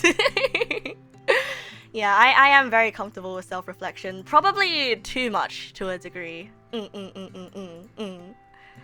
Self-revelation is like discovering things about yourself, right? It's what happens after self-reflection. As an amateur person yourself, you'd say I'm pretty warm. Wow, thanks, Ray. Thanks, bro. I guess it's true that you guys think that I'm warm then. I do tend to run hot though. Oh yeah, funny that. My sister tends to run cold. So my parents always joke that like me and my sister were always in opposite seasons. So in winter, you'll frequently catch me wearing like shorts and t-shirts because I just feel naturally warm. And my sister, she will be wearing a coat sometimes in summer because she naturally just feels very cold. So it's kind of like that as well. I kind of find that interesting. I tend to escape reality into a world of idealized fantasy. I used to do this. Yeah, I used to do this, but I feel like I've gotten a lot more comfortable living in fantasy. I mean, opposite. I got a lot more comfortable living in reality these days. And I think reality is great. Stop it. It's a misclick, a typo of my mouth. My brain typoed. No, my brain typoed. Yeah, I'm a lot more comfortable with reality now, because reality is where all my friends live, bro. Reality is where all my friends live. My tendency to tell people what's wrong and what they should do about it has sometimes annoyed. Yes. Yes. Yes.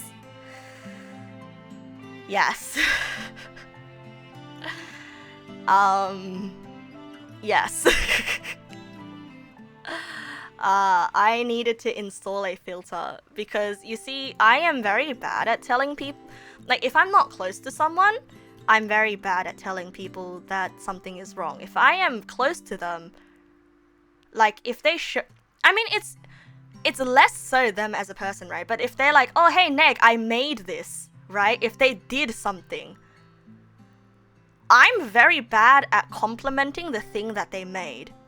Because if they show me something that they made, my first thought will be, oh, these are the things that I think are wrong with it.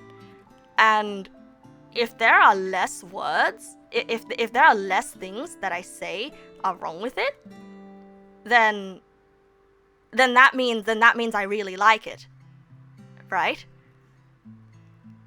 But I'm really bad at expressing the, oh, I really like this part.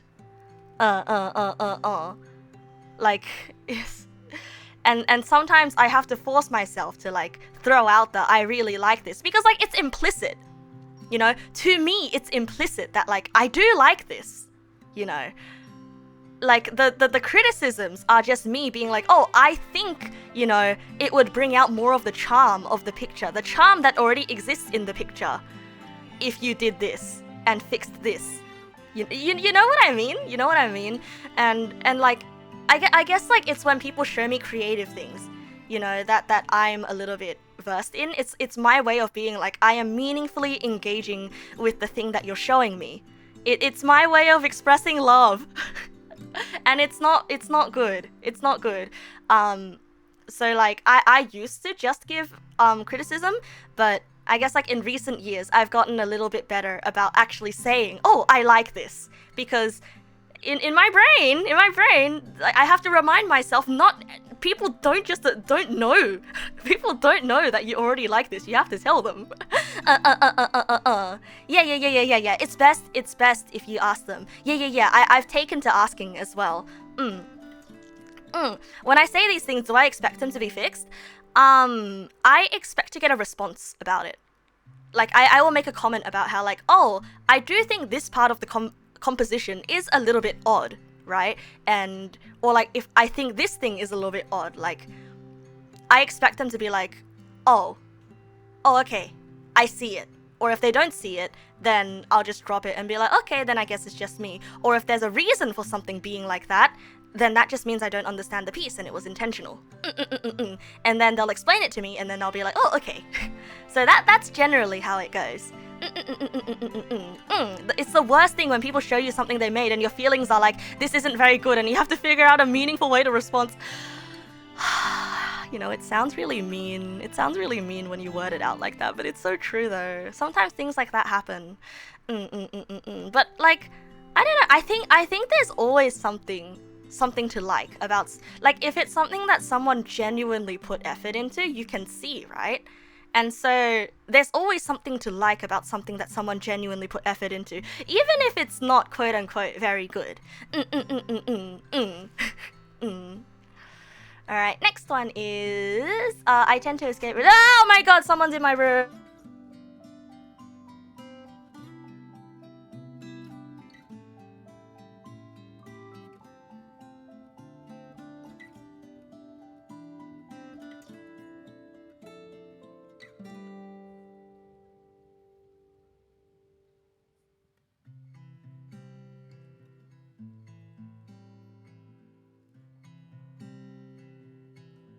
Okay, I'm back. I'm back. Why is my mom bringing the laundry into my room at 2 a.m.? Why? She put out the laundry earlier tonight. Like, she put out the laundry. Why is she bringing the laundry into my room at 2 a.m.? I don't understand. What? Wants to know if I'm chatting with a BF.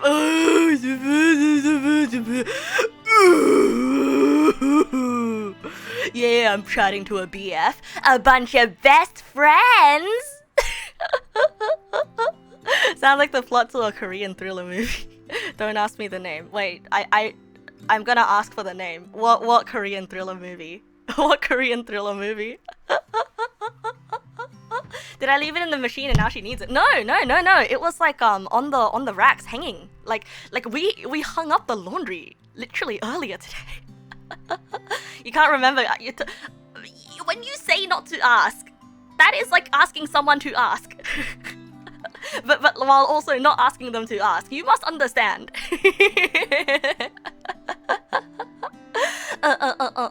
She knows I don't have a sleep schedule. You're right. She knows that I'm a streamer. She knows that I stream. You know, my mom is actually okay with me being a streamer. You know, she says, well, if it gives you pocket money, then I guess it's fine. And I'm like, no, Mom, it's not about the pocket money. It's about the feeling. And then she says, well, if it's just the feeling, you should go to sleep at 11 o'clock to get an even better feeling.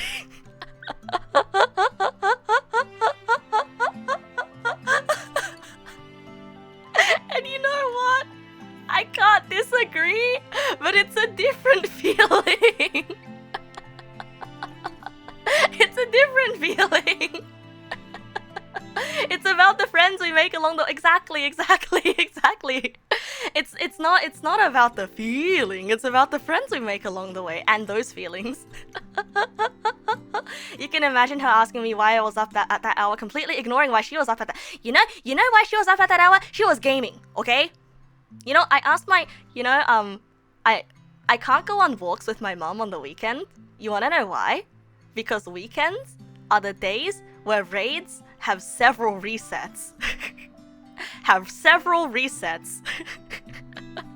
So she doesn't go on walks on weekends. She goes on walks on weekdays because she says she doesn't want to miss the raids on the weekend.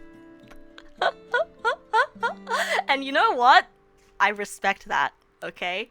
My sister complained a bit and she was like, come on, where are your priorities? But you know, as soon as she says that she has raids, I'm like, no questions asked. I respect that, you know? You see, I'm the only one in this house with an ounce of respect for everyone else's hobbies.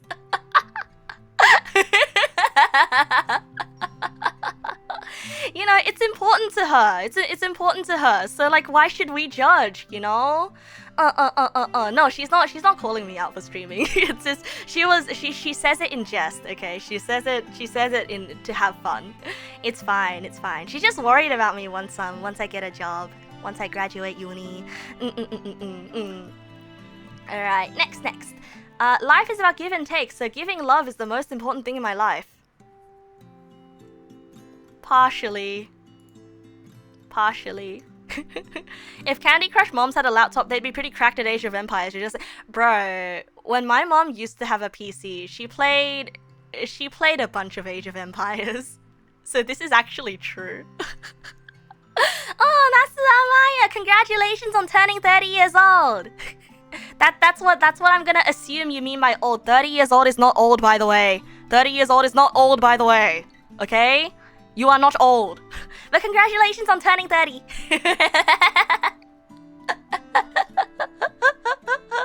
It's not old! Oh, you're only 26. Oh. But that's not old! That's not old! 20. Oh no! Oh no! That's even less old! 30 is not old. 30 is not old, bro. 30 is not old. I genuinely do not believe that 30 is old. But, okay, I'm backtracking because 30 is what people on the internet consider old. And when someone says that they are now old, I would assume that they are going by internet standards, okay? Okay? That they are going by internet standards. So, I guessed 30 because internet standards says that 30 is old, but I personally do not believe that 30 is old.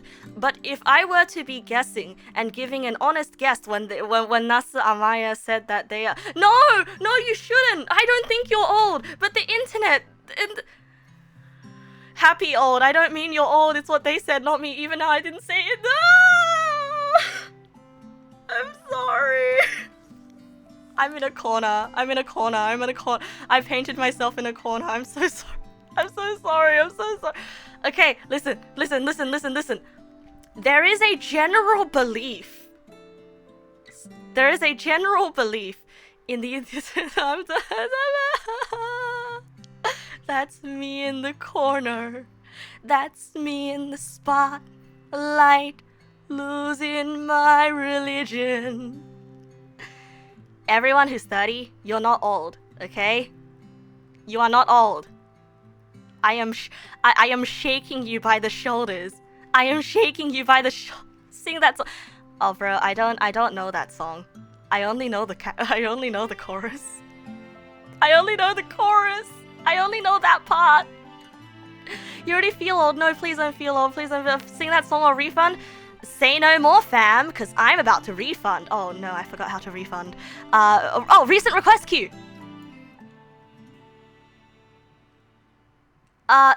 Reject. Yeah. I refunded. I don't. You are gray-haired. Are you old at 37?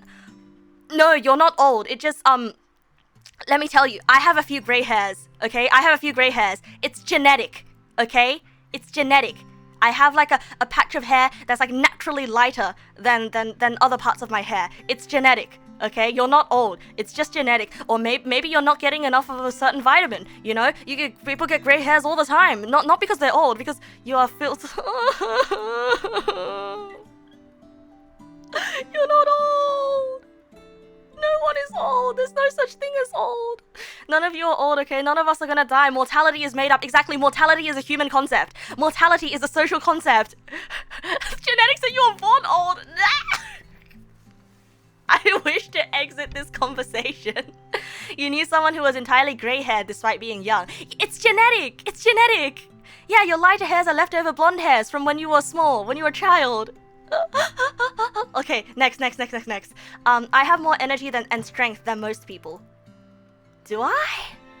No, I feel like I don't. I feel like the way that I allocate my energy is just more concentrated, if you know what I mean. Right? Yeah, I think it's just more concentrated than other people. I'd say it's partial. It's partial. And maybe not strength. Like I'm flex my biceps. No, you flex your biceps. I'm not showing you shit. I'm not giving you anything to judge me by. I have more energy to work on tasks in a weekend than I have in months. But like once again, you know, it's all about energy allocation, right?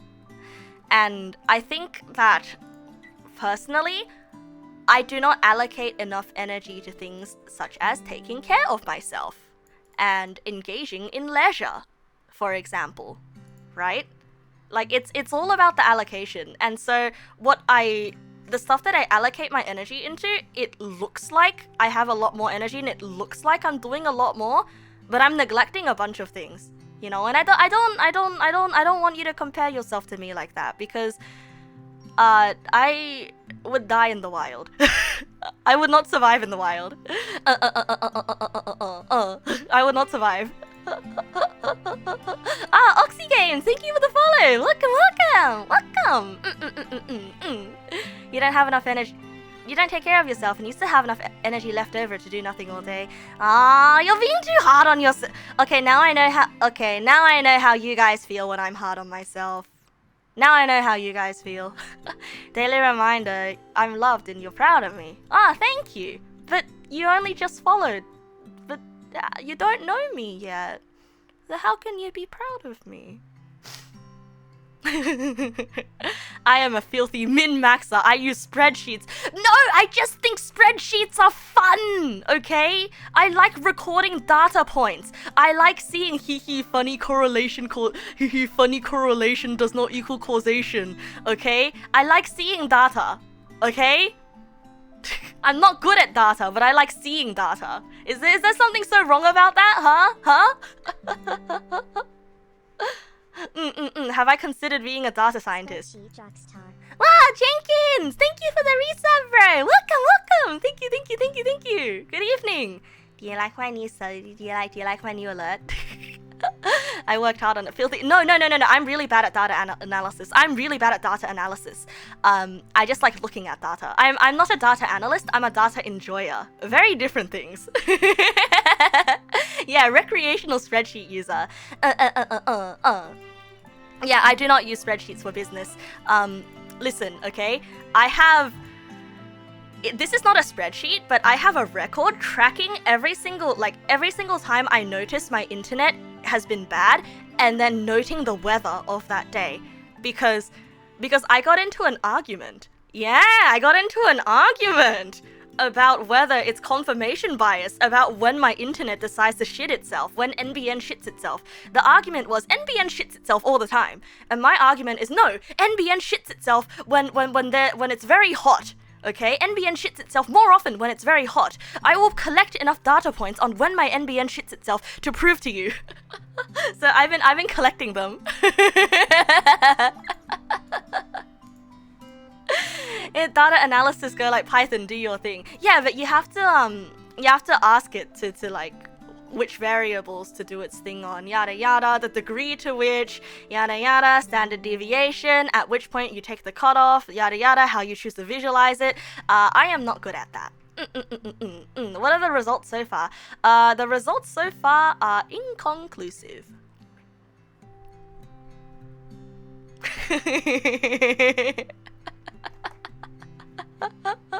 Have I heard of the Excel spreadsheet sports? No, I haven't. Yeah, I like looking. I don't dare dive into the ocean. Exactly. How many pages are there left? I only have a few data points. Sometimes I forget. It's not a science. It's a recreational. It's recreational. Let's see. Even if I don't have it all together, at least I'm gonna seem like I have it all together. Partially. I'm not going to reveal that everything is hanging by a thread. But I'm not gonna lie that everything is great, thumbs up. When everything is not great, thumbs up. I will be upfront and honest, because I do not like faking my emotions. I do not know how to fake my emotions. I have never successfully faked my emotions, and I feel like people who do are wizards. I generally do not like to stay on one task for very long. I get restless and want to move on to something else. We all front a little bit, but I feel like I'm like chronically really bad at fronting. Like I feel like I'm really bad at fronting. And that's probably why I end up getting picked on and bullied, like in workplaces and at school. It's kind of bad. It's kind of really, really bad. Like I am like, once again, you know the thing where I'm easily robbed because of the way that I walk and the way that I grip my groceries? Once again, I'm like very easily targetable. Have you ever said you're fine but you're not fine, like the MCR song?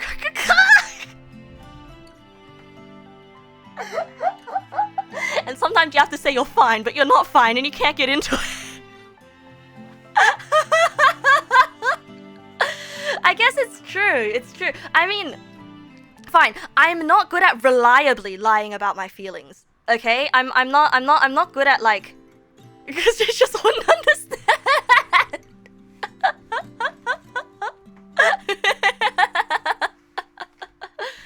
Okay, so this is partially. I generally don't want to like. Aww.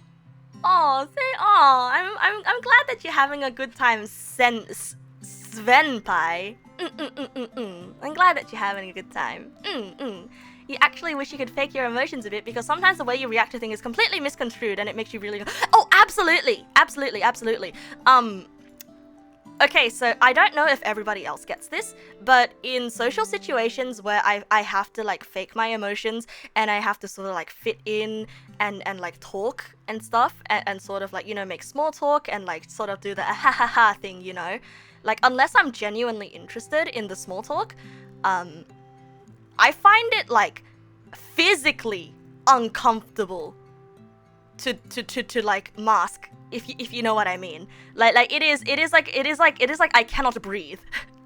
I don't know if anybody else got that. Yeah, it takes energy.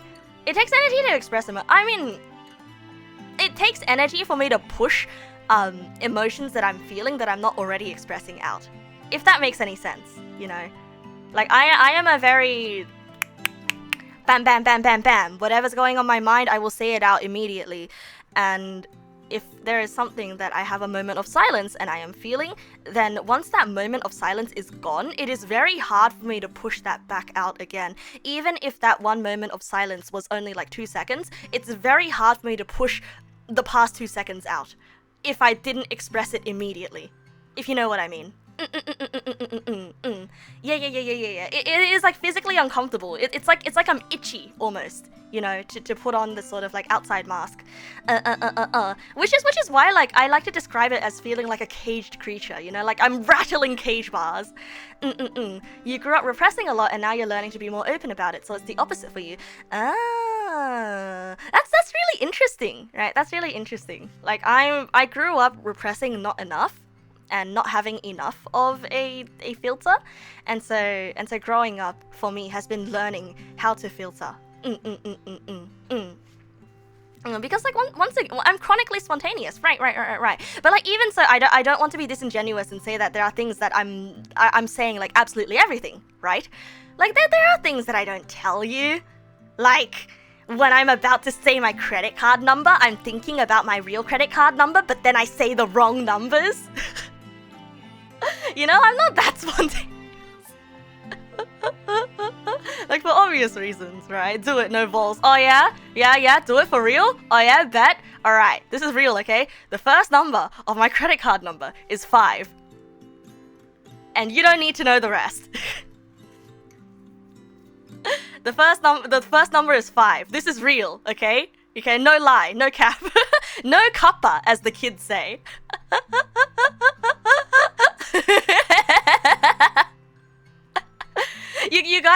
You guys are all like, whoa, no way, whoa, like I just said something outrageous.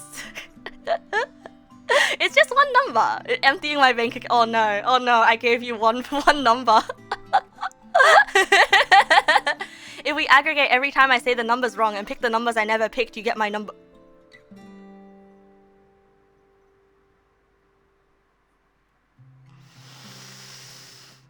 This is an example of a moment where I am considering and I am feeling emotions that I can no longer push out of me, but I can describe the emotions I just felt, and the emotions I just felt were fear, realization, dread, fear, more fear, regret, guilt even, shame, bad. Yeah, okay, I'll stop saying my credit card numbers. I'll stop saying my numbers. Containment is something you've been told to learn by this therapist who told you to be more in touch with your feelings. It's a way to stay in touch with your emotions, recognize them, but kind of keep that compartmentalized while you keep acting the way you have to in the current context. Oh man, I wish my therapist would teach me cool things like that. You know what my therapist told me? I think I need to find a new therapist, but my therapist told me, I think you angst too much. She told me that I angst too much when I tell her that, like, okay, let me tell you, there is a thing that I angst about quite a bit, and it is, I find it very hard to balance things in my life, because the moment I start doing something, doing a task to me, that task is the most important thing in the world, and I must be the best at this task, no matter what. Which is why, like, I get super into uni assignments, and I'm very bad at completing things, and I'm just a perfectionist about everything, right? But it's like a physical compulsion to like, and then like when I am engaged in that task, like, it is all I will think about. It is what I eat, sleep, and drink. And I will like go all in, but then like I find it very hard to like switch to other things I need to do in my life, you know. It's kind of like, oh, like, you know, taking for example, the example with uni, taking 4 classes a semester, it's very hard for me to switch between concentrating on each of those classes, because like it's very distressing for me to leave the mindset of, okay, right now I am striving to be an expert in this thing because this thing is so important, and then suddenly I have to consider this other thing so important, and now I have so many things that are so important that it just kind of explodes my brain and I become a wreck. Yeah, so that's something that I was trying to get across to my therapist, and I was like desperately trying to tell her that like it's a problem for me, and then you know what she tells me? She tells me, well, I think it's normal. I think it's normal to be a little bit anxious about things, you know? And then I tell her, no, you don't understand. It's debilitating. It's destroying me. And then she tells me, I think you angst too much. I'm sorry, I'm complaining about medical practitioners. Isn't that textbook ADHD? It is textbook ADHD. I think I might need to like up my dosage or something. You like my accent? Oh, thank you. It's Australian. Oh, welcome. Greetings, Netherlands. It's not anxiousness, it's a compulsion. Right. It's actually a compulsion. Like when I get addicted to a video game as well, it becomes like a compulsion. So like I don't know, guys. Is it a red flag that she said that? Or like is it really just something that I need to give time? Is it a red flag? Oh yeah, you thought my accent was French? I should break up with her, not the asshole. Okay, I should probably break up with her. Was about me being bothered by it. Oh yeah, it was about me being bothered by it. Was the I think you angst too much. Which like to a certain extent I think I agree. But like there were probably better ways that she could have phrased it. Anyway, not too many tasks or lots of if I start doing something today, that will be the only thing that I do all day. What the hell was that French accent? Gemma Pell, very sorry. Gemma Pell, very sorry for the bad accent.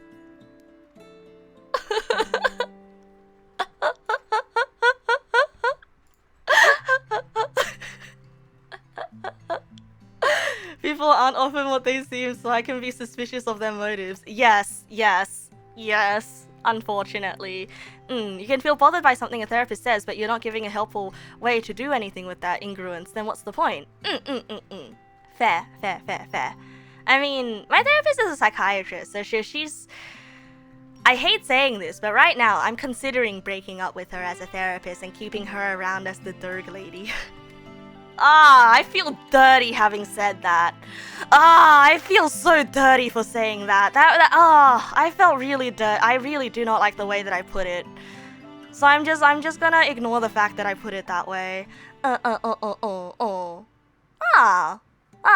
you. I drew this and I rigged this myself. I feel happy with this model. Although I feel like we shouldn't be bringing down everyone who does have a sexualized model, though, because that's just what they like, you know. I think VTuber models get to be what the wearer wants to be, right? And just because somebody wants to be sexy doesn't mean that it's evil, you know. I just like the more aerodynamic look. What does that mean? What does that mean? I don't know. When I don't know how to describe something, I think I just say aerodynamic. Yeah, my style is different. Different doesn't mean better. I don't. No, I'm not actually flat. I'm not actually flat. I'm not actually flat. See, there is actually boob. It's just like, it's just I'm just wearing a baggy shirt. Okay. Yeah, fair enough. Fair enough. I like sleek designs. And not true. I like baggy clothes. I like. Okay, I personally, my personal style, I like loose clothes.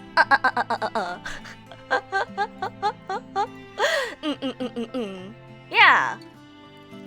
Yeah, baggy is comfortable. Alright, next. I'm really good with the big picture, but I don't have much patience with detail work.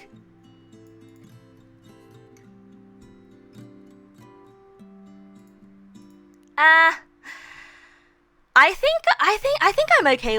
I'm not the best at detail work. Like I really want the big picture to look good. So like I'm the type that like chisels away at small details, and I constantly zoom out to be like look. You know, I constantly zoom back out. So this is partially. I think I'm pretty good at balancing detail work and big picture. Yeah. These clothes are nicer. Optical illusion makes the hugeness look flat. The hugeness? I mean, it's not big. It's not big. It's just, it exists. I mean, it's normal. I mean, IRL, I'm not flat, right? But I wear baggy clothes, and it just appears as such. Yeah, woohoo!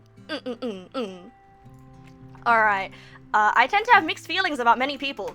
Yes, I want to trust, but I'm suspicious. I'm suspicious, but I want to trust. I want to be suspicious, but I trust. You know?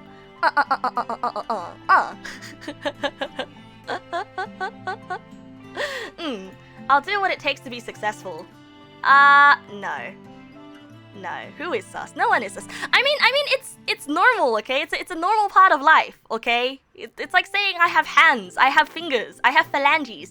I have an elbow, and my elbow has a weenus.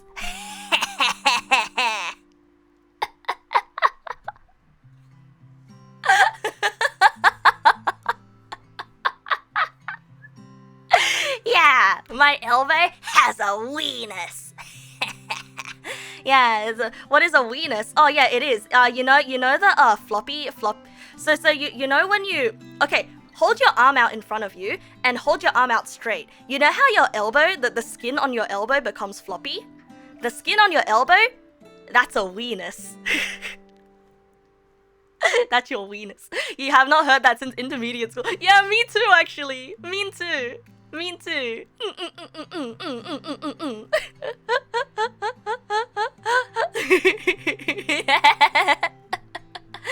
You weren't cleaning vents and now you can't do it without a sense of unease.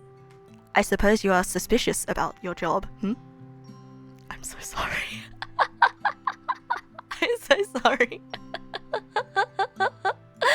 Look at Erika! Welcome! Good evening, welcome. It's not a silly synonym. I remember being like 13 years old and just laughing in the courtyard, and that's how I made a friend, actually. I was like, whoa, no way! Yeah, I'll do what it takes to be successful. Absolutely not. Yeah, no, absolutely not. I do not mean to sound like I am being braggy and gassing myself up. But you know what? I'm gonna be cool and gas myself up. If I do what it takes to be successful, then I'd already be successful. But I'm not willing to do what it takes to be successful. I'm willing to do what I think is fun. If I'm aiming for success, then I would already be successful. It feels so cringe to say it out loud. It's just so cringe. Feels so cringe though.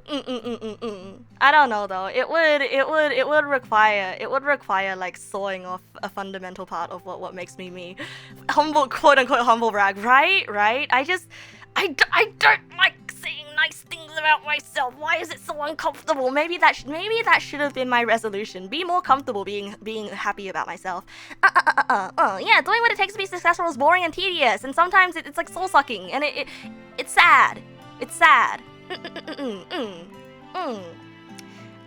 Sometimes I don't know what I'm feeling until I've had a chance to think about it. Yes. Yes. Yes. I am constantly discovering new feelings, and I'm constantly discovering new ways in which I feel about past significant events. This is true, by the way. That is not me reading out loud and a question to the quiz. That's just how I feel. If you wanted to, I would have been, but I could if I wanted to, yeah. Yeah, I could if I wanted to, yeah. I could make it good if I wanted to, yeah. I don't know, I think it's cope. I think me saying that, like, oh, I could if I wanted to, if I didn't want to, then that just means that I don't, and I can't. You know what I mean? Like, wanting to is the first step to being successful. If you don't want to do the things it takes, then you already can't. If you know what, do you know what I mean? Do you know what I mean? You've observed multiple instances of me recontextualizing my old memories live on stream. It's great, isn't it? Like, I'm the kind of person that forms my thoughts while talking to others. You think it's kind of circular. It is very circular. It's, once again, it's a chicken or the egg kind of thing. There is always another way. That is true. There is always another way, and the other way can kind of hit you by surprise. I'm proud of the fact that many people depend on me. I don't think many people depend on me, but if many people did depend on me, I would be pretty proud. I think there are some people who depend on me for friendship, but not a lot of people depend on me. I don't know. I'm a very... yes, partly, yes. Yes. Oh yeah, I'm very proud that you depend on me to stream then. I'm very proud. That makes me very happy. I can't make choices because there's only outcome that I prefer from the others. It's true, because that means you have no choice. Because if there's only one outcome you prefer, then you will make the choice that leads to the outcome, right? The aesthetics of my surrounding have a strong influence on my mood. I mean, I've lived in a garbage room. I have lived in a garbage goblin room until I made the decision to clean in literally December of last year. So I mean, I do feel better now. I do feel I do feel a significant amount happier than I did. But also, like, I had my 3.0 debut, and I showed off, like, I finally get to use a model with my own art, you know? So, it's like, once again, correlation, causation? I'm gonna give this one a maybe. I'm gonna give this one a maybe, cause like, I was fine living in a garbage room. I think best on my feet, so I tend to move into action before I thought it through. Yes! I'm still streaming. Yeah, I'm still here. It's only been 4.5 hours. Welcome back, Dark Knight. Next. You've been living in your apartment for 7 years and the walls are still empty. Can I offer you a sad clown painting in this trying time? There was a lot of changes in a brief window of time. Yeah, right? There was a lot of changes in a brief window of time. So I genuinely could not know. My ants also love living in my room. Yeah, I've just replaced them with fruit flies. And now I replace them with fruit fly corpses. Oh! By the way, guys, did you know I found a mysterious dead wasp? I found a mysterious dead wasp downstairs. on the kitchen tile. Yesterday. Yeah.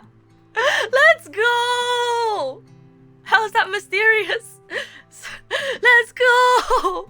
Dead body. So let me tell you. So a few weeks ago, I opened my window at night and a wasp flew into my room And that night I couldn't sleep because I was anxious that there was a wasp in my room, but I had to sleep. And that wasp never showed up again. Just yesterday, I saw the mysterious dead body of a wasp.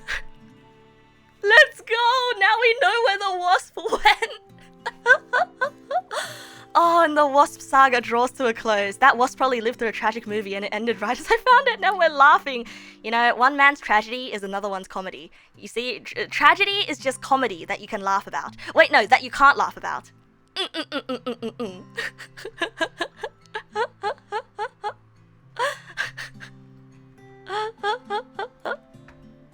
Let's see. I can easily imagine all the things that might go wrong.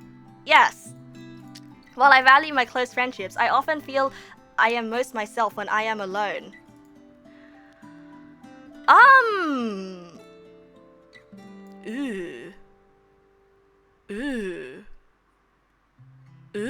This is a hard one. I do not think that there is a single myself. I think I'm about to quote something that I found on Twitter, but what makes me who I am is a constellation of everyone who I have loved and who I love right now.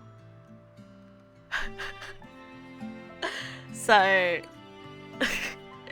certain parts of myself become stronger when I am with people. It sounds so cringe and it's like cheesy and romantic, right? But yeah, the collection of nakama. Yeah. I really value my close relationships, but sometimes I do feel the most myself when I'm by myself. But it feels to me, yeah, the people in my life, not just the ones I love. Right. It's just a romantic way of thinking about it, but rather the things that bring me joy. Yeah. The people I hated also shape me. Yeah, true. I am a constellation of everyone whose lives have crossed paths with mine. So I'd say partly because when I'm alone, I get to contemplate, and that's when I get to form thoughts. But I learn my values and I learn new ideas from everybody around me. So when I'm alone, that's my digestion. You know how your stomach needs to digest the food that you give it, right? Like, it needs to, and then you go into a bit of a food coma, and you'll digest. Like, you are not the most you when you're sleeping, you know? Like, I know it's not a one-to-one comparison, but like, So I would say partly yes, but partly no. You need to digest your friend. No, I need to digest the thoughts and the ideas that were given to me by my friends. You know what? When I have a really good discussion with a friend and they share a bunch of great ideas, you know what I say to them? I say thanks for the food. I seldom compromise my principles. Yes, seldom.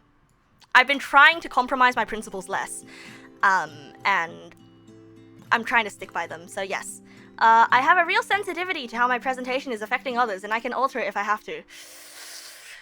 To a degree, I say I can. To a degree, yes. Yeah, you need time alone for introspections. Exactly, that's when you need to digest. Oh, if you're looking for my pronouns, it's she, her. They, them. She, her.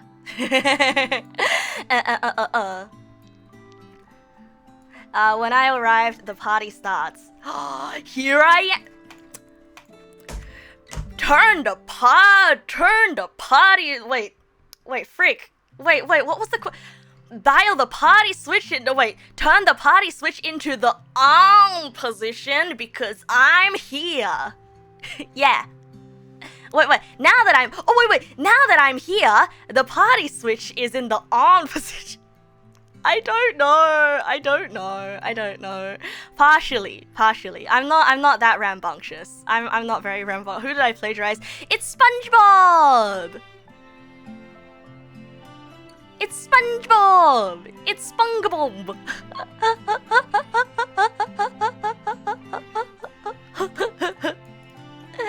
It really bothers me when people don't say thank you. Not really, no. Not really, no. Yeah, no. People express thankfulness in different ways. if I can feel the thank you, if I feel the thank you energy, then yeah. How does samurai execute non-binary people? They slash them. Jesus Christ. Yeah, thank you is like a little treat. You can have a little treat. Yeah, so Nanori, I enjoy remembering the past, even if it's a bit melancholic. Yeah. Yeah. Yeah. Yeah. I don't give a damn about morality, but I've got my own brand of integrity. No, I do give a brand. I do give a damn about morality, but I do also understand that everybody else has their own brand of morality, and I feel like there is no grand sort of grandstand of morality that is holier and above everyone else's. It's just about whose is more compatible with whose, and if I do not like yours, then I am within my right to exercise you from my life. Yes. That is, yeah, exactly. That's literally what morality means. So there you go. I have strong physical appetites.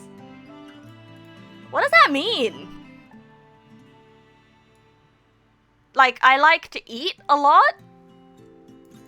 I mean, before I was medicated, I used to binge on a bunch of food, like medicated for ADHD, but I do like food. I guess partly. My life has been permeated by a sense of longing. Yes.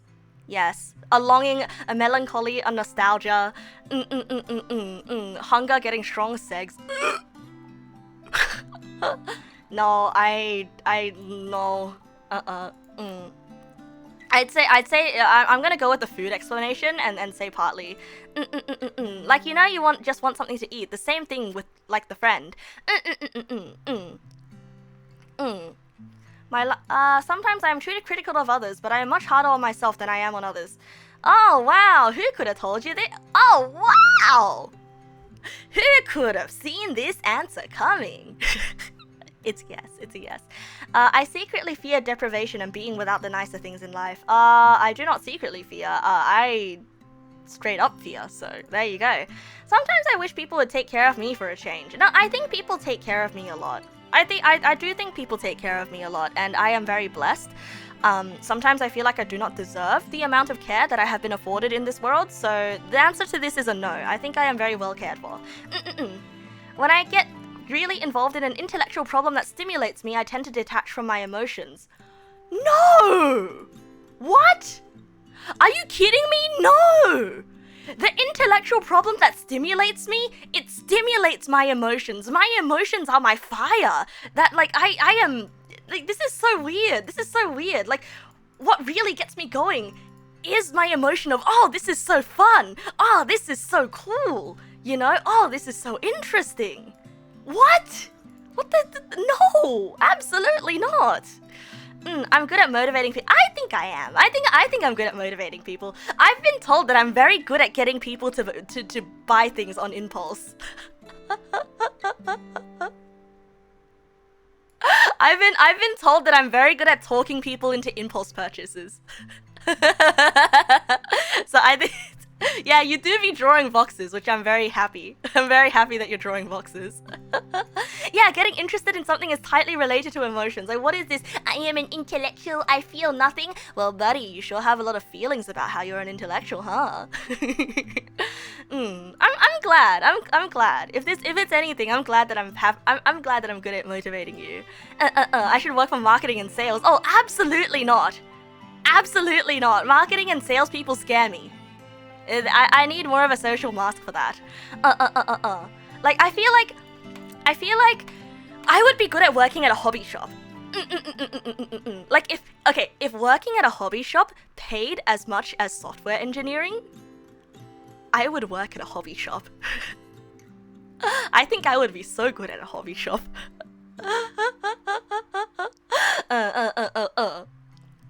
You you know, because my favorite thing is like walking into like a board game shop, you know, and like buying a board game and then chatting with like the clerk, and they're like, oh, this is a good one, and I'm like, yeah, I saw the BGG reviews, yeah, I saw the YouTube videos, and then we're like chatting up a storm, and they're like, oh, I hope you enjoy this one, you know, and I asked them like, oh, which expansion should we get, and they're like, oh, it's just, it would be so much fun. Marketing and sales requires you to motivate people about things you don't care about. I'm motivational because of how much I care. Exactly. Being the CEO of Hasbro would pay even more. Yeah, but being the CEO, like once you become a CEO, it just becomes like boardrooms, numbers, financials, and meetings. You don't actually get to do the thing that you like. You don't actually get to do the fun company thing. Do you think Mr. Nintendo plays video games all day? And develops video games by himself? I don't think so. Mr. Nintendo is probably out there, like Mr. John Nintendo, probably out there like directing board meetings, looking at numbers, and he's like, the numbers, the financials, you know. Naturally high charisma. No. You guys, I just found my people.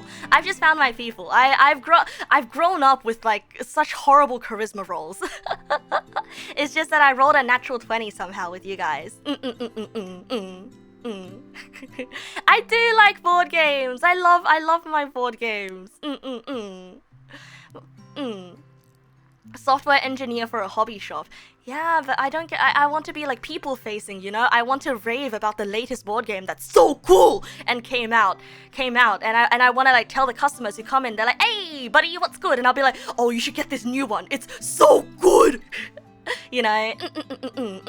Having spoken to Neg Nasu, you can confirm Neg Nasu talks like people in commercials. She's like, God, I could go for a Whopper TM from Hungry Jack's, the king of Burger Kings. How about you?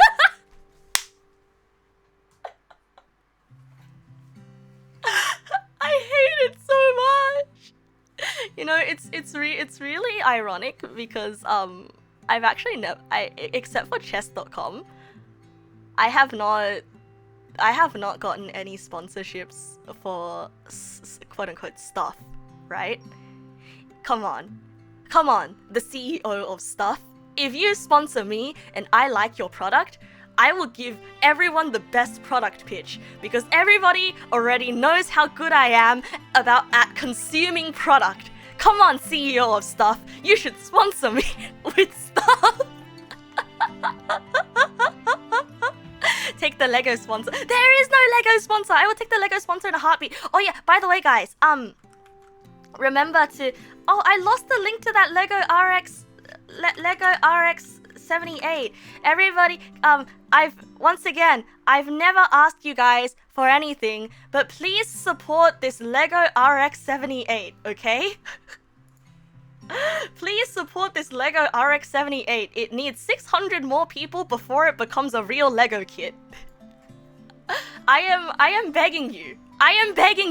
Look at how good this looks. It needs 600 more people before it becomes a real Lego. Before it becomes real. It's so good. It's actually so good. Thank you.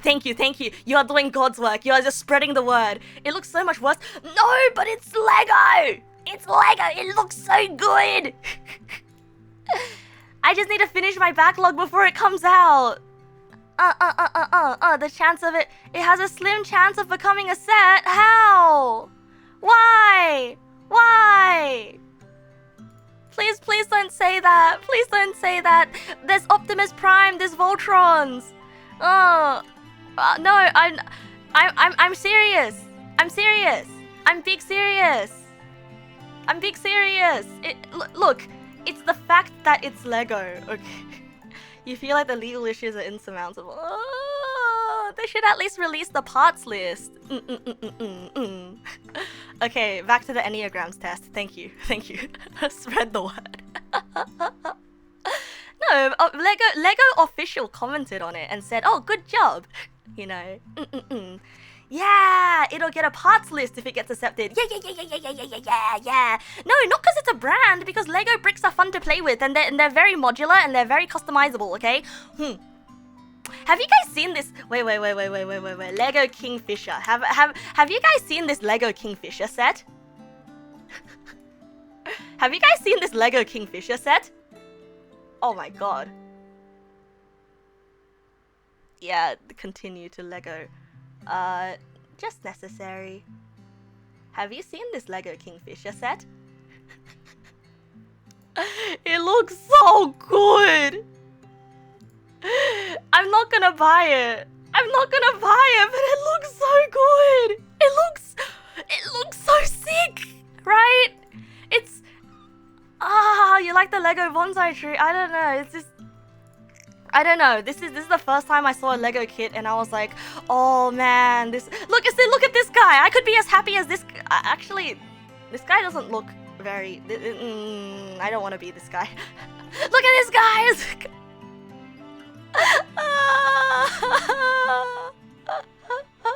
No, look. Okay, it's not the fact that it's a corporate shill. Okay, look. If you can find me an off-brand version of this, I'll take it. I'll take it. It just looks so nice, and the fact that you get to build it, okay? Look at this table. You want to be as stable as this table. Just look at this guy. Would I be happy paying $90? No. No, I would not. I would not. But like, I just... Can I not appreciate the craftsmanship of a professional Lego build?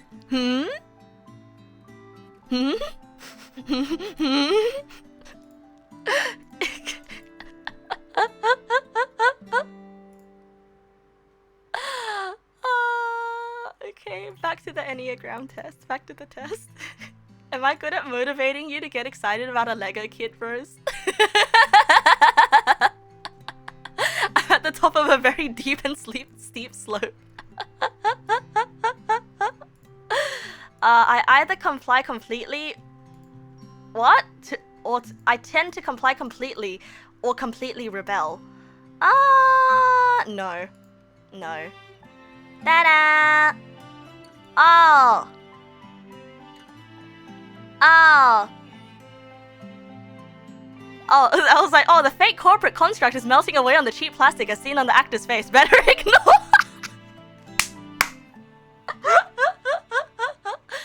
Oh, I'm still a type 4. Really? Wait, I scored really high in type 1 though. Okay, what is type 4? Alright, give me the type 4. Give me type 4. Enneagram type. Therefore deciding... Okay, give me type 4. Okay. Type 4, the individualist. Okay. People, identity seekers who feel unique and different. People of this personality type tend to build their identities around their perceptions of themselves as being somehow different or unique. Quote-unquote quirky. They are thus self-consciously individualistic. 4s tend to see their difference from others as being both a gift and a curse. A gift because it sets them apart from those they perceive as somehow being common. And a curse, as it often seems to separate them from the simpler forms of happiness that others seem to so readily enjoy. Thus, 4s can manage to feel superior to others while also secretly harboring some degree of longing and envy. Hey, that's not very nice to everybody else. A feeling of being a member of the true aristocracy alternates with deep feelings of shame and fears of somehow being deeply flawed or defective. Busting it down anxious style as she coded with the medication. Can you please speak? Can you please say that again? And by say that again, I mean use different words. Yeah, they're calling me I think they are calling me a gatekeeper. Hot take, I think gatekeeping is good, actually. 4s are emotionally complex and highly sensitive. They long to be understood and appreciated for their authentic selves, but easily feel misunderstood and underappreciated. Oh. I mean, I easily do feel misunderstood, but then it feels like I don't particularly understand who I am. I think I get angry when other people tell me who I am, or other people tell other, like, when I see other people describe me incorrectly. when I am described incorrectly, that makes me really mad. Like, it doesn't matter whether it's positive or negative. I get really mad when I'm described incorrectly. So this is pretty accurate. They have a tendency to withdraw in the face of a world that seems harsh or crude, and are often somewhat moody or I don't think I'm moody and temperamental anymore, though. Like, yeah, I withdraw, in the face of the world that seems harsh or crude. That's true, but I'm not moody and temperamental. I'm contemplative. No, I'm contemplative. They are emotionally centered and spend much of their lives immersed in their internal mental landscapes, where they feel free to cultivate and analyze their feelings. Okay, fine, this is true. A desire to manifest this internal world often leads Fours to an interest in the arts, and some do become actual artists. Whether artistic or not, however, most Fours are aesthetically sensitive and concerned with self-expression and self-revelation, whether it be in the clothes they wear or in the overall nature of their often idiosyncratic lifestyles. Fours are somewhat melancholic by disposition. It is true, I am melancholic. And under stress, they tend to lapse into depression. Hey, I'm medicated for this, okay? They also tend to be self-absorbed. Fine. Under the best circumstance, but when unbalanced, easily give way to self-indulgence which they perceived as being fully justified as a way to compensate for the general lack of pleasure they experience in their lives. Oh. Me on my addictive video game binges. Ah. Rather than look for practical solutions to their difficulties, Fours are prone to fantasizing about a savior who will rescue them. This is untrue. This is really untrue. By the way, this is incredibly untrue. Okay? Okay, this is incredibly untrue, okay? I do look for practical solutions to my difficulties, okay? I do not fantasize about somebody rescuing me, okay? No, I'm just... Okay, fine, I'm letting a cheap test get under my skin. Or maybe I'm playing it up. Yeah, the description is phrased very unflatteringly. Intellectually, Fours tend to mistakenly type themselves as Fives, and a heavy wing can certainly exacerbate this tendency. Fours, however, unlike Fives, tend to be self-revealing and comfortable with emotional expression. Yeah, I will not stand for this slander. I think this is unnecessary. Okay, I will say it. This is unnecessarily harsh. This is unnecessarily harsh. But it is true to certain degrees. It says I am a 4 wing 5. What does that mean? Now what does that mean? Type 4 individualist. Okay. But what's a 4W5 mean? What is a 4W5? What the heck is a 4W5? Show me. What the heck is a 4W5? Oh, 5 is people of this personality type. 4 leaning into 5. People of this personality type tend to fear that they don't have enough inner strength to face life. What? But so they tend to withdraw to retreat into the safety and security of the mind, where they can mentally prepare for their emergence into the world. 5s feel comfortable and at home in the realm of thought. They are generally intelligent, well-read, and thoughtful.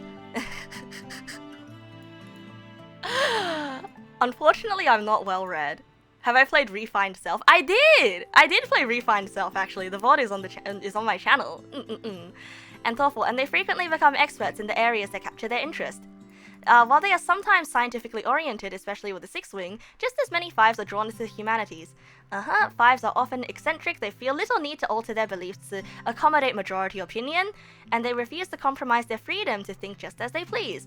The problem for 5s is that while they're comfortable in the realm of thought, they are frequently a good deal less comfortable when it comes to dealing with their emotions, the demands of a relationship, or the need to find a place for themselves in the world. 5s tend to be a shy, non-intrusive, independent, and reluctant to ask for help that others might well be happy to extend to them.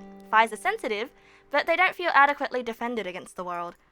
To compensate for their sensitivity, 5s sometimes adopt an attitude of careless indifference or intellectual arrogance, which has the unfortunate consequence of creating distance between themselves and others. Trying to bridge the distance can be difficult for 5s, as they are seldom comfortable with their social skills, but when they do manage it, they are often devoted friends and lifelong companions. 5s are usually somewhat restrained when it comes to emotional expression. This is... 5s of the 4 wing can mistakenly type themselves as 4s. Such 5s recognize they have strong emotions and don't identify with the often extremely cerebral portrait, but 5s, unlike 4s, always retain some degree of discomfort when it comes to the expression. Okay, so I see. So I am handshaking with all of the 5s here. Usually one has characteristics of one of the types that lie adjacent to one's own that are more prominent. This is called the wing. Someone who is type 4 may have a 4 wing or a 6 wing. This may be abbreviated to 5-dub-4. 5-dub-6. If one doesn't have a dominant wing, it's said that the wings are balanced. Okay. Me as, but only when they said the good stuff. Man, I mean, my test results showed that I had a very, very close one into type 1. Like, I'm only just a little bit off type 1. So let's see what the type 1 is. Let's read about type 1. Yeah, it's weird how flattering the 5 description is by comparison, right? I mean, okay, I'm gonna be honest. I'm gonna be completely honest.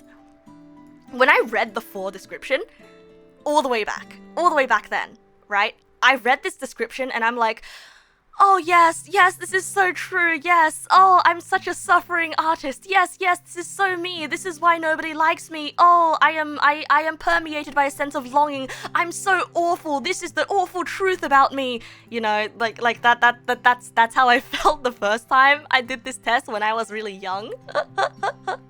And so And you know what? At risk of sounding like that guy, that was a very 4 thing of me to think. That's incredibly type 4 of me. Little drama queen, right? And then there's the 9 description, which flat out tells you need to give yourself more credit. So I feel like I would not identify with type 5, right? And so it's I'd say this one, this Enneagrams cut a little bit deeper, you know. Just teenage stuff. Self-disgust is self-obsession, honey. Honestly, correct. Usually these tests are really flattering in what you get, so it's weird to see a 4 description after reading the 5 description. Maybe I got primed into thinking, oh wow, maybe that's why I liked this test, you know, because I got the 4 description. I'm like, wow, they said so many mean things that are so true. This test must be real. You know, but like growing up, I realized just because something sounds like it's mean and it sounds like it's hurtful, it doesn't mean that it's necessarily true, you know? Alright, Enneagram type 1, let's see. The reformer. Perfectionists, responsible, fixated on improvement. People of this personality type are essentially looking to make things better, as they think nothing is quite good enough. This makes them perfectionists who desire to reform and improve, idealists who strive to make order out of the omnipresent chaos. Ones have a fine eye for detail. They are always aware of the flaws in themselves, others, and the situations in which they find themselves. This triggers their need to improve, which can be beneficial for all concerned, but which can also prove to be burdensome for both the one and those who are on the receiving end of the one's reform efforts. I kind of feel this in as well. The one's inability to achieve the perfection they desire feeds their feelings of guilt for having fallen short, and fuels their incipient anger against an imperfect world. This sounds like Lucilius from Grand Blue Fantasy. This sounds like Farsan. So in Grand Blue Fantasy, Lucilius is a fallen okay. In Grand Blue Fantasy, Lucilius is an astral, and an astral is a type of like star person in Grand Blue Fantasy, and pretty much like he created the primals. He created the primarches that govern over the elements, and he made his magnum opus, which is Lucifer. But the thing is, like he created Lucifer in his own image, but because he is a mirror image of Hillel ben Sahar, which is the speaker of God himself, and so he himself feels like the world world itself is imperfect, and he himself feels that he is imperfect, so he tried to create a perfect version of he tried to create a perfect version of himself, which is in Lucifer, and Lucifer is his magnum opus. But then even after creating Lucifer, and Lucifer was subsequently killed, like, he wants to end the world because he feels like the world is imperfect, and he's like, you know, an incredibly tortured artist because this imperfect world, I must end it.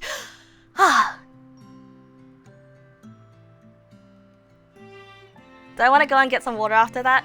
Yeah, and then Lucifer became the hottest man alive. Actually, no, Lucifer's dead. Sorry.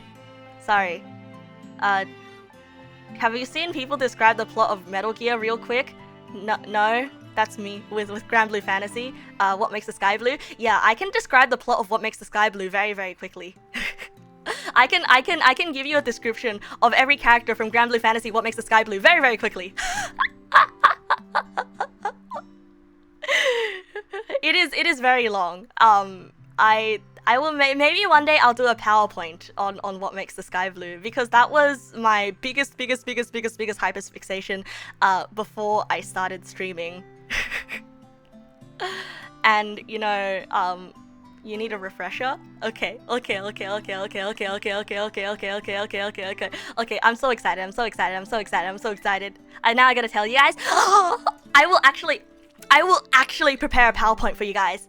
Yulken, welcome, good evening, welcome. I will actually prepare a PowerPoint for you guys because I'm so excited. Okay, PowerPoint next week, okay? Next week, I'll make a What Makes the Sky Blue PowerPoint. I'm so excited. And wait, no, next week is Milgram PowerPoint with Joru. Okay, I will do a What Makes the Sky Blue PowerPoint the week after next. But I want to do a What Makes the Sky Blue PowerPoint next week. Wait, you guys are actually interested? Are you guys actually interested?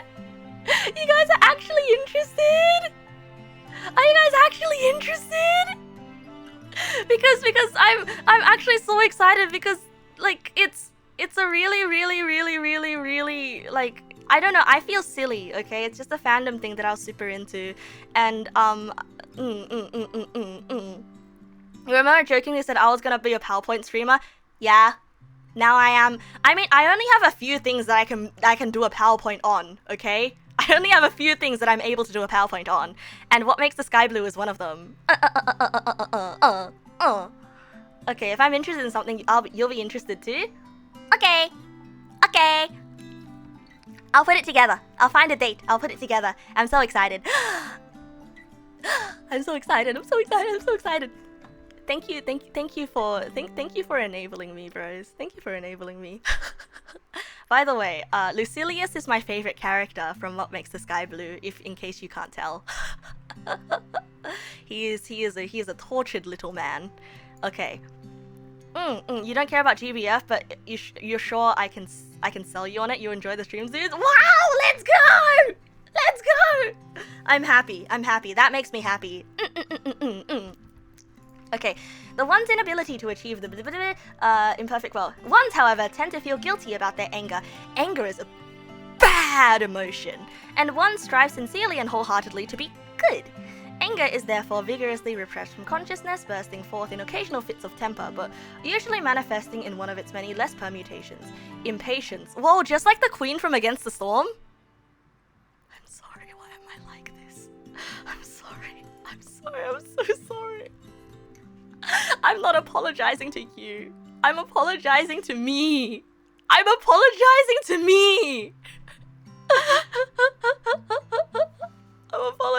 to myself.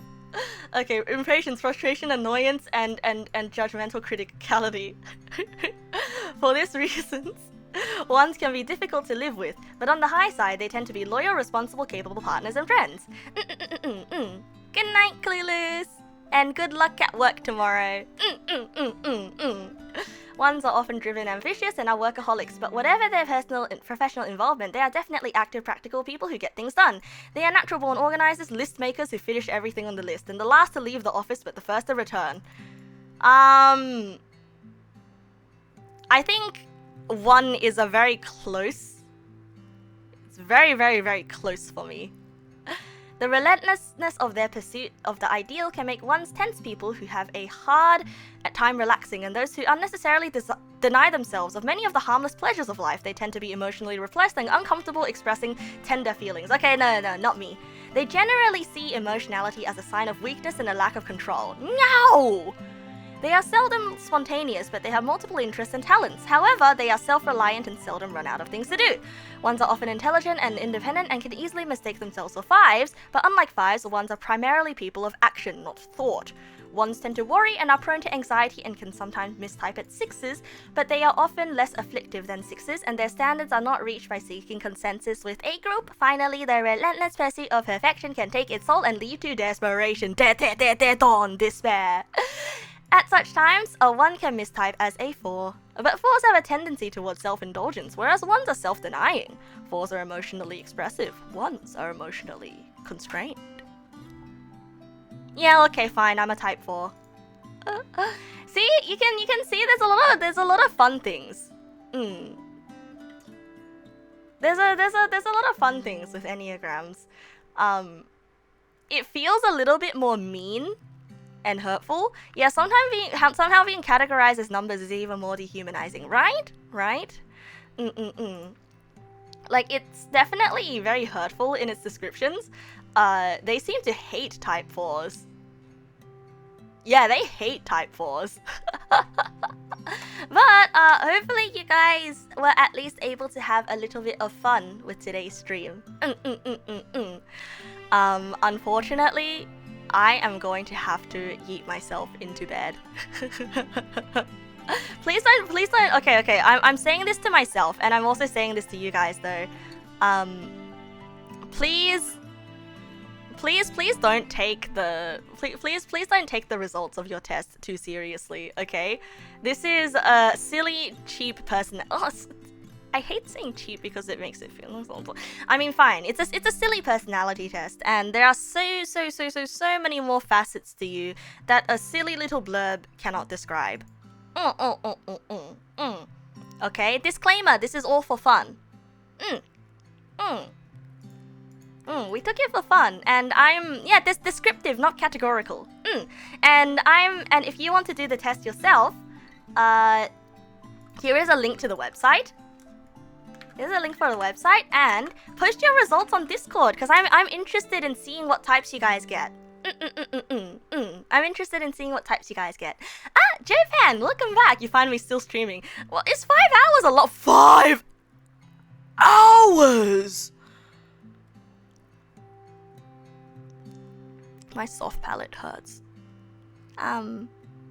Tomorrow, in approximately 12 hours, I have a collab with Sailor. So I have another stream in 12 hours. So, I better go to sleep, bros. I better go to sleep, bros. Thank you so much for indulging me today. I feel like you guys always indulge me, and that makes me very happy. I'll talk to you guys some more later, okay? Because tomorrow we also have another stream. I'm gonna need that brain for maths. I need to study. I need to study. I said I was okay to stay up. Hubris. Maybe I'm Hubert because I'm hubris. Good night, bros. Good night, bros. I love you, balls.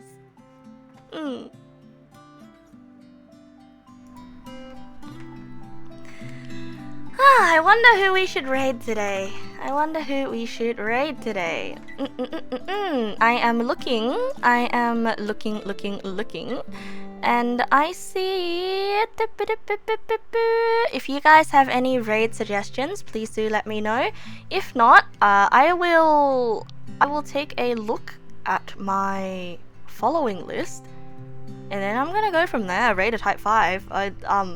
Heck, I don't know anyone who's online right now that's type 5. I don't have that many streamer friends. Let's raid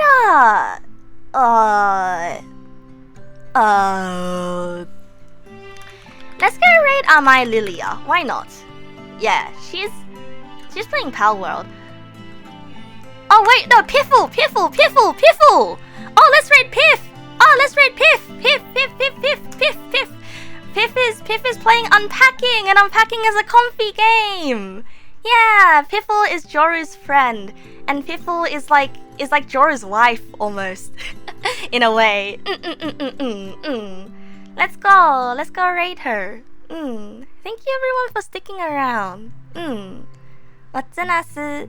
And good night, balls. I gotta make sure I can sleep. Jeez.